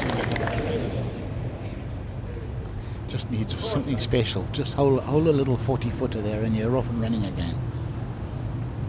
Yeah, well, par 14 and 15 and 16 and birdie the par 5s. That would be enough to tie. Absolutely. What a crappy tee shot from Shane Lowry there. A little low burning cut shot up the left side, the perfect side to drive it on with his back right hole location at 15. Couldn't lay it down any better. He's hit some absolute pearlers, a couple of stingers almost on 15 and 16 throughout the week.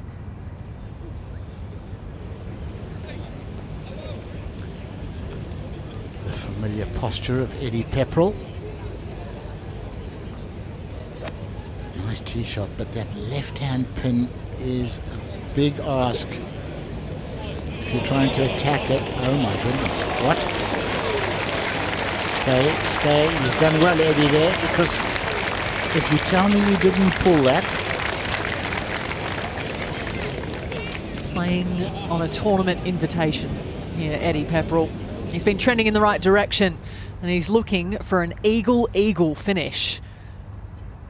Wouldn't that be something to thrill the crowds? So there's the state of play. Jon Rahm's in with that 62. Shane Lowry with a couple left to play and on the fairway at 15.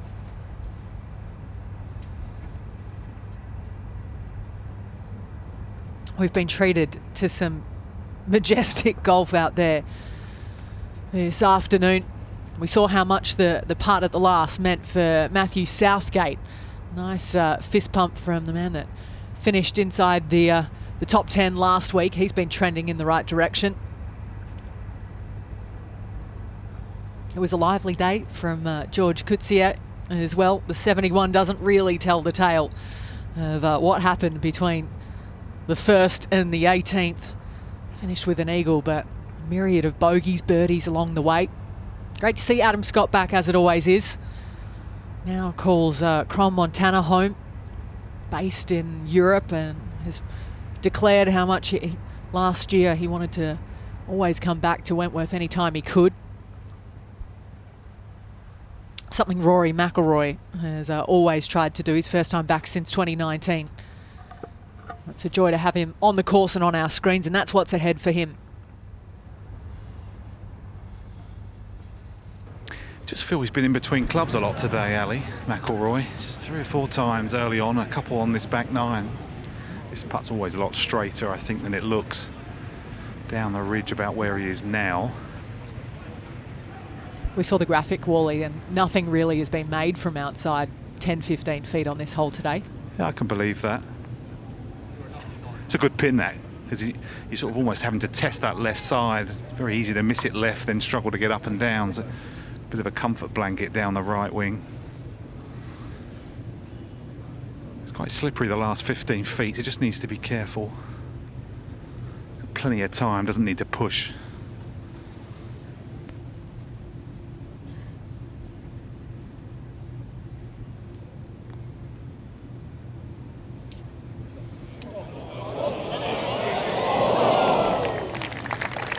Superb effort. Quite an easy putt to give a horrible lag, 3 or 4 feet short, shy. Dietrich's already played at 13, short of the green. Cabrillo from way right of the fairway, but off of a clean line. Great shot! Very good shot from that position. That was a long second shot. After fanning his tee shot out to the right. Hovland. Little right to left.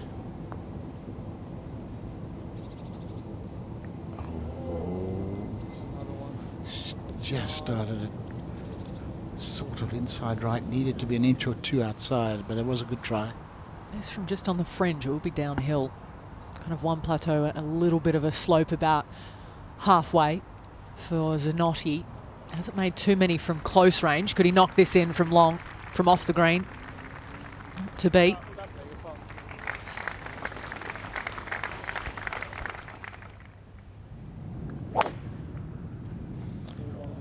Thomas Dietrich.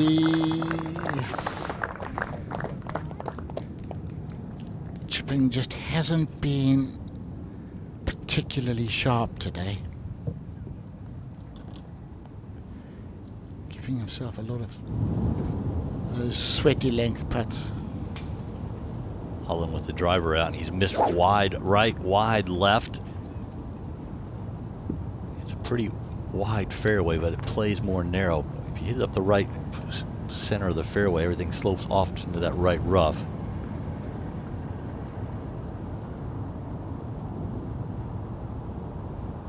I mean, what is going on?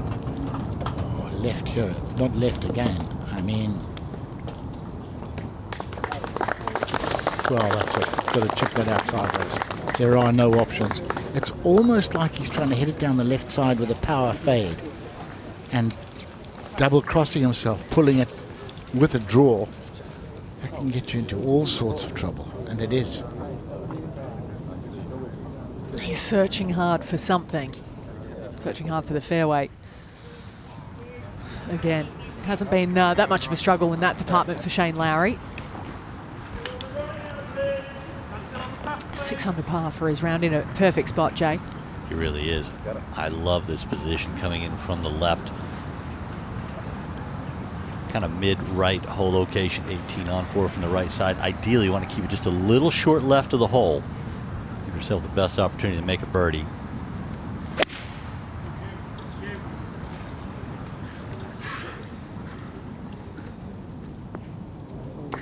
Not that much short left.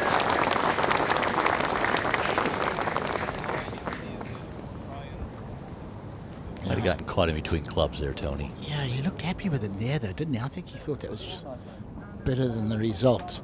Cabrera Bello, after that excellent escape. No birdie for him.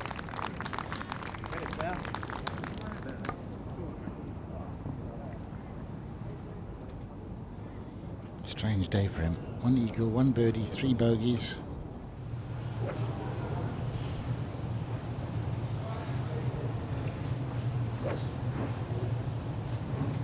McIlroy ready to fire on 15T. Yeah, straight par 4. This is the one. Find this fairway. I think you've got a chance today. He'll be looking down the left. I think he'll be hitting that high fade that he's developing. It's a fairway finder.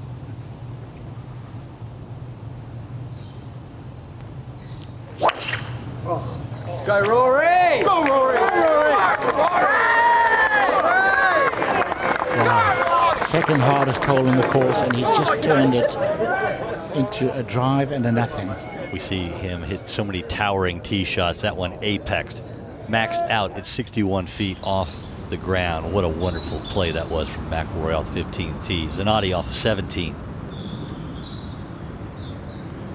Probably the hardest driving hole on this golf course, and that's headed towards the out of bounds and the gardens. He needs a McIlroy. He needs a couple of rat-a-tats, and it hasn't shown its face. Anybody that has played here many times has eventually hit it out of bounds. Pepperell up the hill, great chance for an eagle. Now, it's not an eagle. Plays the last 2 in 3 under par, but what a week playing on a sponsor's invite. And a great finish as well. Eagle birdie in that round of 71. So the form returning note in the last couple of weeks for Eddie Pepperell fans. What of Rory McIlroy fans? Had plenty to watch this week. Up a little bit of a downslope, just a towering iron shot, taking it right at the slope, which is going to feed it down towards the hole. And that led to an eagle 3, and that got things going for McIlroy.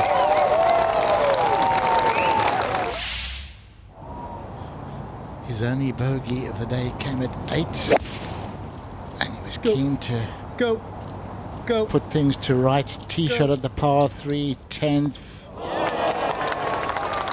Just beautiful. Taps that in for a birdie too. Yeah, that was the best struck iron shot he's hit in quite some time out there today. He's been fighting it a little bit, McIlroy. Zanotti's been hitting it nice and just not necessarily converting on the greens. Except for that. That was big at 12, the only one he's holed on the back 9.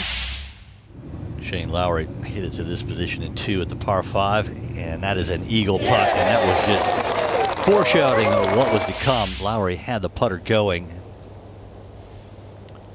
And at 8, tee shot was so close to toppling down the slope. Close to the hole, it didn't, but it made no difference.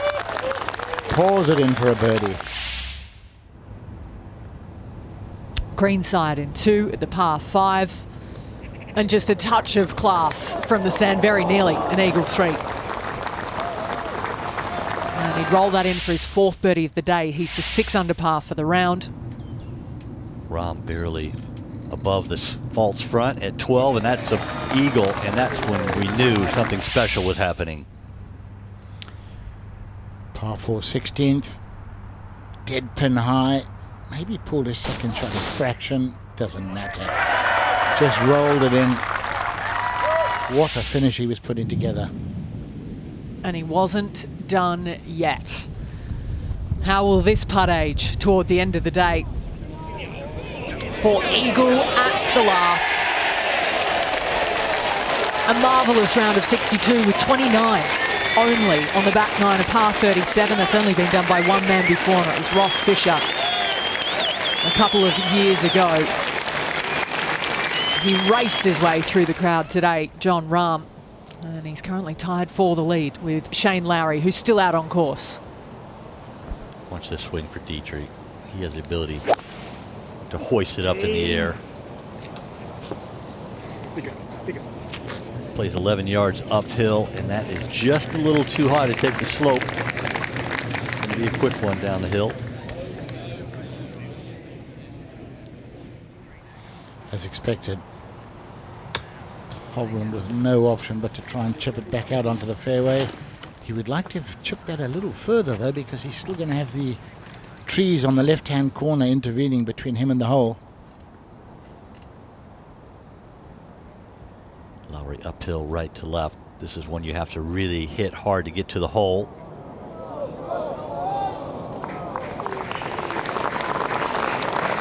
We'll have to wait another hole to perhaps break the deadlock on top. Lowry back to Hovland. Yeah, as we thought, going to have to start this at the TV tower with a little bit of draw. Looked like he actually went straight over the top of it. Takes some strength and some power to do that. Dead on line 2. Battling to salvage another par. A couple of the guys out there having to roll their sleeves up on Sunday evening. Coming up to about 5:20 local time. Cabrera now.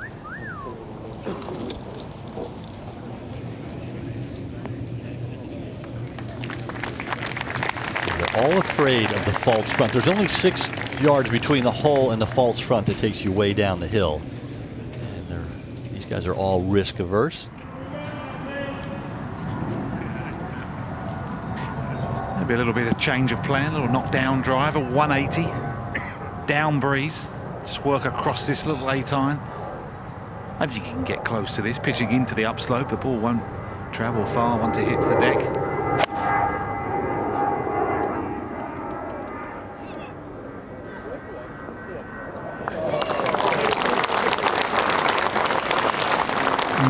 He was expecting it. Yeah, you see the lean, the body language. He was expecting it to land and just feed a little left. And now he knows he's got a slippery breaker down the hill.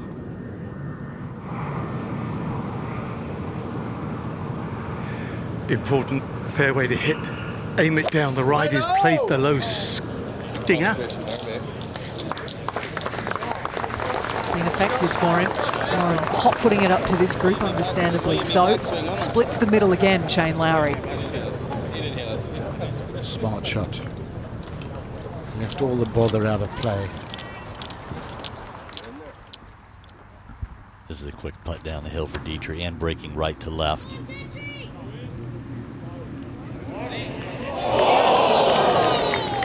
I think the hole did him a favour there. That was picking pace up down that hill.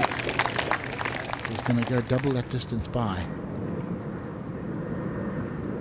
Soren Keltsen for birdie at the 13th, and he really needs to make a couple birdies.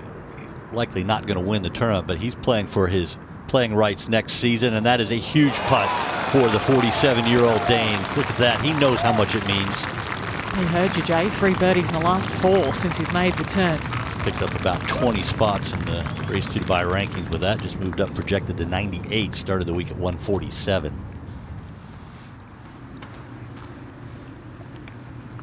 Back overlooking the 14th green. High angle belies the elevation change from tee to green. A little bit down the hill as well on this putt to come for Cabrera Bello. Yeah, this 14th's like a connecting hole, isn't it? You know, 35 foot of elevation change from the low land to the high ground. You can't see the ball land on the green, but it's a very clever way to join up the 2 halves of the back 9.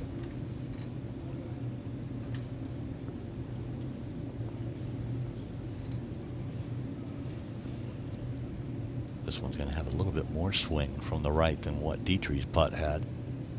Equally as fast.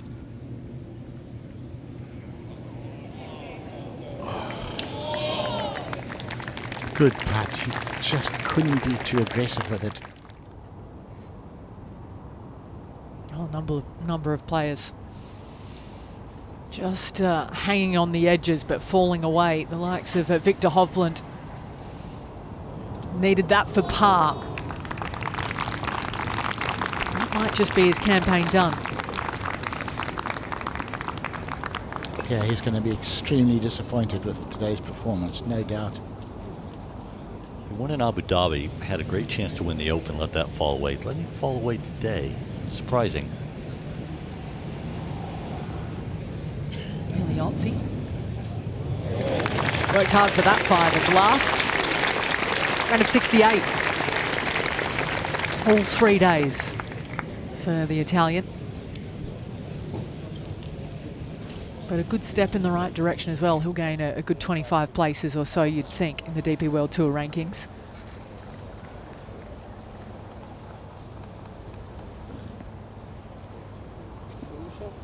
Well, I'm just thinking what we did in practice at pitch 160, didn't I it? can't remember the... No. It was the same wind. Yeah. Pitch 60 and the dribble At down. pitch wasn't it? 60? Yeah. Oh, but that's good. We've only got 52. And then the false front about 55. Yeah, front, yes, we were further Yeah, back. yeah, Okay. yeah. Yeah. That should be ideal. Yes. 100%. Trust the number. Yeah, he knows how important it is in a tournament of this size to have a good finish, secure his playing rights for next year. It's just huge. He's trying his best to stay calm, cool and collected. Try to save it with his hands at the death. I think he's lost it right. Yeah, that's okay. I think he was a bit worried that it was going to come up short and feed back down into the rough. Hesitating, McIlroy's had a good look at this, right to left through the fringe. He knows the importance here.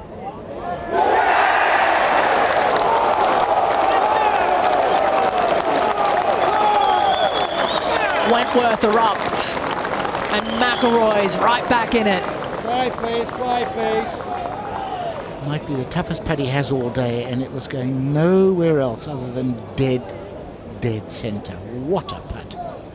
What a great time to do it too.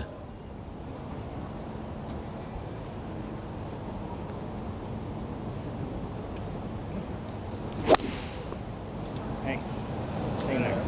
Hovland at 14. Is this on the money? It's a good foot or two down the slope from up there. It's hefty, and he's not in the attacking zone. He's having to defend a little with his ball striking. Perfect position for Lowry. He's taking dead aim. You can see that. Oh, he doesn't like it. It's a very stressful iron shot with the ball above your feet and the hole cut over that right bunker. Hard to play the shot. You're always afraid of losing it right. There's a bank. You don't want to short side yourself. Yeah, you're just trying to think, don't push it, because you don't want to be down there, do you? Amazing how those negative thoughts creep into every player. Doesn't matter how good you are. It's the heat of battle. And Lowry's only got 2.5 left to play. You don't think perhaps the move's going to come there at 15. He'll do well to 2-putt from where he is just off the fringe. But he is tied for the lead that is in the clubhouse after that magnificent 62 from Jon Rahm. But what does the future hold in the next 40 minutes or so?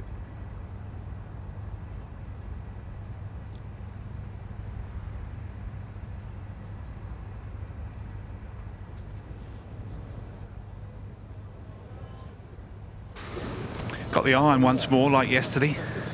The only bad shots of the day here. Just hugged the left side with the iron, but I think that birdie might just give him the confidence he needs coming home. McIlroy should be looking up the right here.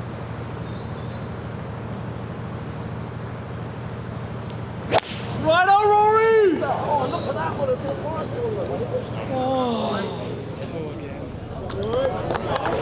Wow, quite a long way back, out the toe again, you heard it. It's okay, but just wasn't his flush of strike. You can learn a lot from days like this, though. He's already got 14 DP World Tour wins. He's bagged the FedEx Cup, but his B game, he's got his B game. Maybe not even that ball striking wise with his prowess, TJ or Jay. You've got to make what you've got work in the situation. When he won here a few years ago, I followed McIlroy all 4 days, saw every shot he hit, and he didn't even have his B game and won. Just goes to show you how good he is. But he's going to have to do something special to beat Shane Lowry. He really has a difficult 2-putt here, but a couple of par 5s coming up for both of them. I think it's going to come down to who can play the par 5s the best coming in. You can see 43 feet 8 inches for Lowry, and it's far from an easy putt coming up.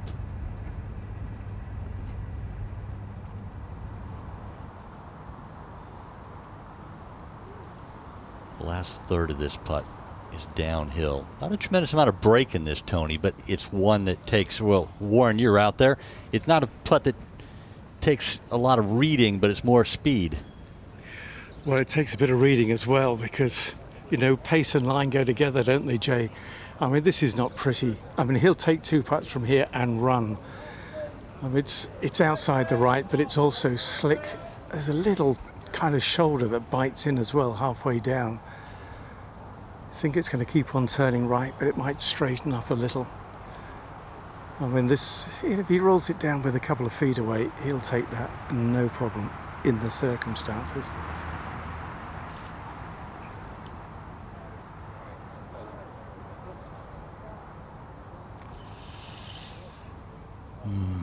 One of those, isn't it? Goes without saying he'd love for that to be a little more stress-free. Back to 14, Kelsom.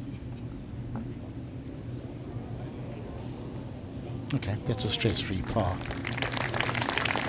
Talk about final groups feeding off each other. It's kind of been a little bit of the opposite for these two today. Combined 1 under par between them, level par for Viktor Hovland. He's with a slippery putt to come. Cabrera Bello from the right side of the fairway here at 15 has to play a little bit of a fade in there, which suits the shot into the green because everything slopes right to left. TV tower with maybe a 20-foot fade.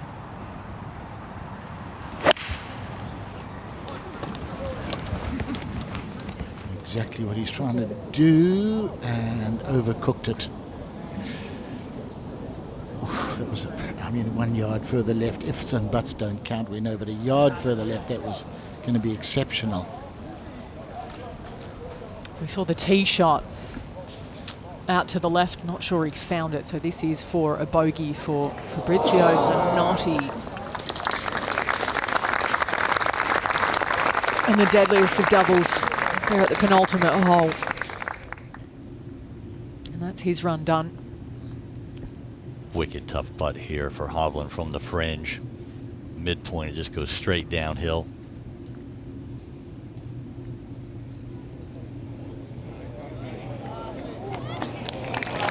Fine try.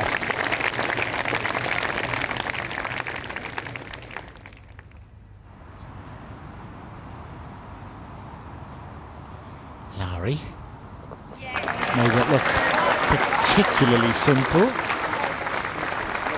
I like how he just gets in there. He doesn't spend too much time over the ball. Quite reactive with his short putting always, Shane Lowry. So he stays at 16 under the par with 2 par 5s ahead of him to come.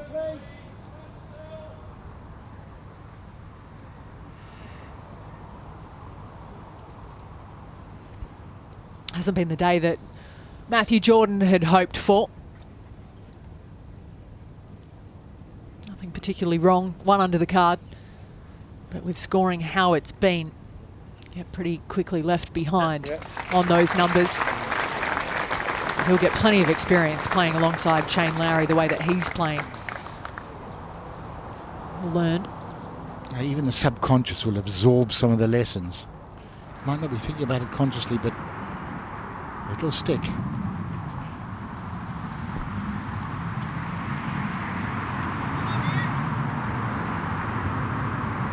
A much better angle than yesterday, but a tight right pin, 160. Do you have a go at it? It looks like he's aiming nicely down the right wing for this pin. Yeah, he's feeling what I was feeling walking up there. The wind should be helping, but every now and then it just sort of switches to northerly, which is in off the left. With that front right-hand bunker, that can make a difference. Small margins out here.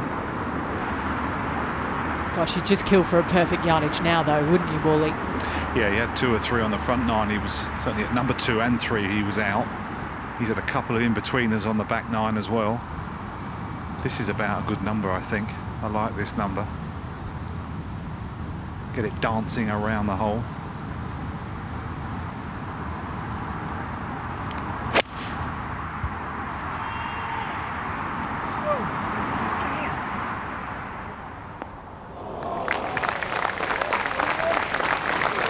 So steep, he's saying. Just a little steep, just a little across it. But there's a putt at it. Yeah, and with 2 par 5s to come, both birdieable, I mean, you sort of feel like the ball is in his court. It's there to be done by McIlroy. Yeah, and their records are identical near on, both 3 under over the 2 rounds on the final 2 par 5s. Shane Lowry standing back there on the tee. Okay. And it's a slightly awkward tee shot, but I guess Warren Humphreys, Shane Lowry has the shape at least for this hole. Well, you better have a shape here or it's just going to gobble you up, this hole.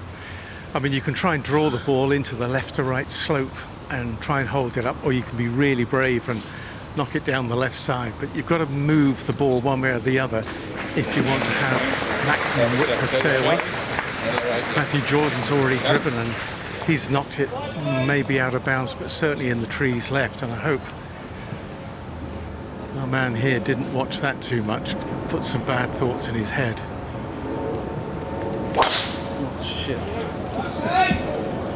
All right. Just trying to hit the power draw. It's come out dead straight. There's not a man on the planet who doesn't stand on that 17th tee in contention and feel an element of fear. I don't care who you are. Matthew Jordan's going to reload. You're far better off missing right than you are left on this hole.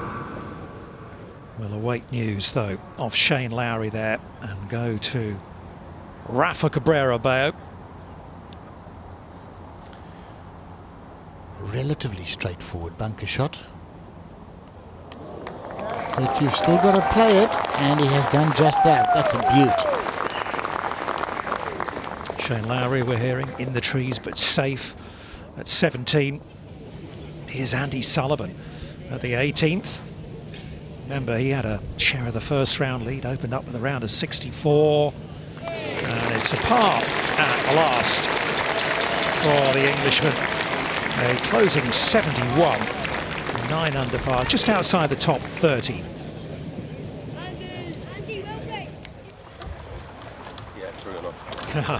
Time for a little drinky. The mouth maybe getting a little bit dry out there for Shane Lowry.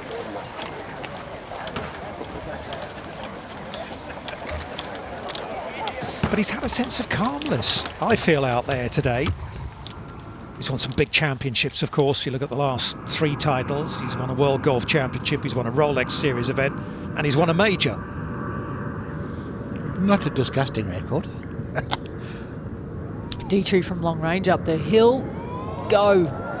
Oh, short in the jaws. I almost might have just put him just back on the flanks. Not to beat. So he's going to stay 3 adrift. You get the feeling the target might just move at some stage from 16 under par. There's the 16th green and Molinari.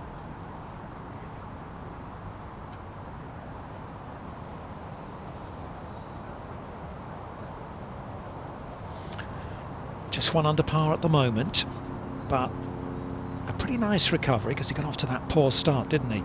2 over through the first 3.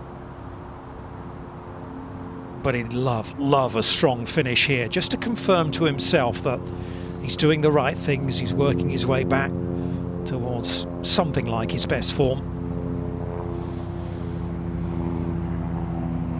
Birdie putt.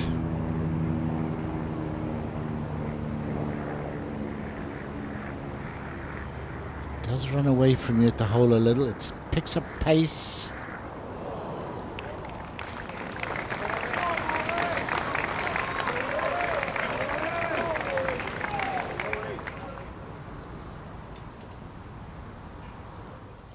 To 17, and Taylor Gooch.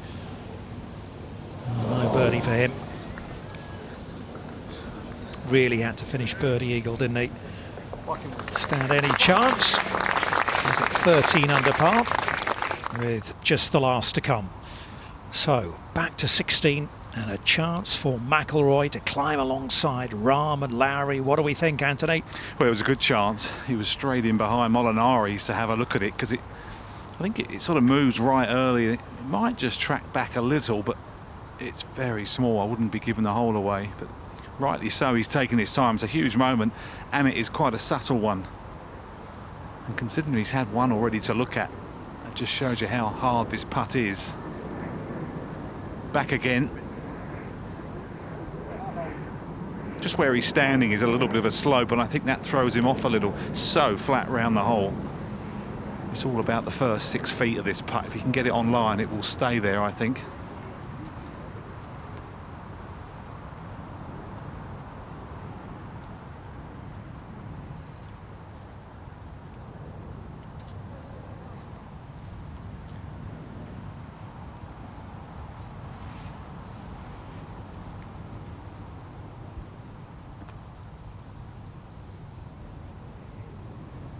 It did straighten a little bit, didn't it, as it came down hole side, but not enough for McIlroy.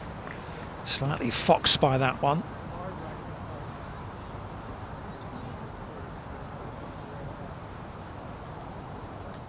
So just a par, he'll stay at 15 under, one back. Let's go to Kjeldsen, his second at 15. Looked like a good shape with a 5 iron.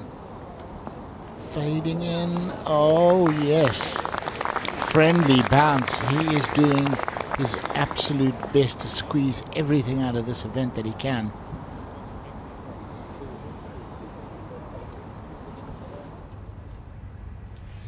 That is the ball of Shane Lowry down the right of 17. That's what's facing him.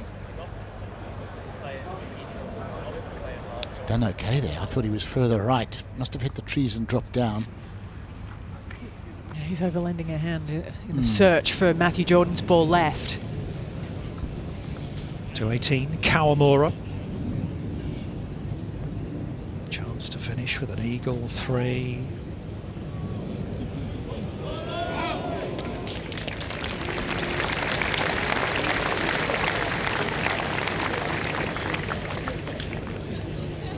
Enjoy watching him play whenever we get the chance to, whenever he features. A pretty cool customer, nice guy to talk to as well. A little bit of a language barrier, but he always makes an effort to engage.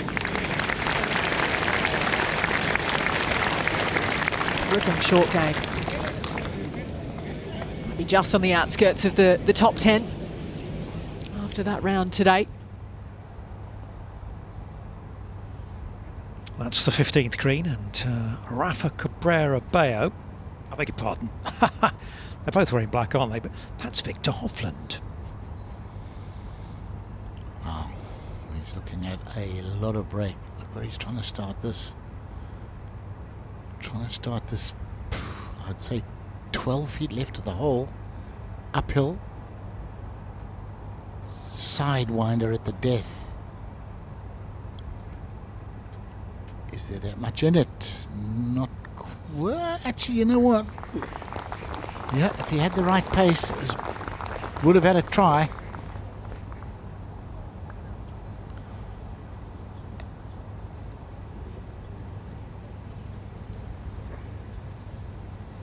Kjeldsen has a birdie putt there. This is the scene at the 17th tee. Remember what happened to McIlroy here yesterday. He had, well, quite a fortunate break. He was in Matthew Jordan territory, pulled his drive, rattled in amongst the trees, and after about half an hour came out onto the fairway. It's just the worst spot to wait as well, because he'll be able to see what's happening. He'll see the ball search for Matthew Jordan. He'll see where Shane Lowry is as well, Warren. Yeah, and it's not a bad lie for Lowry, but it's not one that he knows he can get on the green with. It's sitting down a little bit. Grass is going with him, but it's just nestled enough that he knows a layup shot is going to be the best shot. So this is just to knock it over the hill.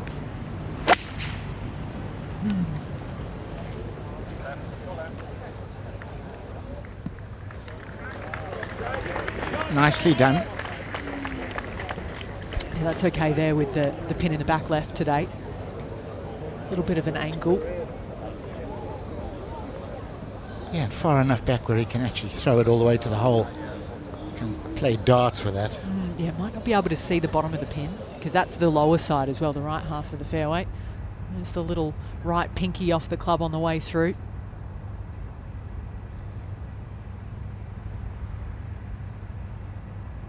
He is one of a kind.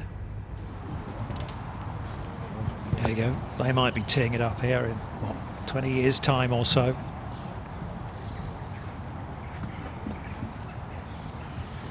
T-peg in the ground. McIlroy. What's going through his head, Wally?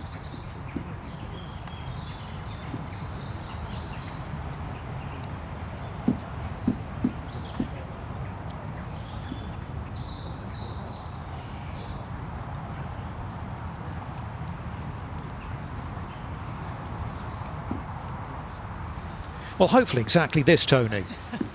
A nice quiet mind. Quiet mind. Well, it's tricky though, isn't it? Because you've got all of that, you're trying to block it all out, but you've got the hustle and bustle, and it's like you're standing in the spectator's pocket right there. You can hear all of their chatter, all of their thoughts, and you're trying to block it out, Wally. Yeah, sorry, Tony. Miles away there.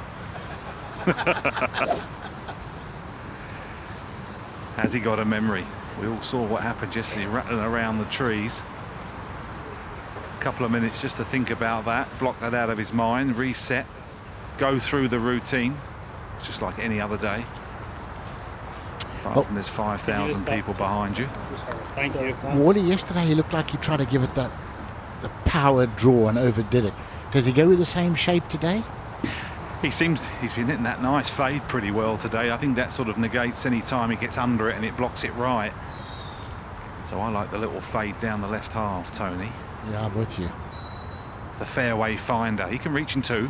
Well, it's certainly moving left to right, heading into Lowry country. Yeah, I think that's scar tissue from yesterday's tee shot.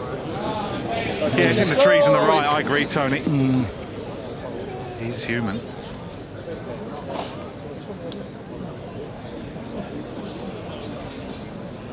Come on, Francesco. Let's go.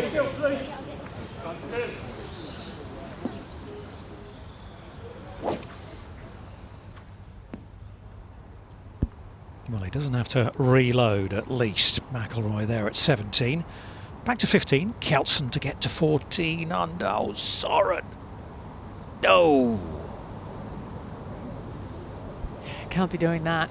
Can't be doing that this time of night. He's still got to get that next one in as well.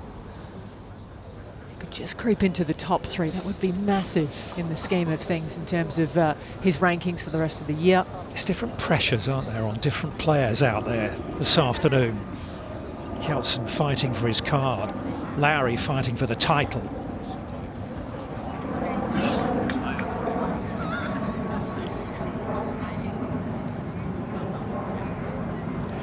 Well, he's left it in an absolutely ideal position here to this left flag.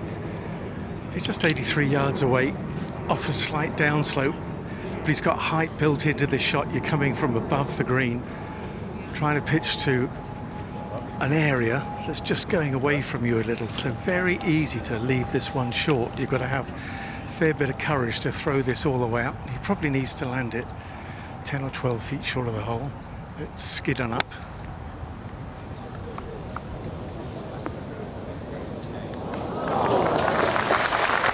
Yeah, gets the applause. You know, that's a bit below him. So he might not really be able to see how close it is. He knows it's short though. I think he was trying to do exactly what Warren said. Let it skid up. The green slopes away from you, but it's still so soft. Yeah, we know exactly what you mean, Shane.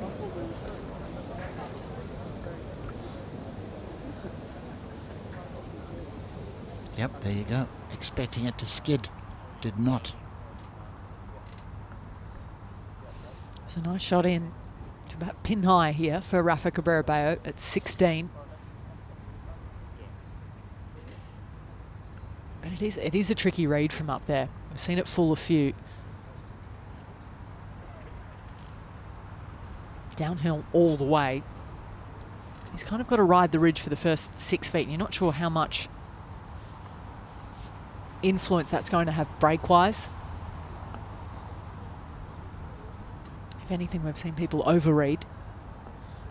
You may just see the marker there to the left of the hole of Thomas Dietrich. He's going to have that for par to stay at 13 under. Cabrera-Bello to join him on that mark.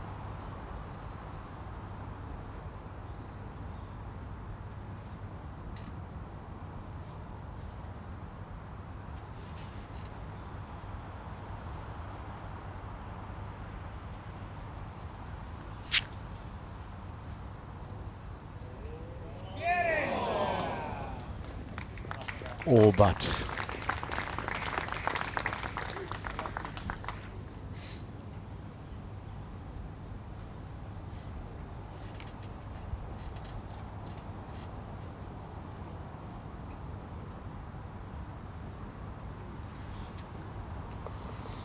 Makes his part, 2 par 5s to close out now for Cabrera-Bello. Can he make a forward move? At the moment, 12 under par is in a share of 10th place. There we go, a Shane Lowry fan. Go on, Shane.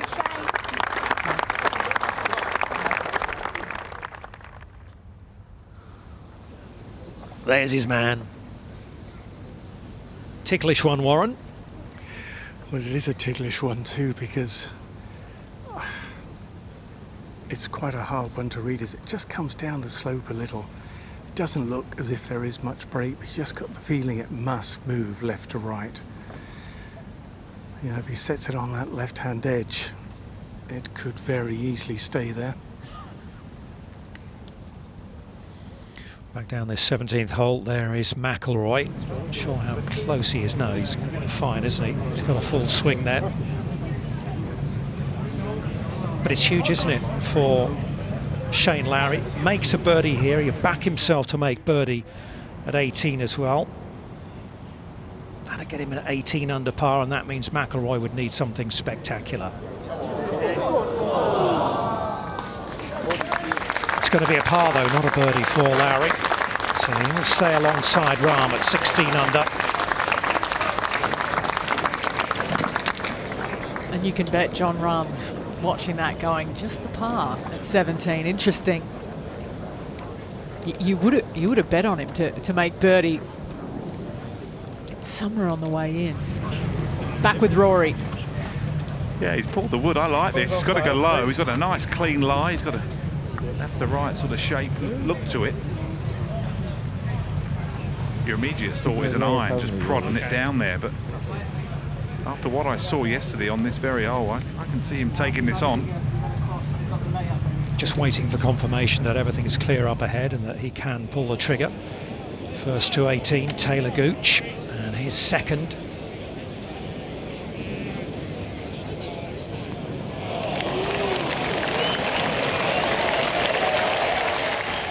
If he'd hold it, he would have tied the lead. He wasn't far off. Great second there, back with McIlroy now. Tell you what, if he pulls this off with a 3-wood McIlroy, it'll be one of the greatest shots we've seen at this tournament for a long time. Got to have some skill to even think about this, and some power. Well, he's got both. In buckets full. But as we said, if you are just switching on, it's been a slightly out of sorts Rory McIlroy out there today.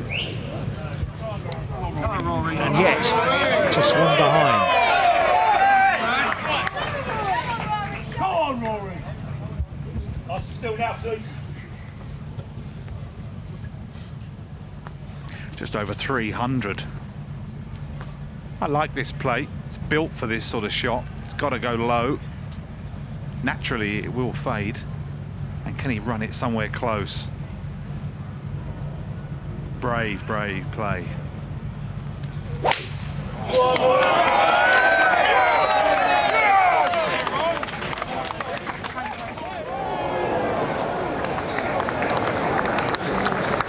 It's a great shot, but a horrible lead with the next. Yeah, on a downslope, not much green to work with. 5 or 6 yards further right would have been absolutely ideal. In editions gone by, that would have kicked forward and right as well. It would have ended up in a very different position. Probably would have gone on the green, Ali. Well, he's got a good short game, hasn't he? He's got an excellent short game. He'll need it there as well, McIlroy. Let's go up to 18. Well, we find Shane Lowry. Straight out of the right. What's he got? Yeah. I think he's got the driver. Just getting the spectators and some people to back off down the right. Keep still on the path, please!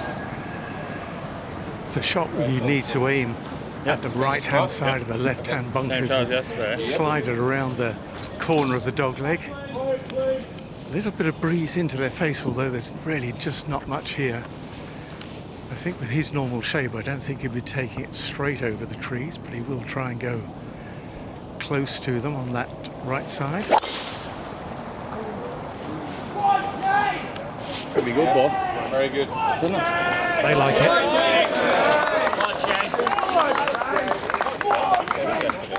Fabulous tee shot. Under the circumstances, that is just superb. Keep still on the path, Part one done for Shane Lowry on the fairway. And tied for the lead with Jon Rahm.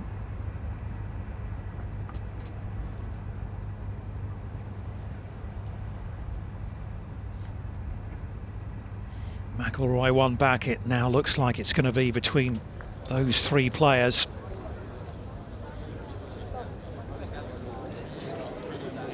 There's Rory wandering down this, marching down the 17th. Where did I finish? What am I left with?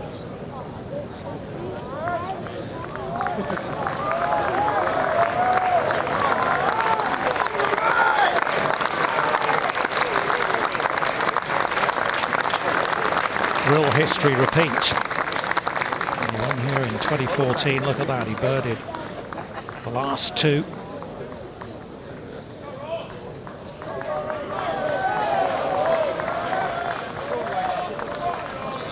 Well, it makes a difference that he's finished on the short grass. And a foot further left, and there's an element of what will it do. But from here, look, it's a tough shot. He's on a downslope, not much green to work with. But if he can get the club into the back of the ball nice and cleanly, which he can control the spin. He's going to get improved lies. Yeah, he can pick the lie for the shot he wants to hit. Absolutely. Within a scorecard length.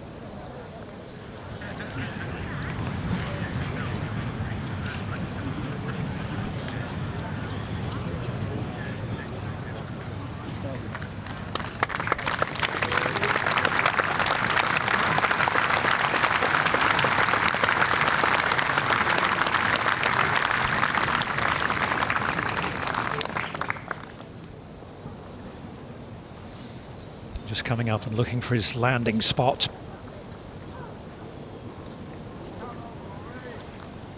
Which I imagine will be about a pace onto the green.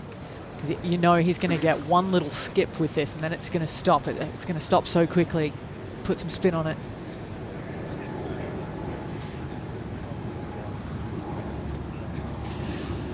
It's just on the downslope, Ali. That's the only issue. He's had to prefer it, so obviously the lie is perfect. Been a little unlucky, actually. Almost would have preferred just to have run into that first cut. Needs to stun this.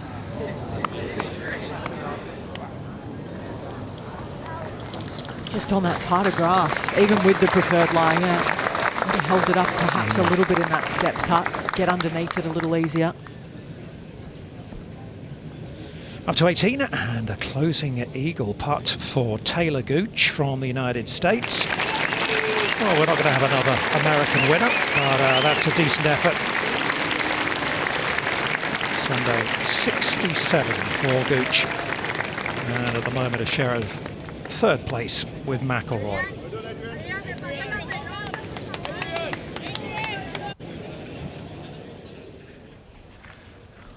Wow, what a tee shot that was. You've got to have nerve control because it's another, like 17, the opposite of 17 shape-wise, but also an innovating shot. And McIlroy will be hugely disappointed with that pitch.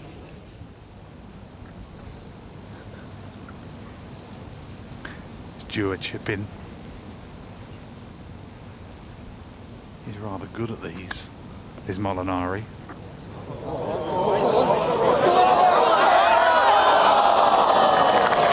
Brilliant. Little unlucky, really. Just ran out of pace.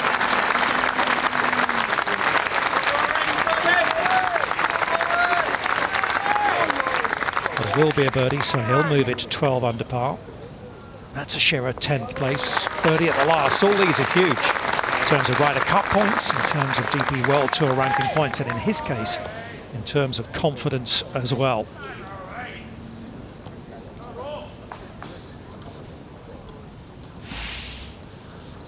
Odyssey putting stats, final round footage of putts hold. Rahm a whopping 127 feet. McIlroy not really too much so far. This would help. Yeah, it would, wouldn't it? Right to left, not much.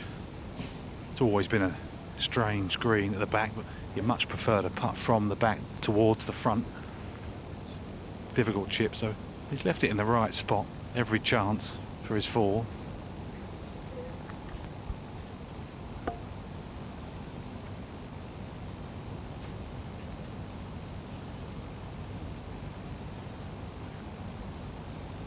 So McIlroy to tie the lead. Up the hill, right to left. Oh, broke the other way.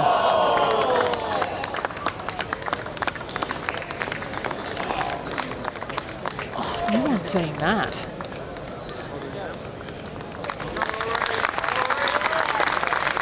Well, now he's got it all to do, hasn't he? Lowry in the fairway down the 18th.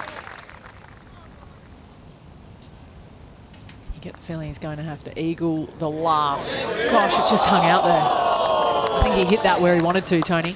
Yeah, I think he did. I think he hit it exactly where he wanted to. I know Jay Townsend was indicated to me it would go left to right, but I don't think I would have seen that. So 218, Matthew Jordan.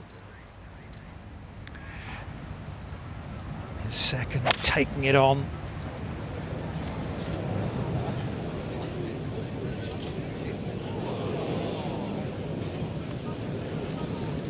Hopefully not plugged. So we've had 3 eagles on the 18th so far today. We just saw one of them from Taylor Gooch, and 22 birdies. Lowry is in a great position here. 2:15 to go.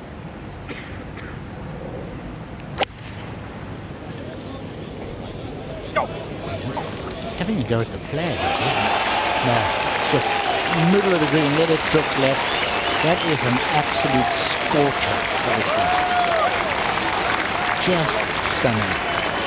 He was loving that off the club face. That might just be the shot that wins him the BMW PGA Championship.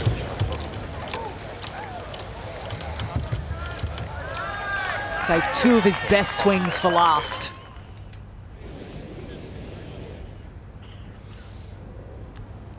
The rhythm has not changed at any point during the last round. He knew it was just flush.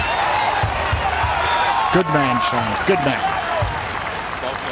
Bo Martin, who was on the bag, of course, for his famous victory at Portrush. That is the last victory on tour for Shane Lowry. And that was 3 years ago. Look at the reaction.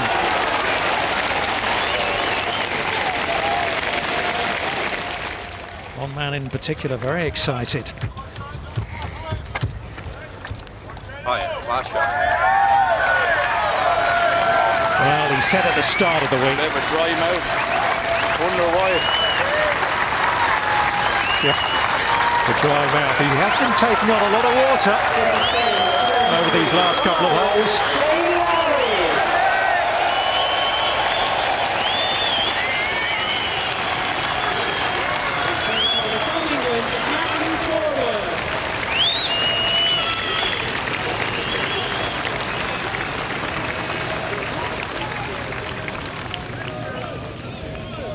He's come so close, hasn't he, here at Wentworth. You saw that he was runner-up to McIlroy back in 2014. He's got a terrific record. He loves it here.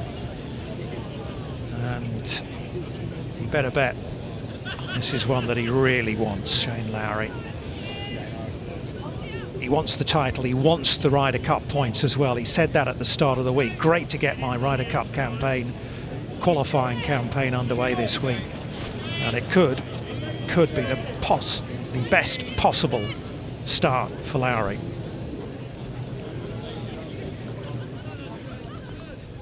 So back to the tee, and McIlroy. And a tee shot that requires a lot of bottle, a lot of guts. Trying to take on the corner, 3-wood. He can reach the flat, opens up this par 5. Phenomenal 18th. Get on! He would have heard the reaction of Shane Lowry's shot. He knows what he thinks. That 3 is an essential here, and there's the first part of the job done. Beautiful tee shot.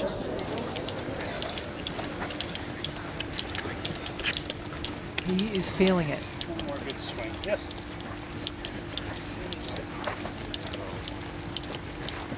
He needs the best swing of his week with the next to come. Maybe of the year, which is saying something given the year he's had. Lowry just rests on his putter. Matthew Jordan, remember, in the greenside bunker.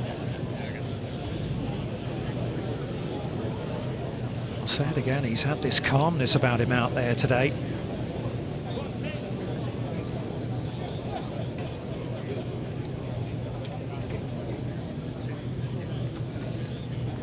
Well, it's a perfect lie in the bunker here for Matthew. It's a question of whether he can be brave enough to throw it 3/4 of the way down the green there with the water beyond.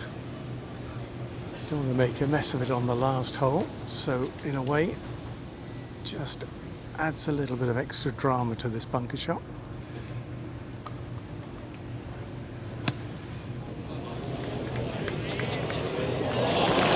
He was brave and he was rewarded.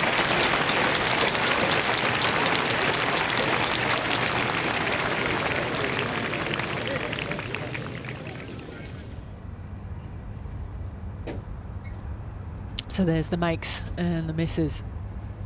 A couple from around this range, but from a different angle, further up the green. Not many from over here.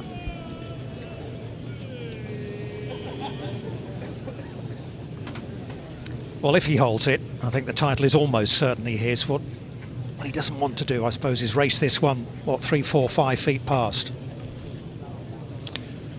No, this will be a nice gentle lag. If it goes, it goes. If it doesn't, a nerveless tap-in would be nice.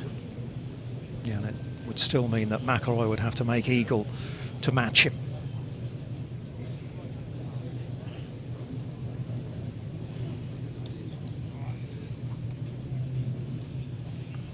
He's had some big putts in his life, and this is definitely right up there with them.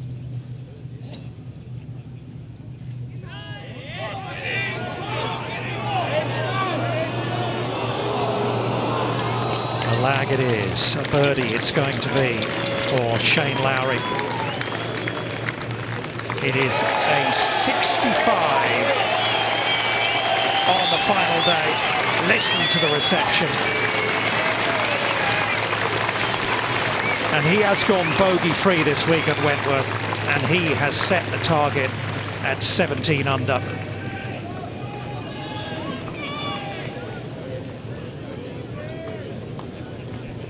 And he knows if it was anyone except for maybe Rory McIlroy standing back in the fairway, his Olympic teammate.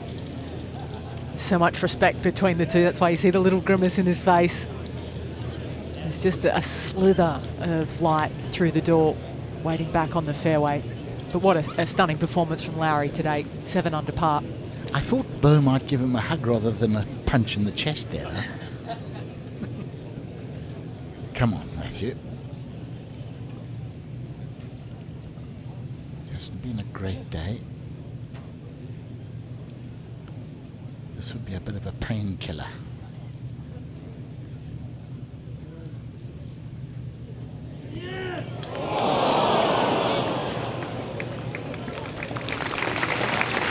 So just a 5. But a great learning experience for Matthew Jordan. Little past 72 on Sunday for him.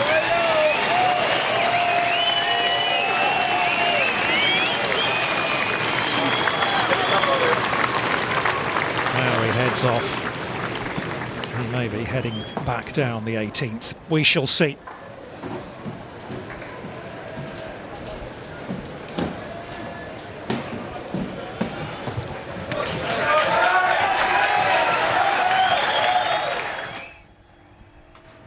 .242 McIlroy looking through the centre. It will camber right to left. There is a chance he can get this close. 4 iron.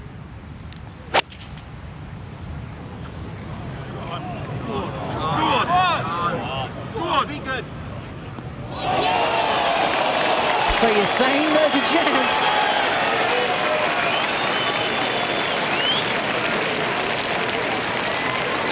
We're getting our money's worth. There's no doubt about that.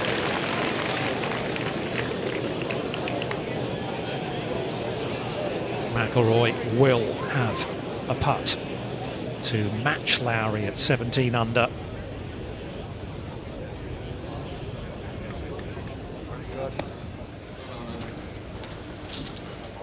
And as he well knows, McIlroy is well capable.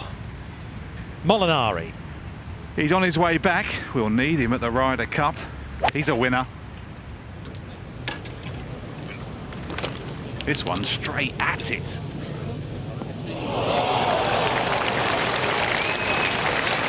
Yeah, very fine effort from Molinari. Poor start, 2 over through the first 3, but he's fought his way back nicely.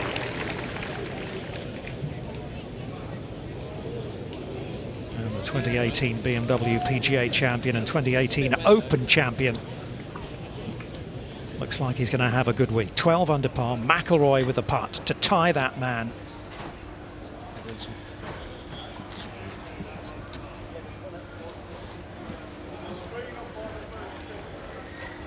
Well, you couldn't ask for much more, could you?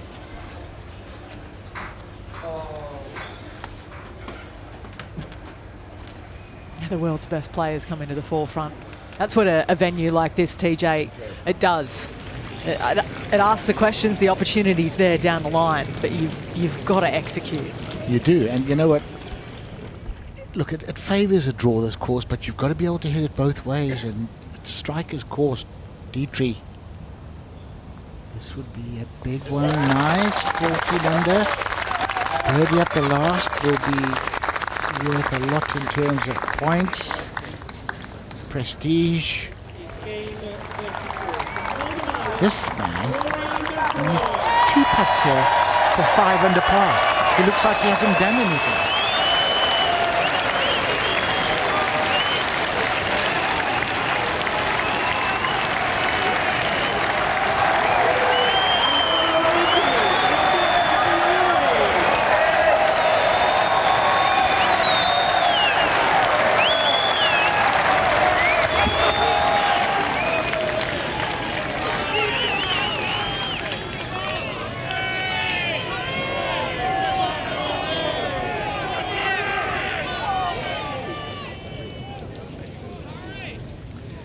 I'd say they appreciate his presence.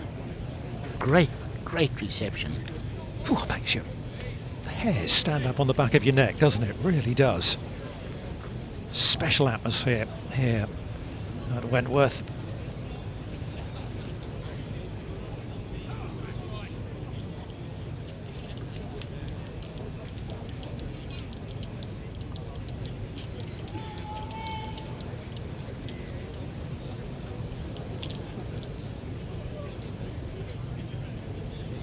Billed as a festival golf, it truly has been, hasn't it?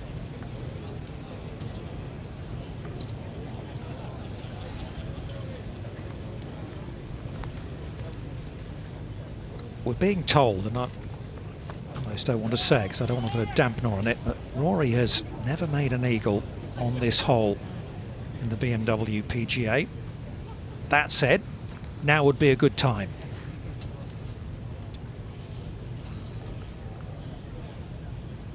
I don't think it'll be short anyway.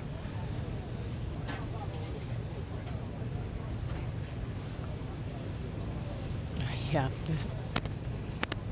He's working hard here. It's not an obvious break. It's sort of down the fall line, isn't it? And, you know, just left of it, it goes left, just right of the fall line, it goes right. Can he read it?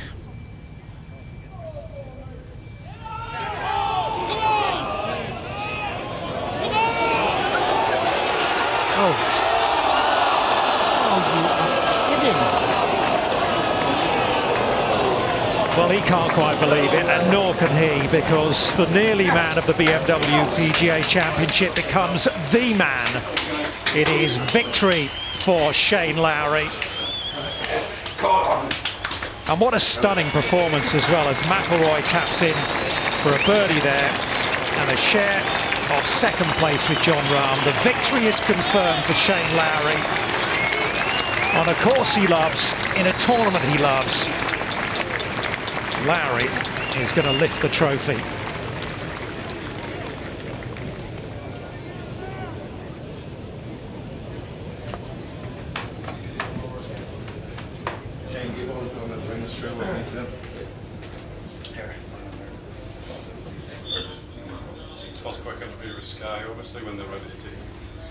I may be undone, of course, because Thomas Dietrich may hold his second shot at the last. It's a 1 in a million.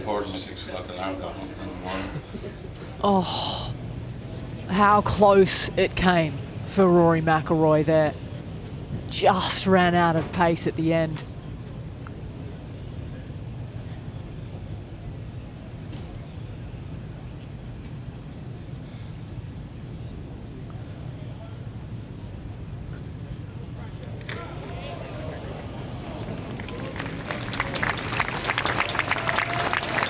Hasn't been his best day on the greens, has it, for Molinari, but it is a birdie at the 18th, and it's a birdie finish, in fact, for the Italian.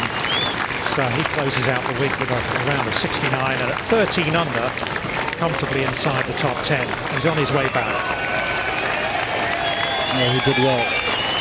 Bogeyed 1 in 3 and then fought his way back to 69. Good effort. Yeah, hopefully on his way back to the Ryder Cup as well in his home country next year. Francesco Molinari qualifying starts here. It's been the perfect start for Shane Lowry, barring this second shot going in for Thomas Dietrich.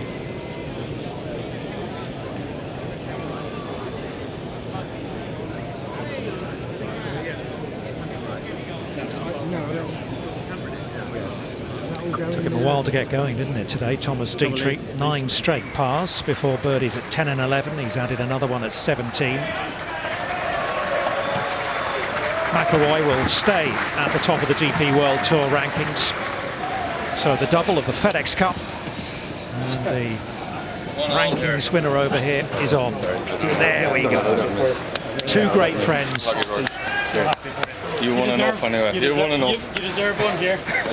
Cheers, man.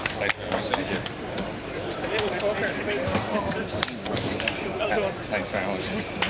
Shane, got to put the microphone on quickly here. Cheers, mate. Neil, your last Wentworth. There's one for you. Will you get the microphone on, give one?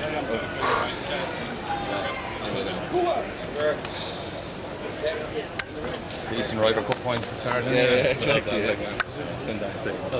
There you go. We told you the Ryder Cup points were on his radar. Thanks very much. Thank you. Thanks. I didn't know why last year. Yeah, so when I was down in... And that's the ball of Thomas Dietrich. I'm not sure that's in the realms of possibility anymore, finding the sand.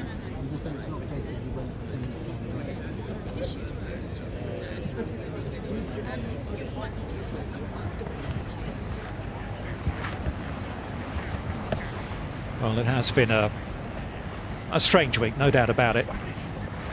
Subdued, no play here on Friday after the passing of Her Majesty Queen Elizabeth II. But look at the people gathered around this 18th hole, and that's what sport does. It brings people together. It's been a great atmosphere, and it's been some show here on Sunday. It's been a great atmosphere today.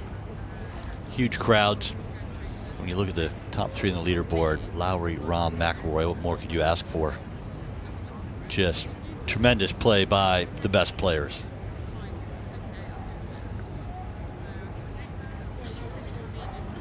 A lot of business to be finished here. A lot of points, money. And this is not an easy layup here for Cabrera Bello. You can see how deep that bunker is. He's not far from the lip. Bunker on the left, water right. Oh, you popped them in there.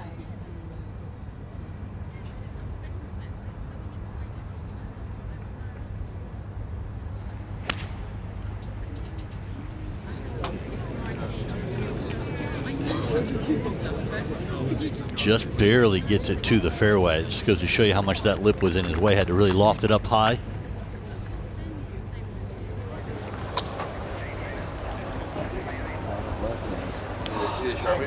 Lowry wins without a bogey all week. Pretty impressive on a golf course that's demanding. Layup shot for Dietrich. Had no choice. And that confirms it. We pretty much knew anyway, but Shane Lowry is the 2022 BMW PGA champion. It's his second Rolex Series title, and it's one that he will be so proud of.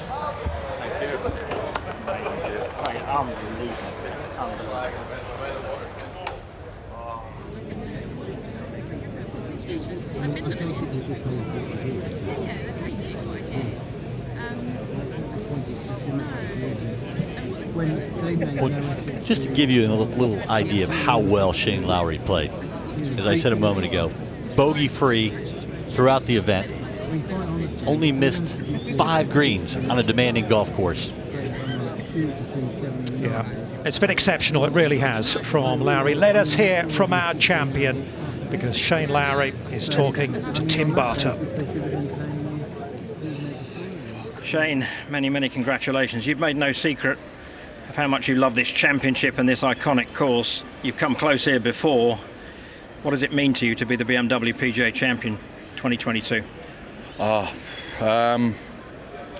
Means a lot. It means a lot. It's been, it's been a good year, but I felt like I've been close a few times, and I felt like, I've only got a few tournaments left this season, and I really wanted to try and win one, and obviously this one is right up there at the top of the list. I love it here. I've contended in the past, and even going down the back nine on today, I was like, the bad shots that I've hit over the years in contention actually started to creep into my head. It's amazing what this game does, but I'm so happy. Like, I'm honestly, words can't put into how much how happy I am, how much this means to me, how much I love this tour, how much I love this tournament, and I'm the happiest man in the world right now.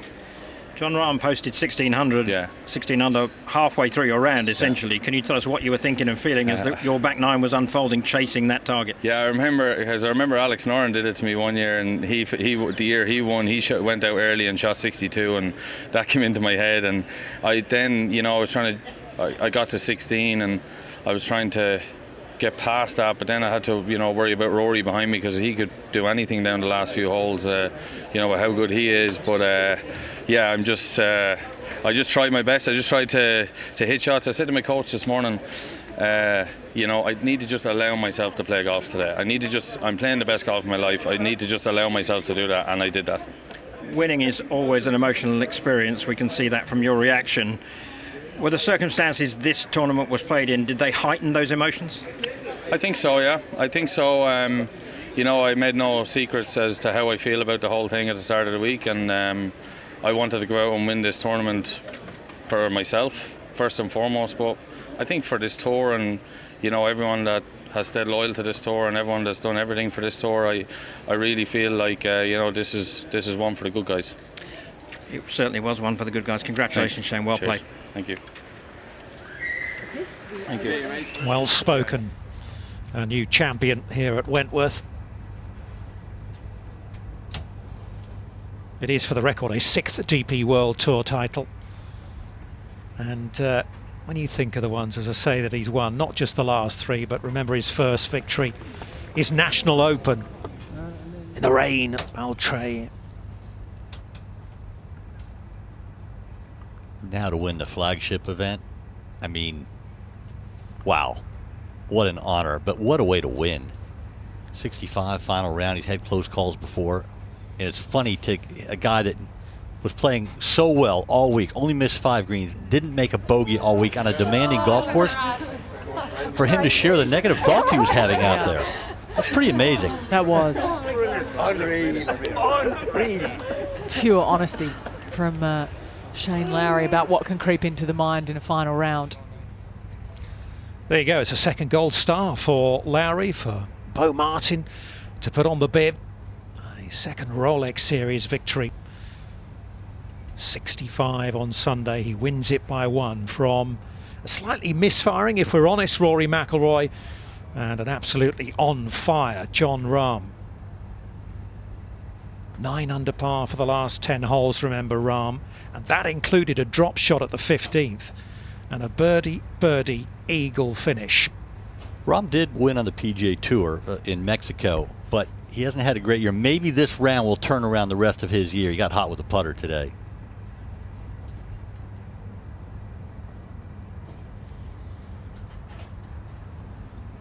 Yeah, I believe we're going to see John in Spain. We're going to see Rory McIlroy next week in Italy. That's for sure. Rory's also going to play in the Alfred Dunhill Links Championship with his dad. He is, he says, refocused now, having won his 3rd FedEx Cup title, on trying to win the DP World Tour rankings as well. And there is this new sense of purpose, isn't there, about Rory McIlroy.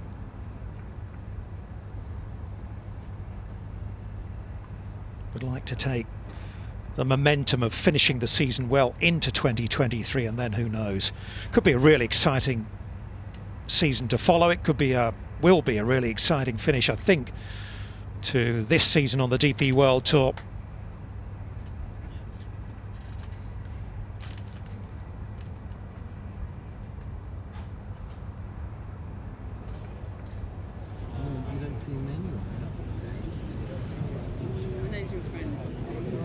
No, he's not particularly. We know him. He didn't call him a friend.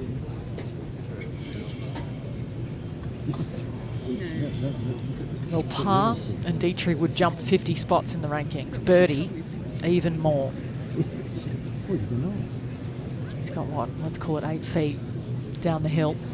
You know, Ali, I think the first week that Thomas Dietrich putts well for 4 consecutive rounds, he wins. Because that's the only thing I think that really lets him down. His chipping is okay, it's not great, but I think the putter is the one that really costs him the opportunity to get his hand on trophies. It will be fascinating to watch him on the PGA Tour. I know a lot of people think that his game is set up for success over there, the high ball flight. Here we go. Can he make a birdie at the last? Not quite.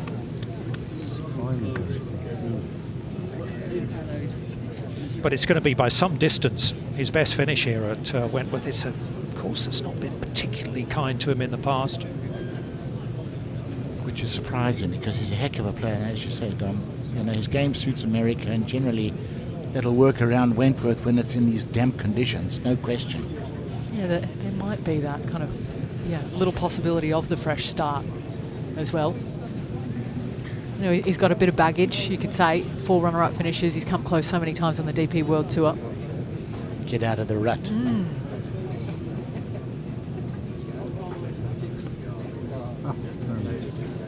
Well, Dietrich is playing with Rafael Cabrera Bello, and this will be worth a few ranking points.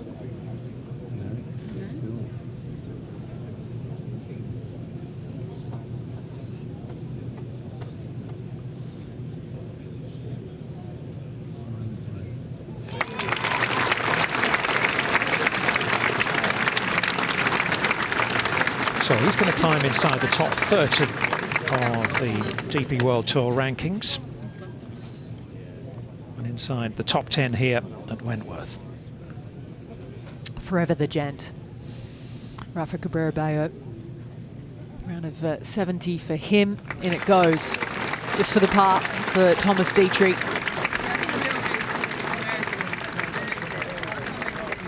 But he'll bag a top 5. Just seems to rack them up, the Belgian.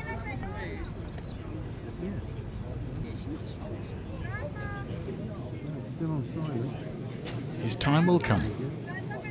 So just 2 players left out on the course now. Viktor Hovland and Søren Kjeldsen.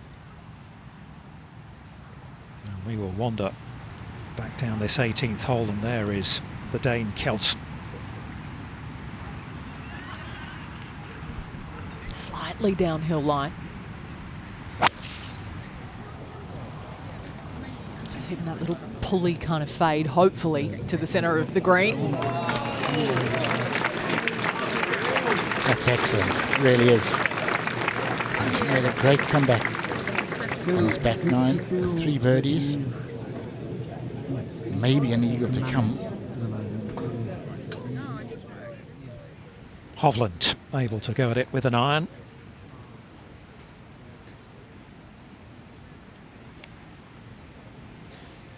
The driver let him down today, really, didn't it? I was thinking the same thing, Tom. It's the one club that really did desert him.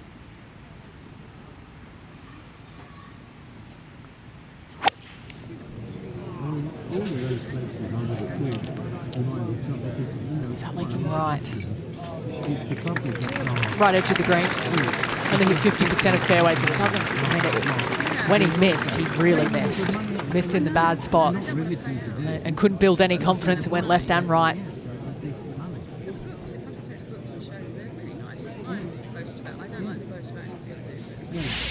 Let us reflect on what's been a terrific day for Shane Lowry. 3 pars to start with, then this at the 4th for an eagle 3, and Lowry off and running.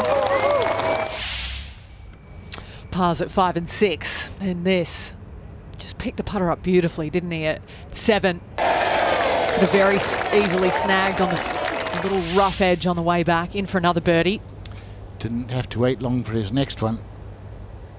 Fast putt, right to left breaker. Just the most perfect pace. Catches the edge, but it's in. Made par at the 9th, the toughest hole on the course. Then at 10, beautiful tee shot. A little bit of left to right in this one. Perfectly read, perfectly struck. And Lowry going along nicely. Par at 11, and that at 12. Very nearly dropped for an eagle 3 for another eagle in his round. Good enough for a birdie 4. Beautiful tee shot at 18. Just wanted to hit the middle of the green. And did he ever? Dead centre, feeds its way down to the hole. Setting up an eagle putt. Wasn't a bad effort. Right to left. Round it came, on and on and on. Very easy birdie, and remember, a bogey-free week for Shane Lowry here at Wentworth.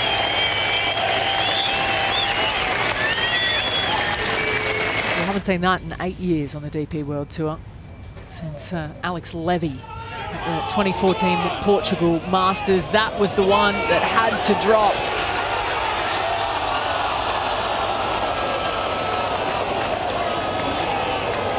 And that's the moment he pretty much knew that this prestigious title was his.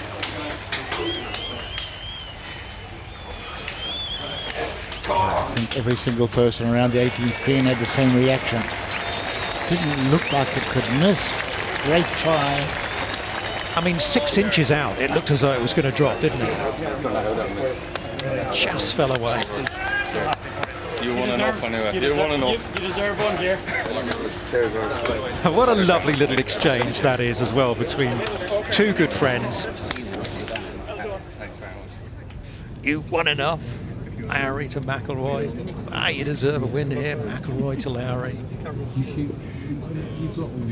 That is the fraternity on this tour. That's it. The bromance is certainly real. So's the respect between those 2.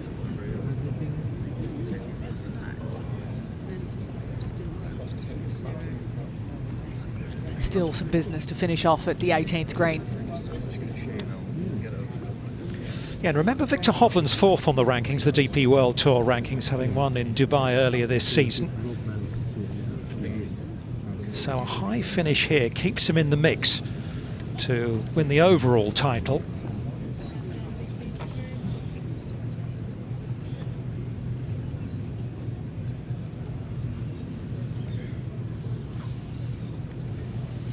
Let's see if he can get the read from the upper plateau.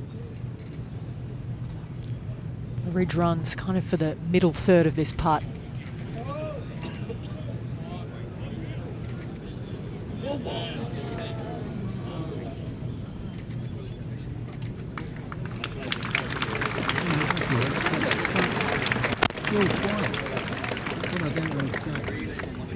Now both of them led. Co-leaders going into the final round. By the time they teed off, they were trailing Patrick Reed. Then that number moved to 16 under par with Jon Rahm.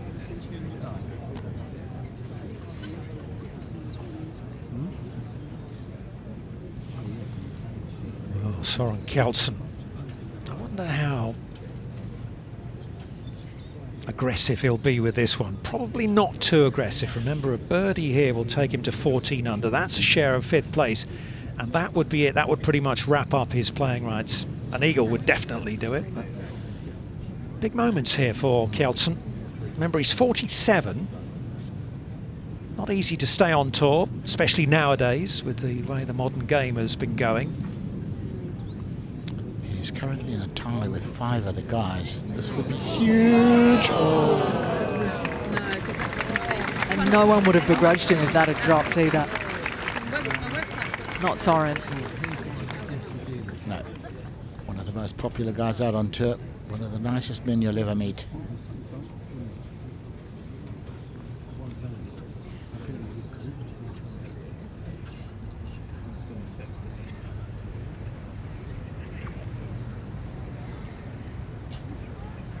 With the calibre of field, 5 of the top 15 in the world, it was always going to be a tall task for the likes of Kjeldsen, who had never broken 70 to win in his 4 wins on the DP World Tour.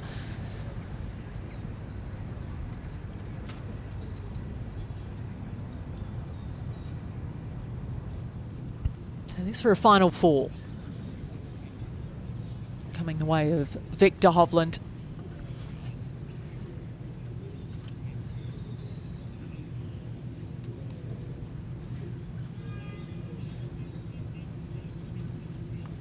Yeah, it's a 4-4 finish. And it's closing 70 for Viktor Hovland. That just nudges him into a share of 5th place alongside Reed and Dietrich. And they are joined by Soren Kjeldsen, who is projected to rise over 60 spots to 81st in the DP World Tour rankings. Well done him, that's a big week. Hovland is projected to rise to 2nd in the rankings, so he's now the closest man to Rory McIlroy at the top.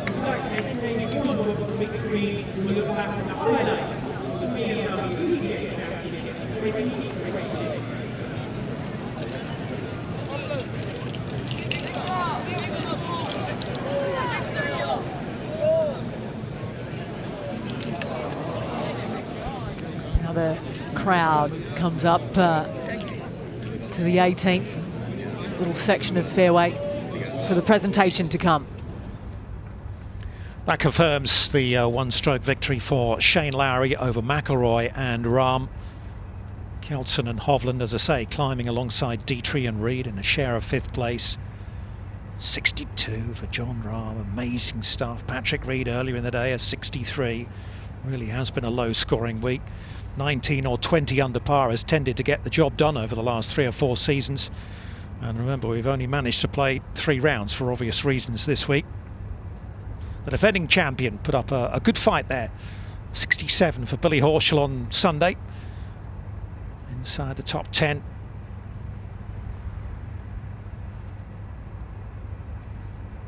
Good signs for Miliozzi, great experience for Matthew Jordan. And Oliver Wilson backing up his good performance in Denmark with another fine week here in Surrey.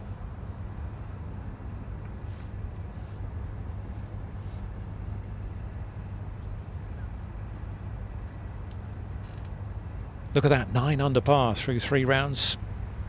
Just gets you inside the top 40.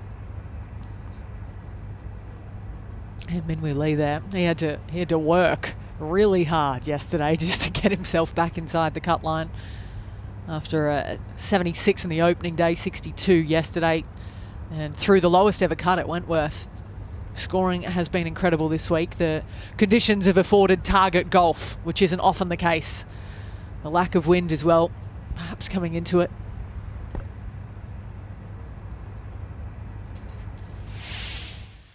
Well, the story of the day saw Patrick Reed set the early total, and then Jon Rahm got it going, didn't he? It was a slightly quiet start. He was only 1 under through the first 8 holes, and then he couldn't stop making birdies and eagles.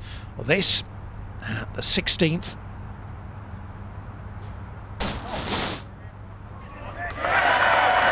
That was a brilliant response to his only drop shot of the day that came at 15. He got it straight back, birdied 17, then this at the last. This was going to give him a seriously good chance of walking off with the title. A fantastic putt. 29 back 9. 8 under par on the par 37 with a bogey. Outrageous stuff. Yes, and a birdie eagle finish as well for him. McIlroy started with 3 straight pars, then this at the par 5 fourth. This was such a McIlroy type shot, wasn't it? Just a towering iron shot, inch perfect, working its way down to the hole. Just how he pictured. Yeah, he made the putt as well. He dropped a shot at 8. Needed to get it going on the back 9. Go. Rahm already in at 16 under, asking for it to go, begging for it to go at 10, and it did. And he would make birdie there as well. So good start to the back 9. He picked up a shot at the 12th. And at 15, slinging right to lefty, fast down the hill. Crowds loved it. 3 pars to start the day for Shane Lowry. But that was the huge spark that lit up his Sunday, an eagle 3 at the 4th. Birdied the 7th, and how about this one at 8 as well? Ticklish one down the slope, round it came, then it straightened. Just about managed to grab enough of the hole. 4 under par on the front 9, picked up a shot at 10. Bunkered at par 5 12th, and it was so close to perfect. Birdie there for him. Talked about the nerves at that stage of knowing that Rahm had shot a 62 and had got in at 16 under par. Rory chasing behind him.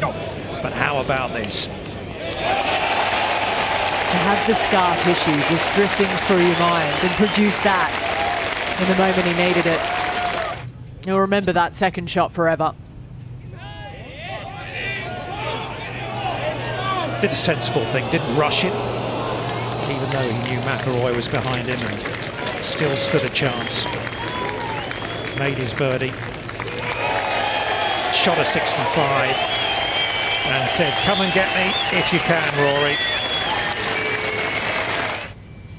And he nearly did. Tried his best, didn't he? What a putt this was. Essential to hold this. It can't miss. It can't miss. It does. Oh. The agony and the ecstasy.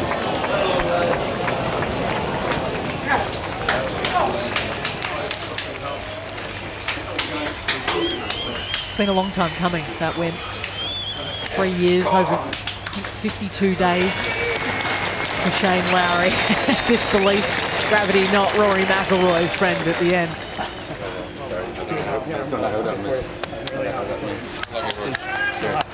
You won enough anyway. You won enough. You deserve one here. Friendship, sportsmanship. That's what our sport's about. Thanks very much.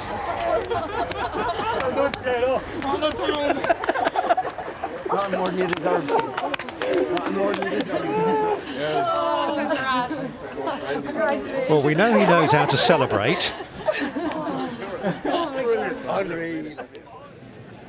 And it doesn't look like he's going to struggle for mates either. That's the updated ranking, so confirming Viktor Hovland moving from 4th to 2nd in the rankings. He skips above Fitzpatrick and Zalatoris. Lowry all the way up to 5th. So a great move from him. He'll be in the shakeout for this DP World Tour rankings title. Tristan Lawrence, the South African, rounding out the top 10. Nice move from Jon Rahm as well. All the way up to 15th. That's a rise of 52 spots.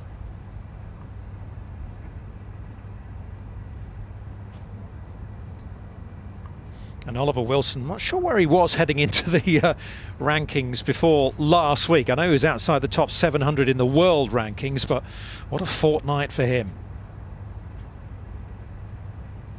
Adam Scott inside the top 40. Zanotti had a good day.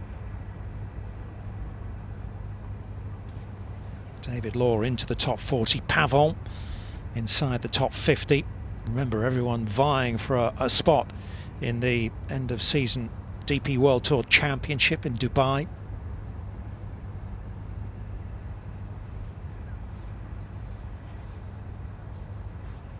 Matthew Jordan creeps his way inside the top 60. Just building the talents there. TJ, no question about that. No doubt whatsoever. It's been a big week for a lot of players, hasn't it? A lot of nice moves towards securing cards. Trying to get in the top 50 for the DP World Championships. Big week. A wonderful week here, and we can head down to the 18th for the official prize presentation ceremony.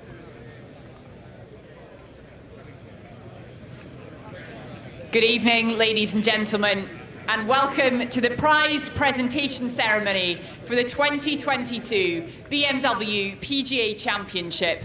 Before we begin, I'm delighted to introduce the presentation party.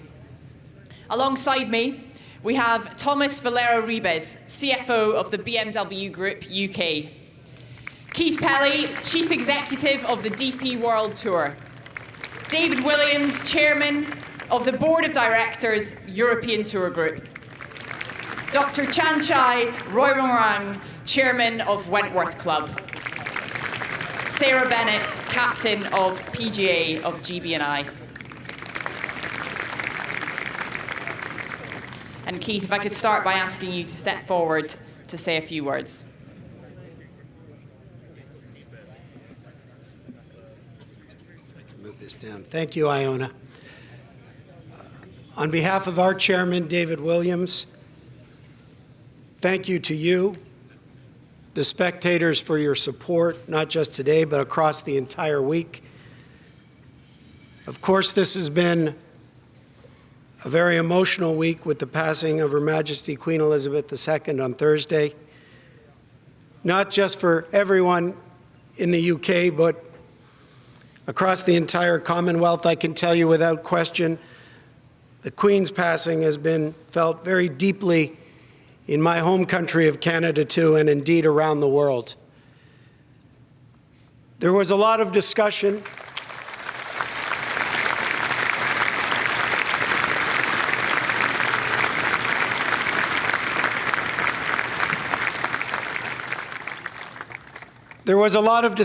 on Friday about whether we should play the BMW PGA Championship this weekend, but we genuinely felt we should, as it gave everyone connected with this tournament the opportunity to come together, not only to express their condolences publicly to the royal family, but also to celebrate the life of a truly extraordinary monarch. I think those of you here yesterday did that with an impeccable 2 minutes of silence. And that respect, as shown yesterday, carried on today. And I want to thank each and every one of you for that and paying that respect. Thank you.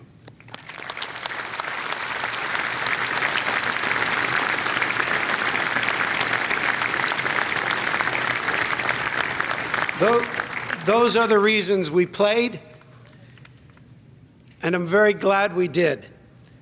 We've all enjoyed a fantastic weekend of golf. This tournament once again has showcased exactly what is wonderful about our sport, great competition among world-class players, all battling for a trophy that is so steeped in golfing history. Of course, we could not put on this tournament without the help of so many people, and I want to recognize a couple of them now. To Thomas and everyone at BMW, thank you for your steadfast support. We are very lucky to have a title partner like BMW who are aligned with our goal to continue to innovate, to improve this tournament year after year. Our teams have been working very hard to achieve this. Thank you, Thomas, and to everybody at BMW.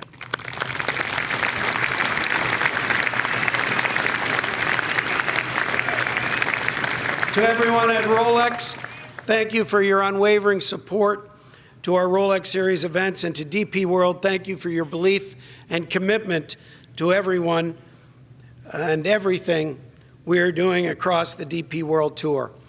And to everyone at Wentworth and across these unbelievable estates, to Dr. Chen Chai, the owner, to John Blanche, Stuart Boyle, Kenny Mackay, and all the greenkeeping team, thank you for allowing us to use your home for this very special week.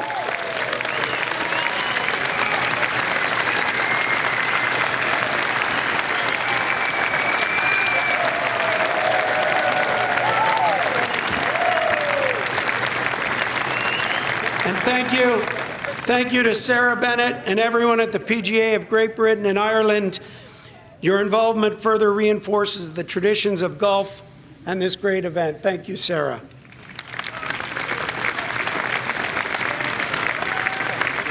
And last, but definitely not least, thank you to the hundreds of marshals and volunteers who have worked across every inch of this golf course, across the entire venue itself.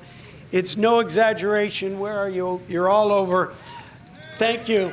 Thank you very much. It couldn't have happened without you.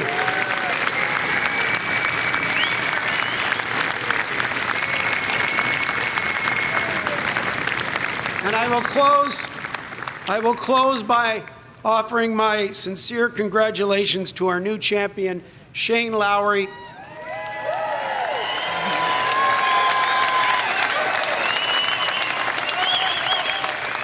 Who played the entire tournament without one bogey. That's unbelievable. Congratulations to really a great champion and one of the nicest guys to play this game professionally, Shane. So thanks again to everybody for your support, and we will see you back next year. Thanks, everyone. Thank you, Keith. Ladies and gentlemen, can we please have a very warm round of applause for our winning professional with scores of 68, 66 and a 65 for a winning total of 199. It's Shane Lowry.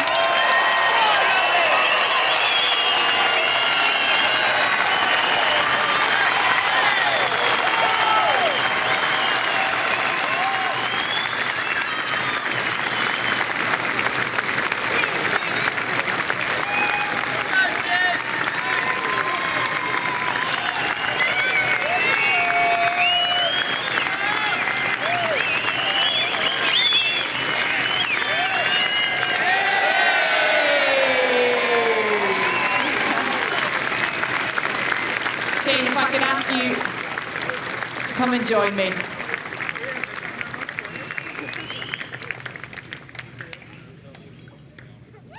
Come on over, Shane. The smile says it all. Ooh. Hold on to that trophy tight. Actually, I'll hold on. Well, Shane, here we are. You've done it. You're the 2022 BMW PGA Champion. How sweet does that sound? Yeah,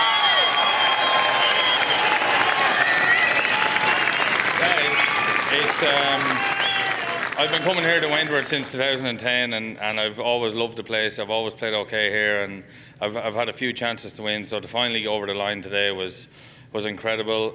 You know, trying to chase down John Rahm and Rory coming behind me as well. It wasn't too easy, but you know, I'm over the moon. I'm so happy. I'm so proud of everyone that's around me, and I'm just, you know, I can't really put into words how I feel right now. Quite right. Let's go back to what happened just a few moments ago, because you were coming down the last, you hit a terrific tee shot, tied for the lead, standing there in the fairway just moments ago, as you say. You needed something special. What was going through your mind to pull off a shot like you did? I suppose, like, you spend your whole career, and you spend your off weeks, and you spend your time practicing, trying to, you know, work on stuff to get into those positions, and then when you're there, it's not the nicest feeling in the world because there's so much pressure. But I said to my coach Neil this morning, I said I just need to allow myself to go out and play golf today. I'm playing some of the best golf of my life, and I need to just allow myself to go out and hit the shots, and that's what I did, and that's what I told myself on 18. And to be honest, it was one of the best shots I've ever hit. It's you know, 5-iron from 217. It was pretty special, and you know, I didn't quite hold the putt, and I don't know how Rory's putt missed, but I'm pretty happy that it did. Now, Shane, it's been a challenging few days for the country, but it ends with a celebration of golf here today. Can you give us an idea of how the atmosphere was out there and how proud you feel to win this week in front of these crowds? Yeah, obviously, look, it's been you know, it's been a sad week for everyone here in this country, and you know, around the world. I think you know, what Queen Elizabeth was, what she represented, was amazing. She was an amazing woman, and I think, you know, I'm happy that, obviously I'm happy the golf went ahead, but I was happy the golf went ahead because I felt like it should be a celebration of her life, and I think that's what we had this weekend out here at Wentworth, and I think it was pretty special. Yeah, it certainly was.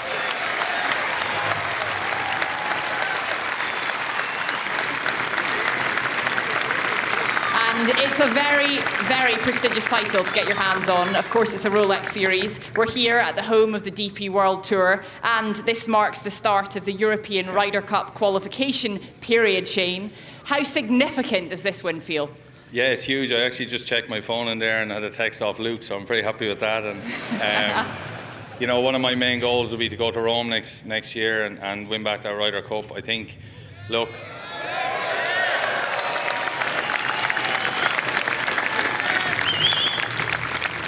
I think, you know, the way the world of golf is at the minute is quite challenging, but I think everyone at the DP World Tour and, you know, everyone at the PGA Tour are all doing a great job at keeping it, you know, keeping it going and going well, and it gives me great privilege to win this tournament, because for me this is one of the biggest tournaments in the world, and this is the reason I play golf.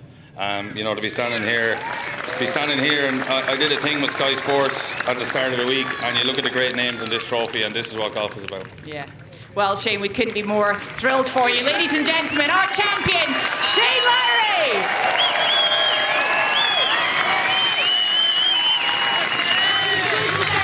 Thank you all for being here. Safe journey home, and we'll see you next year.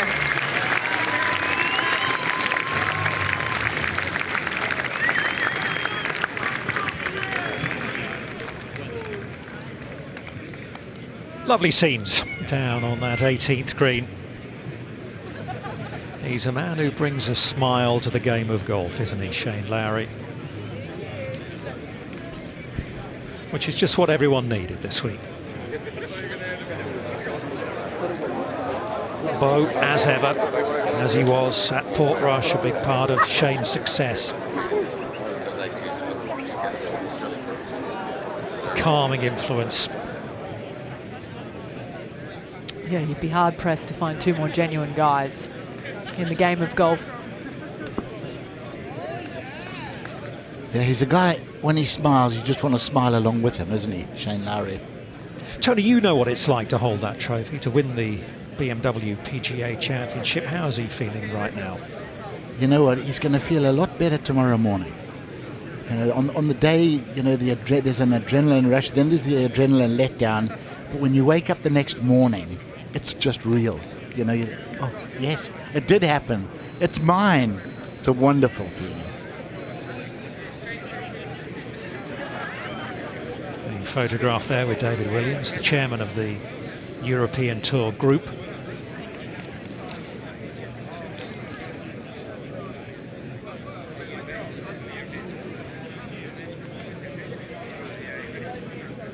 definitely one of those titles that Shane Lowry has wanted on his, one of those trophies he's wanted on his mantelpiece. It'll fit quite nicely along with a few of the others. Nice collection. Yeah, it just means something a little bit different, doesn't it, to win at the flagship event of the DP World Tour for those that have called this tour home for their career, like a man like Shane Lowry has. He's always been loyal, no matter where he was playing around the world. Made his presence known and finally got across the line out there today after coming so close so many times around this very layout. And now we've got a race on. 9 tournaments left to the end of the season.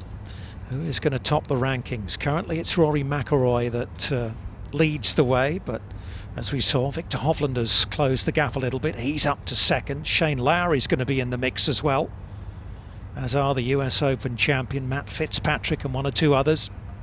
Well, history tells us, don't you, ever since the beginning of the Rolex series, you had to get a gold star to be in the hunt. No one has won the rankings at the end of the year without having won one of the now 5 events this year. So that's the likes of Peters, Hovland, Lowry and McIlroy. The last one, the DP World Tour Championship, is a Rolex Series event too.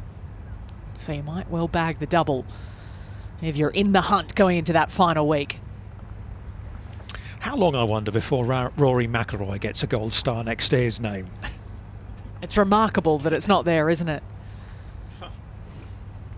Really is. It will come, no doubt about it. Tyrrell Hatton's bagged 4 of them, so has John Rahm. We're looking for the first man to win 5 Rolex Series titles. We are approaching 7 o'clock in the evening here at Wentworth.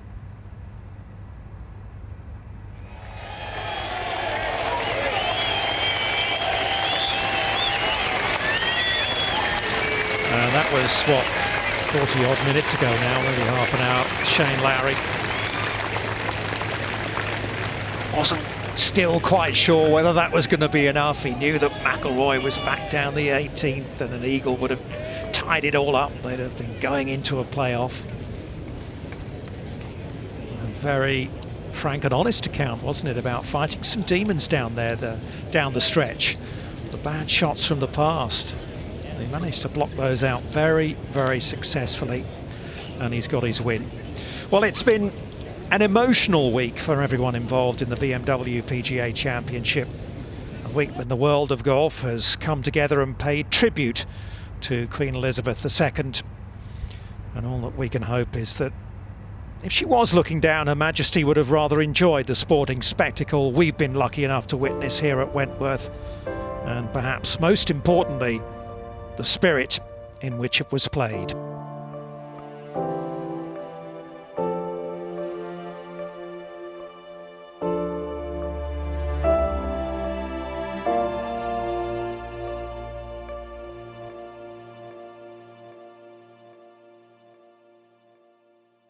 To watch another DP World Tour video, click here, and to subscribe, click here.